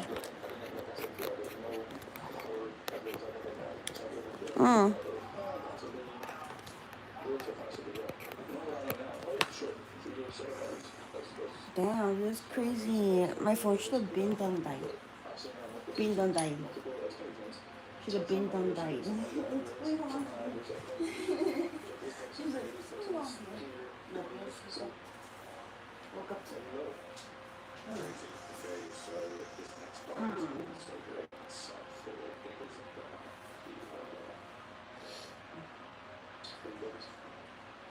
So Vercetti was in the show where I think she said she probably like hinted that she got Johnny Hanson to be married.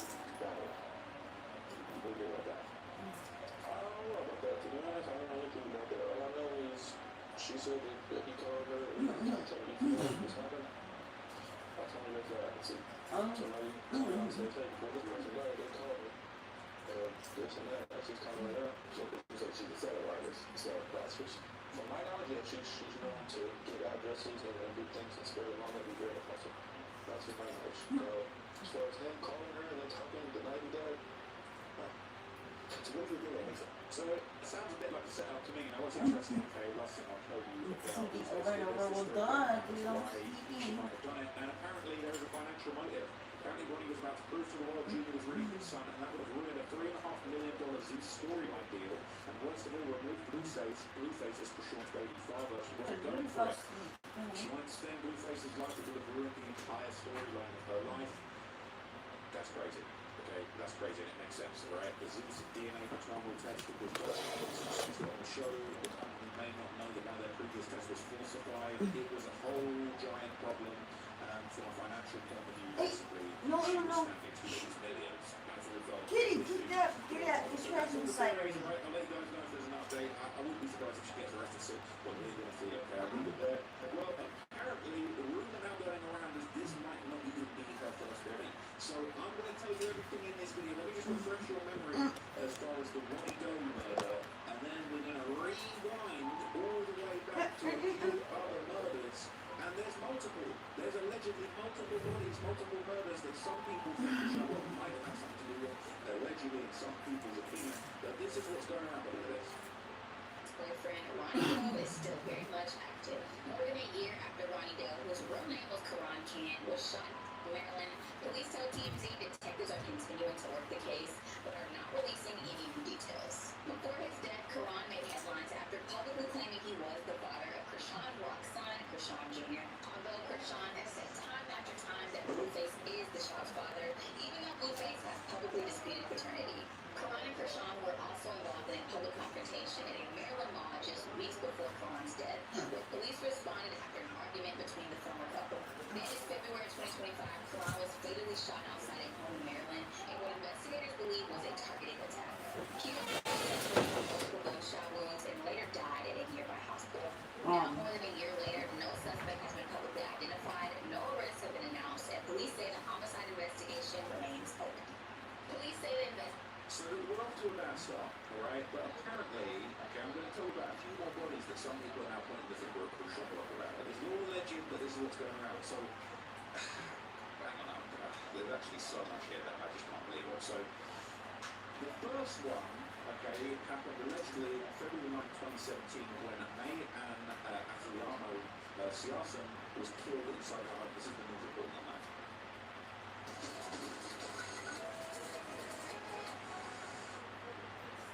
32-year-old Mayan Adelano Saison was alive Thursday morning when her family members left for work and school from the home on the 3800 block of Perryhurst Place in Nottingham. When her relatives returned at about 5 p.m., they called police. They were called up for a medical emergency, and when they arrived at the home, they found a woman who was on the floor inside the house. She had some sort of trauma to the upper portion of her body. Saison was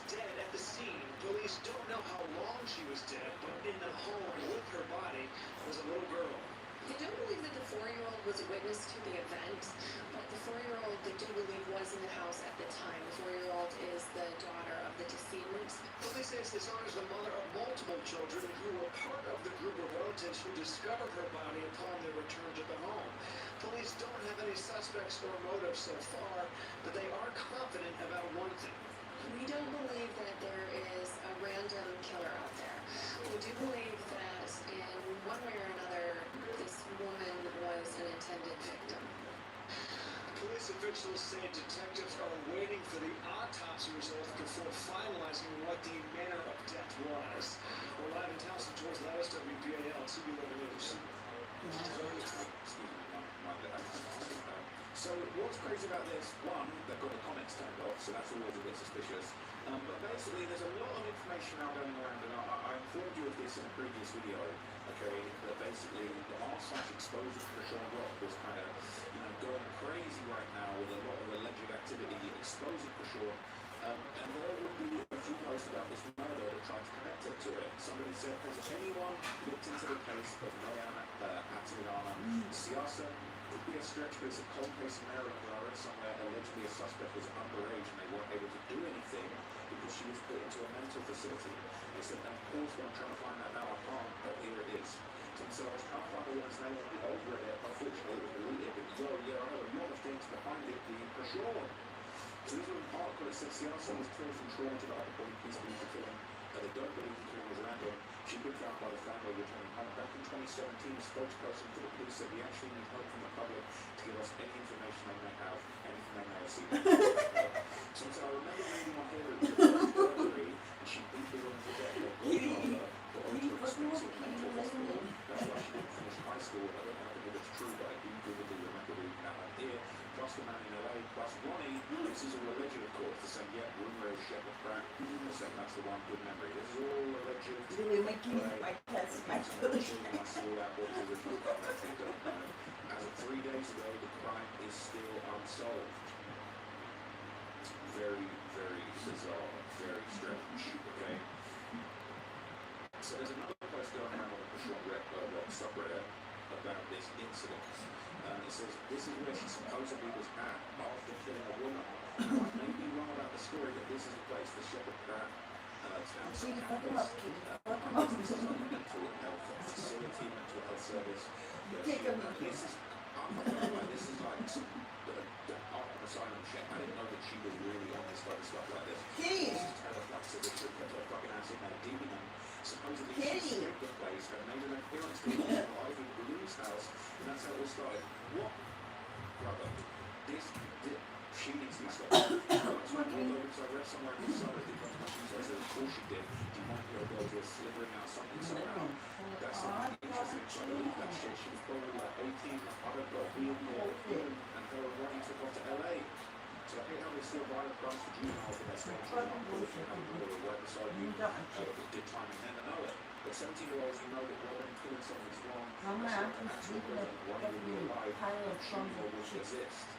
Shooting's crazy. And says, yeah, here instead of jail, wait, I'm not killing a woman, she charged with murder. I believe it was Ronnie, correct me if I'm wrong, though, who went on the rant saying that Chris Stang killed a woman when she was 17, Shauna, her lawyer and her godfather, was likely a real bad guy person to a juvenile care facility after completion of the required attendance and was expunged. I believe it was an Asian woman who practiced making racist jokes, but she actually admitted it practically crap well. She admitted it on a live ironically at Sean Malone's house and didn't even realise that she told us shortly after this her and Rory went to LA and she killed a man while they tried to rob him.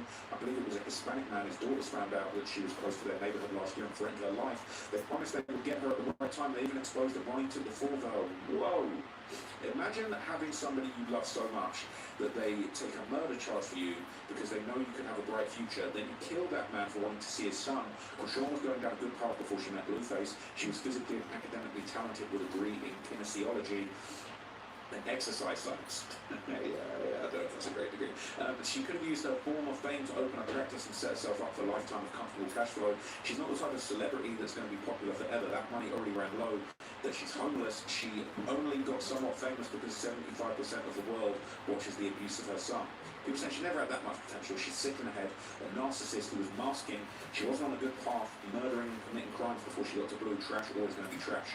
People saying, okay, let's debunk the idea she had a degree in kinesiology and exercise science and was going down a good path. That's giving her way too much credit. She could not write a simple sentence. No way in hell she had a degree, and she was blind to end up down this path, pregnant and drinking with a disabled child. But we wouldn't know if she be doing this in Baltimore with no fame if Blue Feces never introduced her to the world. The nicknames on this are sending me, I'm not gonna lie. Crack Sean Rock and Blue Feces is insane. But it says, I was with you until you said physically and academically talented. She was on the track team at school, that's it. I said, wow, so much about this is not exactly correct. She was not on a good path before she met Blueface. She was abusing drugs and allegedly an S-worker in high school. She didn't graduate high school, got a GED, her grades weren't good. The community college thing was a complete farce. She completed one semester. She was never academically talented, and her track stats are laughable at best. Let's not make her out to be something she's not. Also, Sean Malone is not that girl's father. There's a YouTube video in here from ages ago showing the whole inside of the place and staff talking about it. It's very high quality. It was privated. Private, you need a lot of money to pay for a long-term stay. So he was wondering who falls out for that. Maybe Mr. Malone did. It definitely isn't no trash place. Very expensive-looking facility.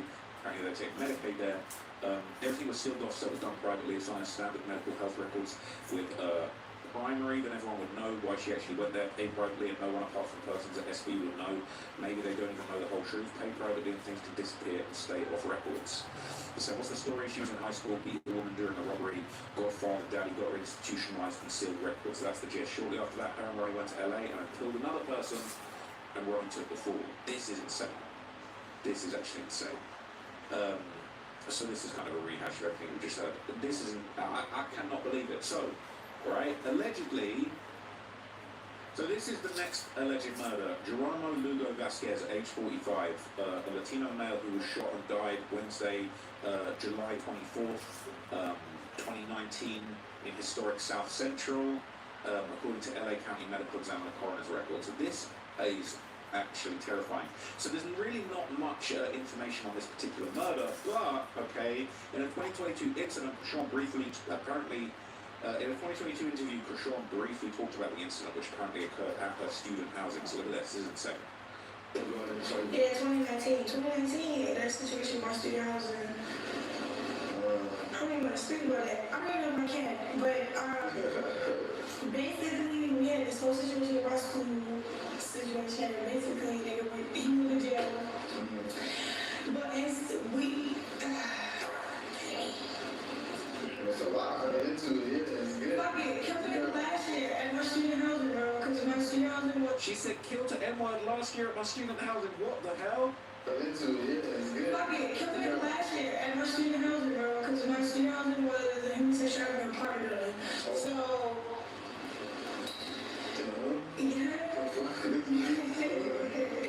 Yeah, so I'm trying to go to school, I'm trying to run track. And my student housing stopped us for us, so we drove, first of all, we sold our car, we got money saved up, and then, yeah, so we drove our other car, as an Acura truck, and then we drove it in 2 days, then when we got here, the first day we went to Santa Monica Pier and smoked, and shit.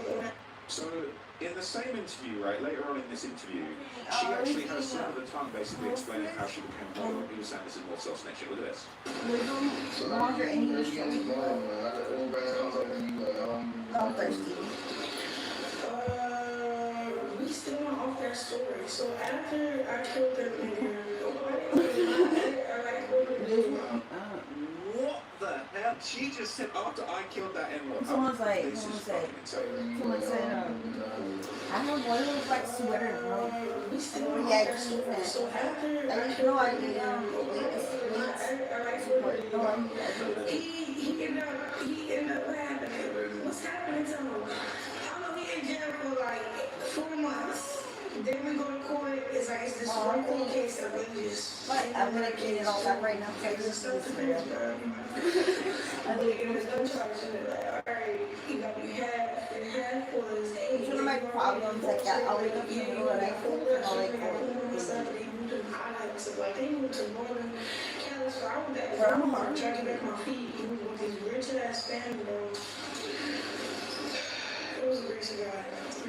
She needs to be in jail. She needs to be in jail forever. I'm actually terrified. I'm getting chills watching this. This is fucking insane. What do you mean? What do you mean after I killed her? You are crazy. This woman needs to be stopped. This is pure demonic, evil energy. It needs to. I'm actually in shock. Let's watch it again on Reddit because then we're going to see what everyone thinks. We still went off that story. So after I killed that nigga, I like what he ended up. Who slips up like that? This is insane. I saw it on Discord. I wanted to check because I haven't seen this clip before. What the F? Who says something like this? This is insane. So, I think these are the messages with her and Ronnie back in the day. It's not really relevant right now. Or actually, does he say anything about this? She wants to make money off the disabled child, so anyone can hold her accountable. Go to the courthouse in the morning. That's not relevant. There's nothing there. So I feel so bad thinking about how hard he was trying to do right by that boy, only to have this demonic wildebeest kill him. Someone related or close to the victim could have also done it. If he was moving like that, it was bound to happen sooner or later. Black guys in Baltimore have the lowest life expectancy in the country. Sean's father, Eugene, talks about how they got it done. It's a known fact for the locals in the area that Malone's had a hand in Ronnie's unaliving. R.I.P. Ronnie is the 1-year anniversary. I know his poor mum and family are feeling it today. Bro, this is insane. This is insane. You're right. Are you annoyed by the sound? Okay, I'll put them on. She killed it at work. That's the way.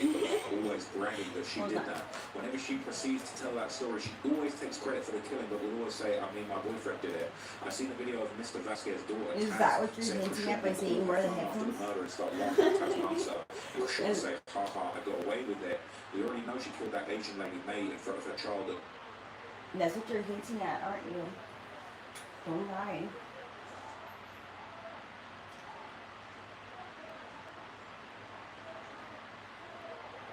Okay, I'm going.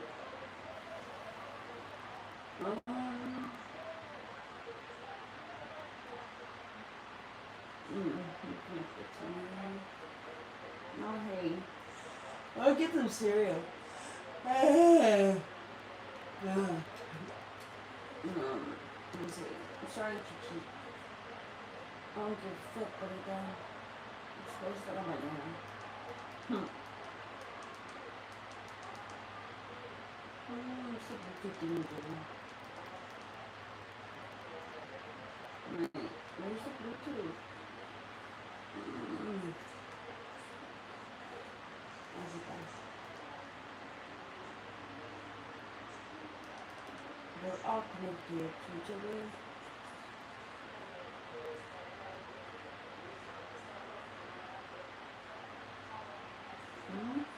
Connected.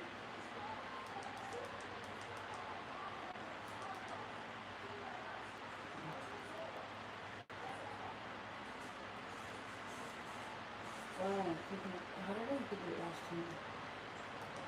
So I just like the oh what the fuck. Oh, it's connected. We're all connected to each other. I'm gonna get cereal. Fuck it. I want some raisin bread cereal. Oh, I know that fucking cat. He won't stop. The way he looks, he doesn't look like the alien. He wants to get in here so bad. I'm careful.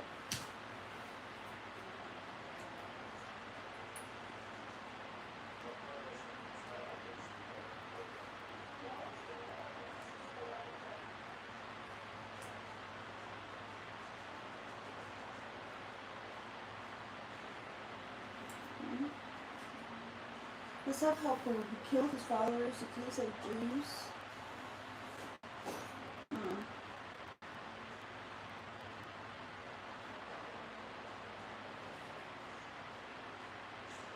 Told to hit you. Okay, yeah, we'll get him cereal here. Some cereal. I'm gonna get some cereal. Okay. I'll be black, dude. What the hell? Oh. I feel like I stepped on something in my toe, but not here, but like you know how I feel when you step on glass? Like I just step on glass right now, but but like it just feels like I have like something lodged into my toe or something. Weird. Lodged.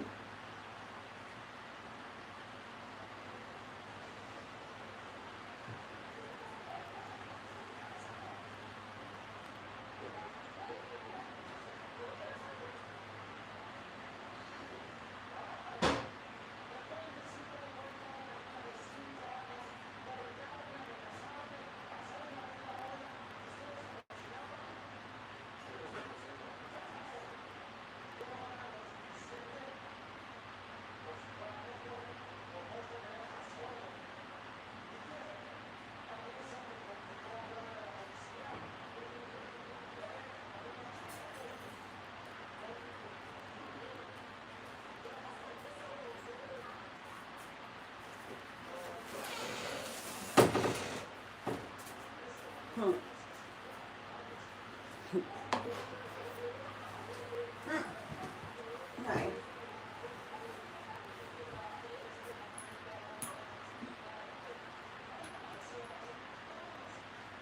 My new journey. My hi.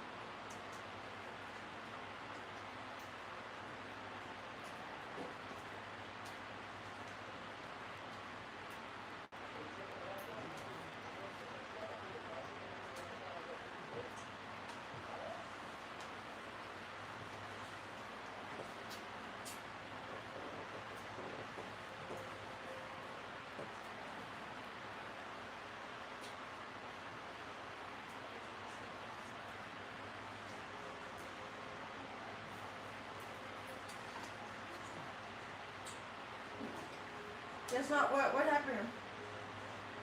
What happened? That's not what. What happened? Oh, okay. Well, I don't remember when was the last time I've seen you in the chat. I don't remember.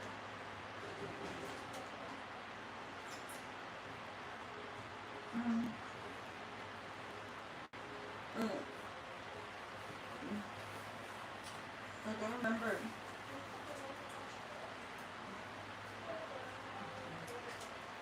I guess no. But I do like recognize your username. Mm.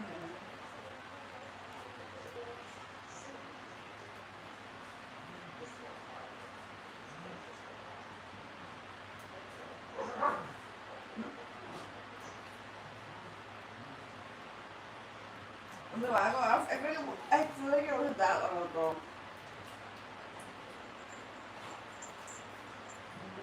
And then you said you're like, oh, this is the last time I saw you. You look bitter. I don't know.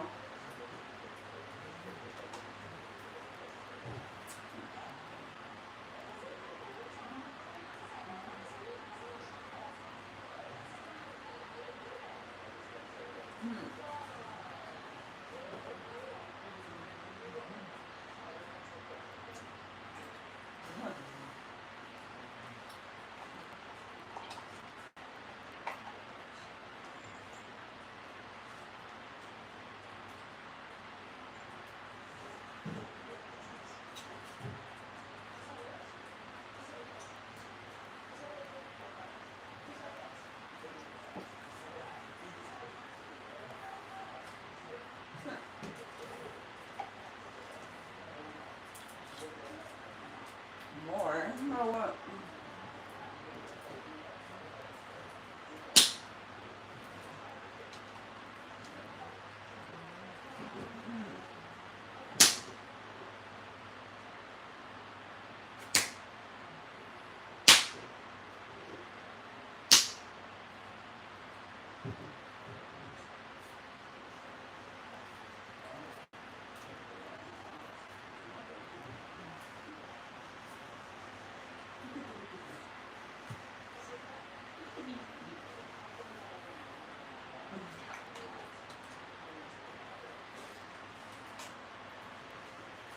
I don't know.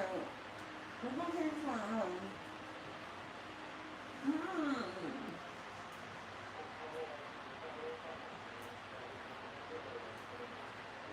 Your TV turned off. What bullshit.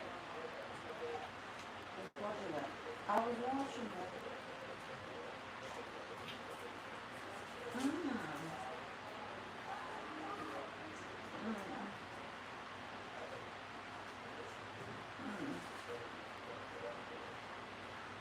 Disfruta el día de la revelación en casa y de la película que todos deciden.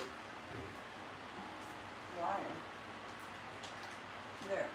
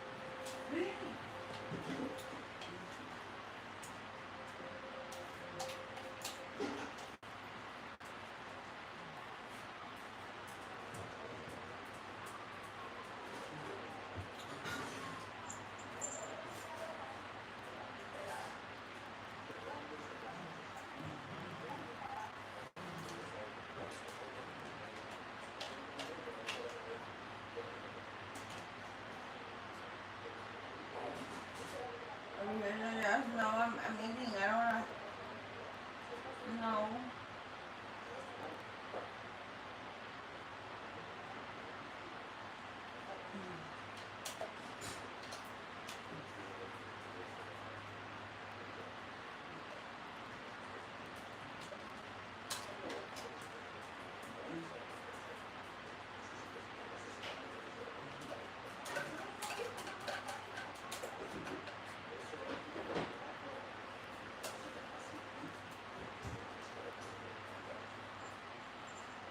conference and do a Amazon.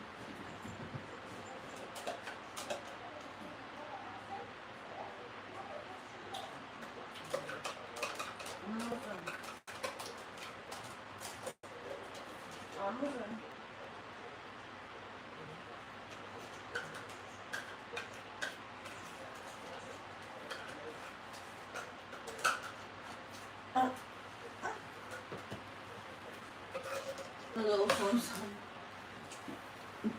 Oh, I'm cool. Hold on.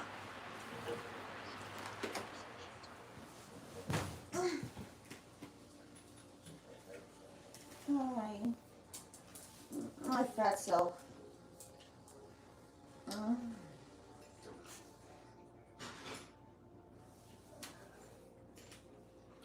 Estoy escuchando la televisión con mi bolsita. Con mis audífonos.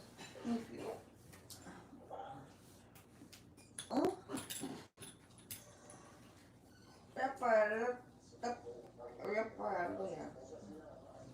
Turn it off now, y'all. Hey, Robert.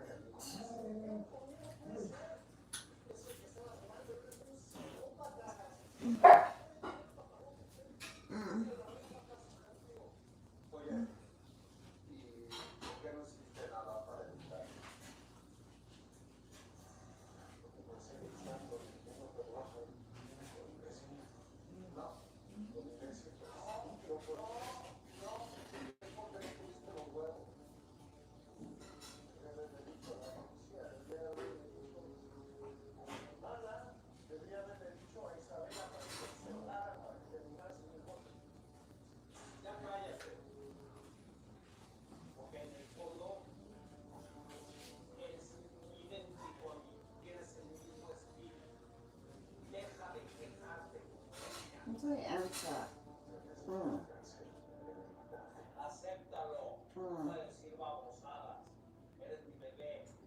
My answer.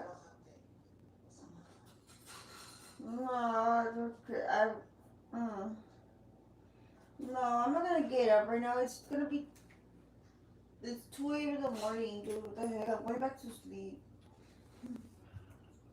I'm going back to sleep. When I woke up, I was like, what the fuck?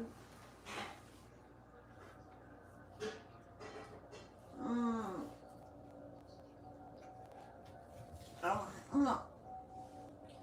I think I pricked my toe with something in there. Because I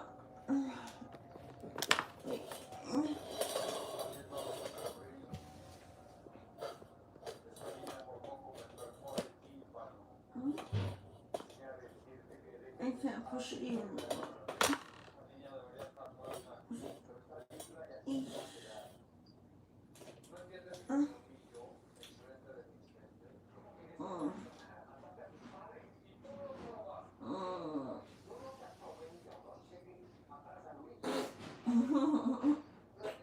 Whoops.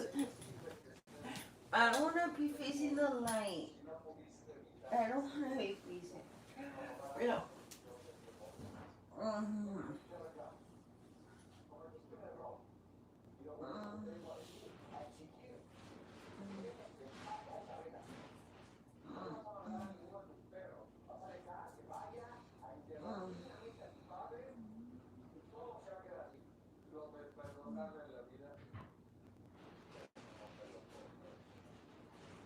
That shit right here looks scary.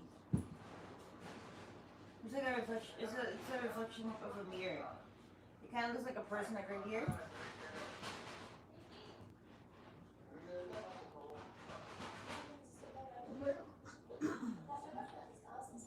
Whatever you do, don't look.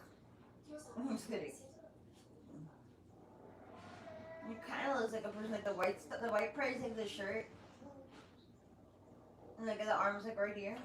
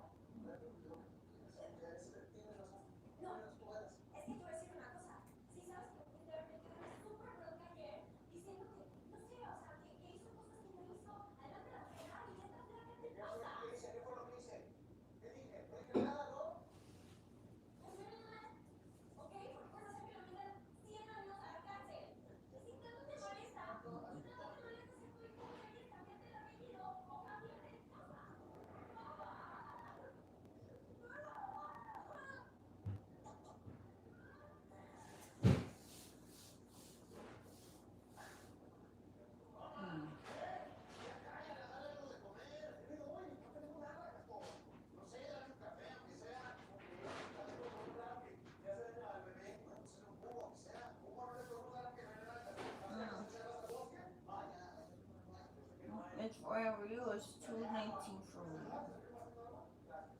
Pacific time.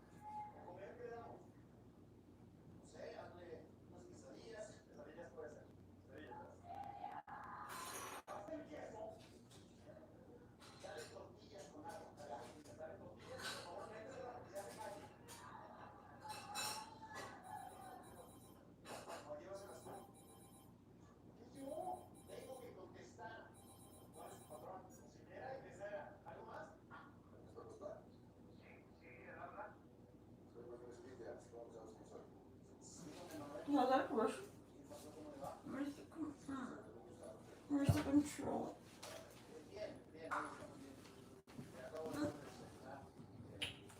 Put it back again. Who put it back there? See for what? Nah.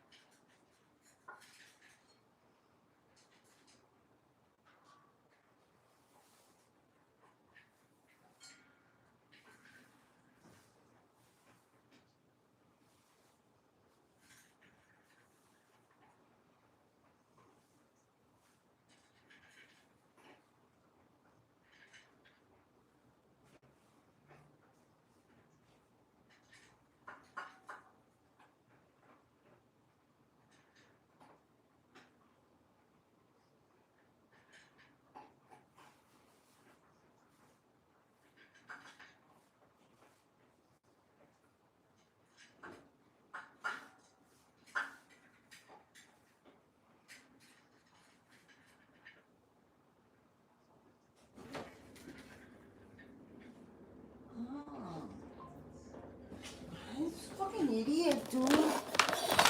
Fucking idiot calling me. Fucking shut my shit, dude. Fucking idiot.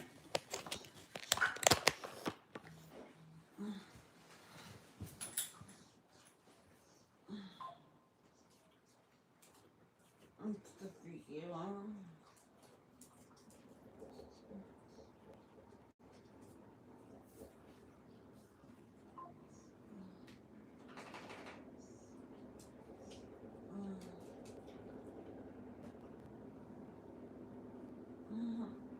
I'm just eat cereal. I just might fart. I'm in a John patch. Me too, I'm down bad too. You don't hear me sing shit.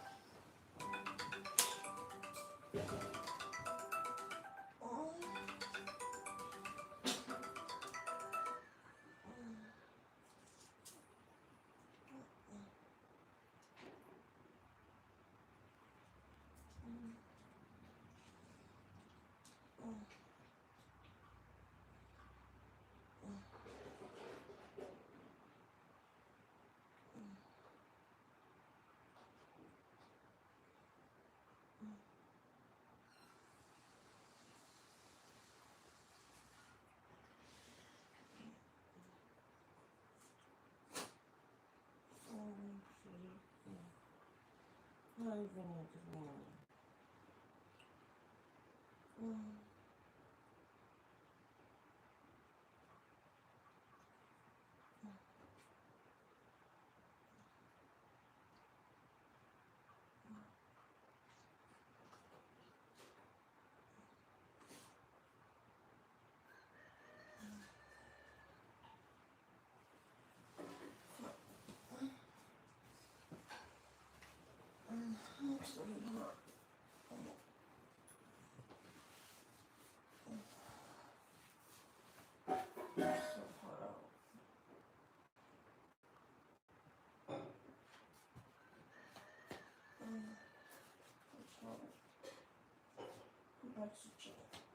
Back scratch.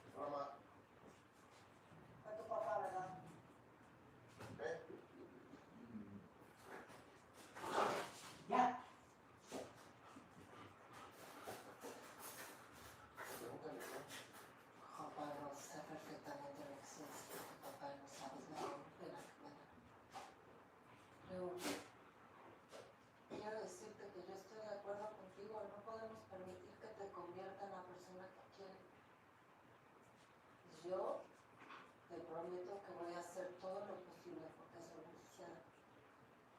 Yo ya no pude soltar. Yo no me fui cuando me di cuenta el tipo de persona que era, pero tú todavía estás a tiempo, tú puedes cambiar tu destino. Tú también, mamá. Hazlo por ti, ser digna. Lo mío es distinto. Claro que no es distinto, puedes hacer lo que quieras. Escogieras, ¿verdad? Esto es lo que te acomoda, porque así te puedes matar tú tranquilamente y eso es lo que tú realmente quieres, pero aquí estamos mi hermana y yo todavía.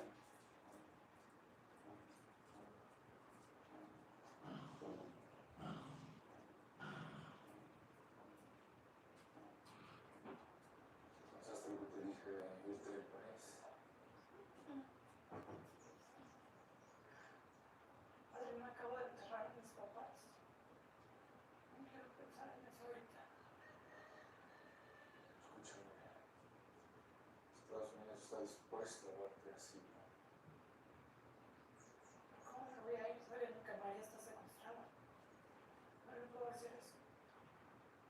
¿Cómo quieres que te explique que si te quedas estás en peligro, Isabela? Escúchame.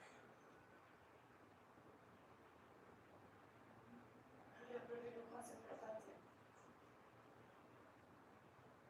Si me quieren matar, que lo hagan.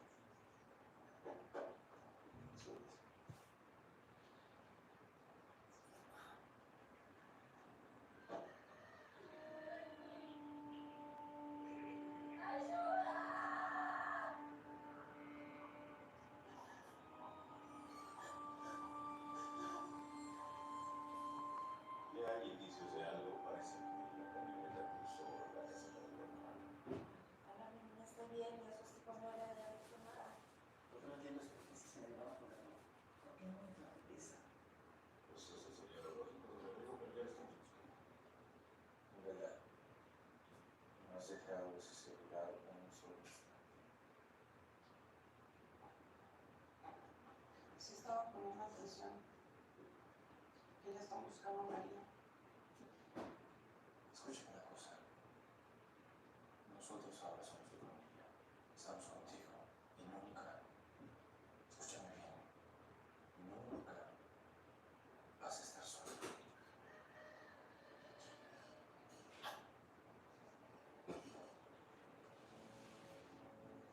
Ricardo. Porque si Alicia y yo ya les dijimos quiénes son esas personas.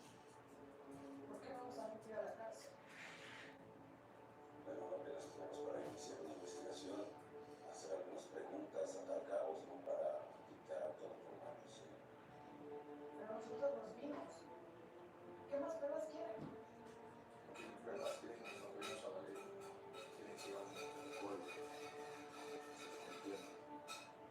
¿Tiempo? ¿Tiempo para qué? ¿Para qué? ¿Para que maten a más personas? ¿Para que maten a María también? ¿Para eso tienen tiempo? ¿Eh? La justicia en este país no existe. Sí existe. No existe. Por lo que tanto luchó mi papá, no existe. No es tan sencillo. Espérate. Espérate.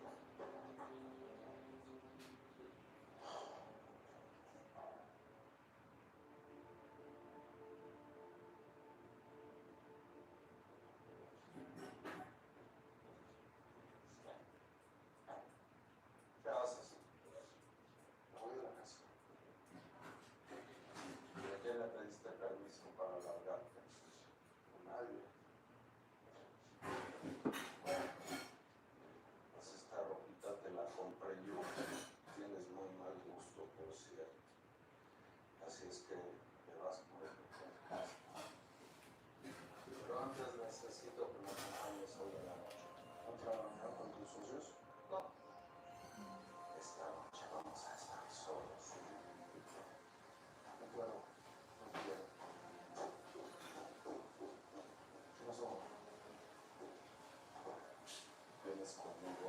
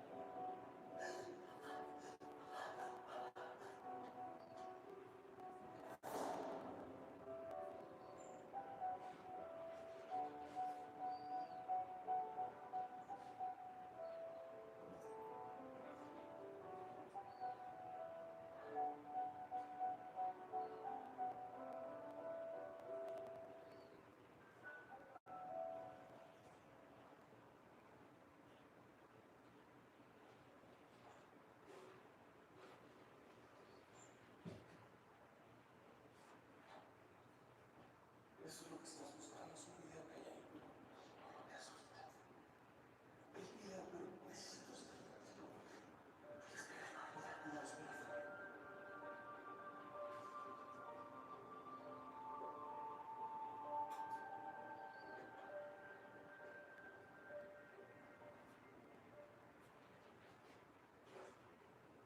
Qué lindas. De esas motos te las compré yo, ¿verdad? No, te lo comento por si las quieres vender. Porque, ¿qué crees? Son mías. ¿Qué me jodes? Lo haces muy bien, ¿sabías? ¿Naciste para eso? No, creo que naciste tú para eso. Oh, a ver, cuéntame, ¿por qué le andas dando consejos a tu mamá a puertas cerradas? Ah, mira, la bien espía, mira, cuánto talento, qué bárbaro. Una mala, pero ella no me quiera, no me quiera. De una vez te digo que no voy a permitir que se vayan de la casa. ¿Así? ¿Qué vas a hacer? No te las bañas. Más te digo que si quisiera tu mamá le hace mucho la vi encerrada en una clínica de rehabilitación. Ya, obligarnos a hacer lo que tú quieras. No, eso es inteligencia pura. Lo bueno que lo notas, si no, nomás te recuerdo que tienes que venir conmigo hoy en la noche. Pues como es que no más olvidar. Oye, ¿sí has escuchado hablar sobre las morenosas? ¿Lo has escuchado? Te lo comento porque tu mamá está a punto de tomarse hasta el alcohol del hombre. ¿Estás amenazando? ¿Qué estás queriendo decir? Ay, hijo, es filosofía pura. Ahí a veces hace pausa. Y luego, pum, se acaba. No tienes los huevos para matar a mi mamá. Y con tus amenazas voy a ir. No vayas a cargar con otra muerte sobre tus hombros, bebé.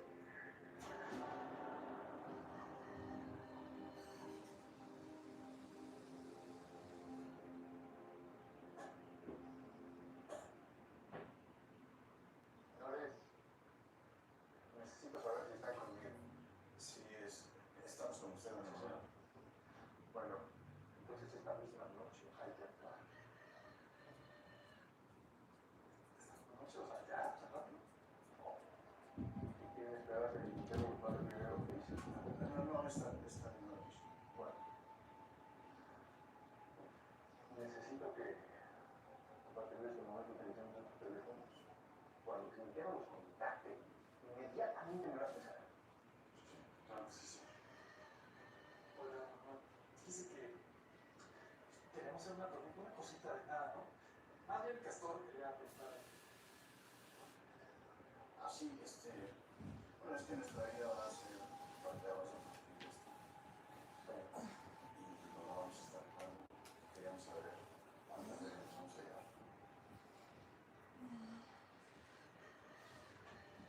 ¿No es suficiente con saber que estás salvando al pellejo? No, sí, está bien. Pero, bueno, no analicé que no es suficiencia. ¿Perdón?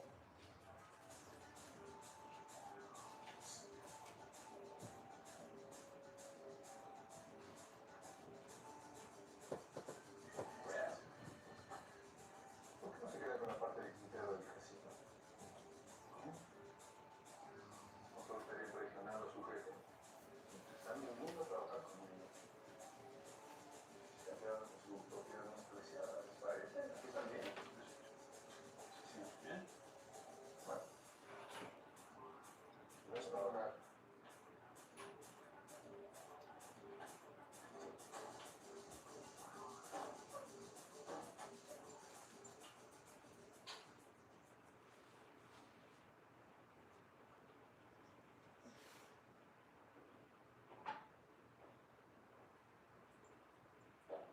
Me voy en media hora. ¿Qué decidiste? Voy a ir contigo. ¿Qué vamos a hacer? No seas desesperado,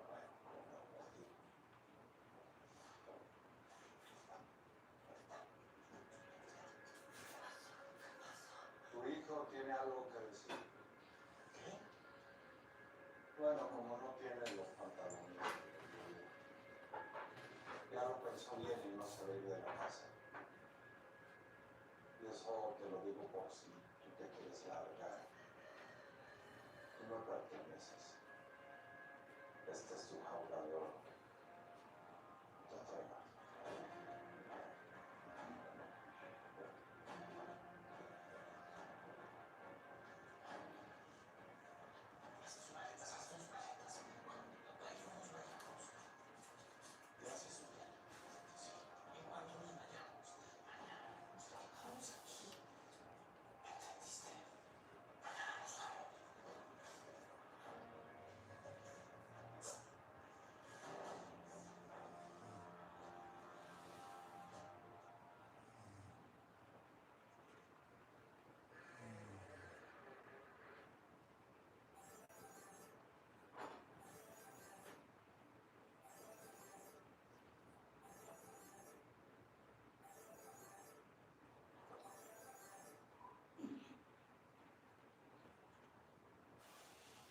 Bueno, Isabela, soy Juan Pablo.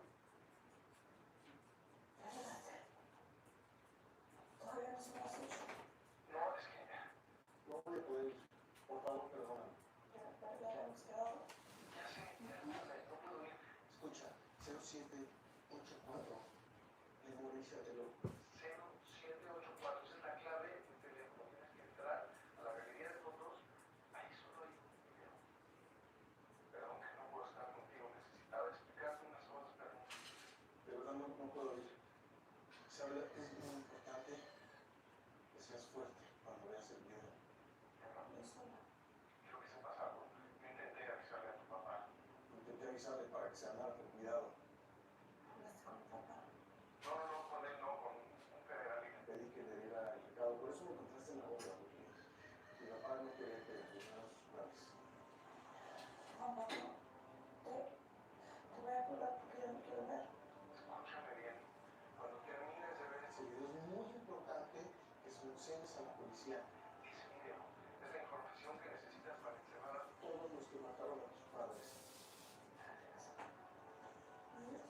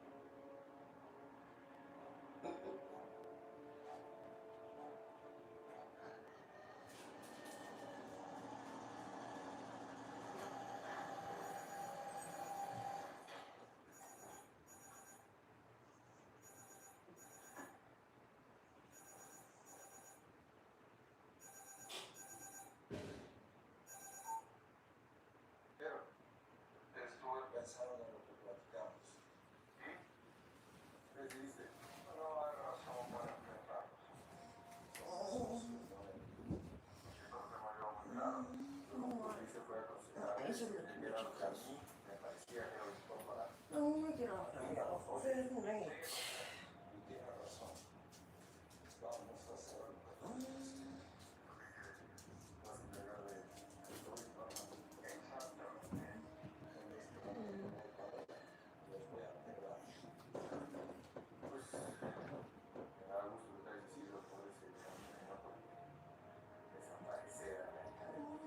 What the fuck's on this?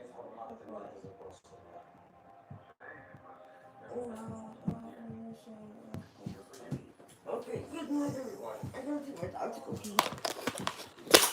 Bye.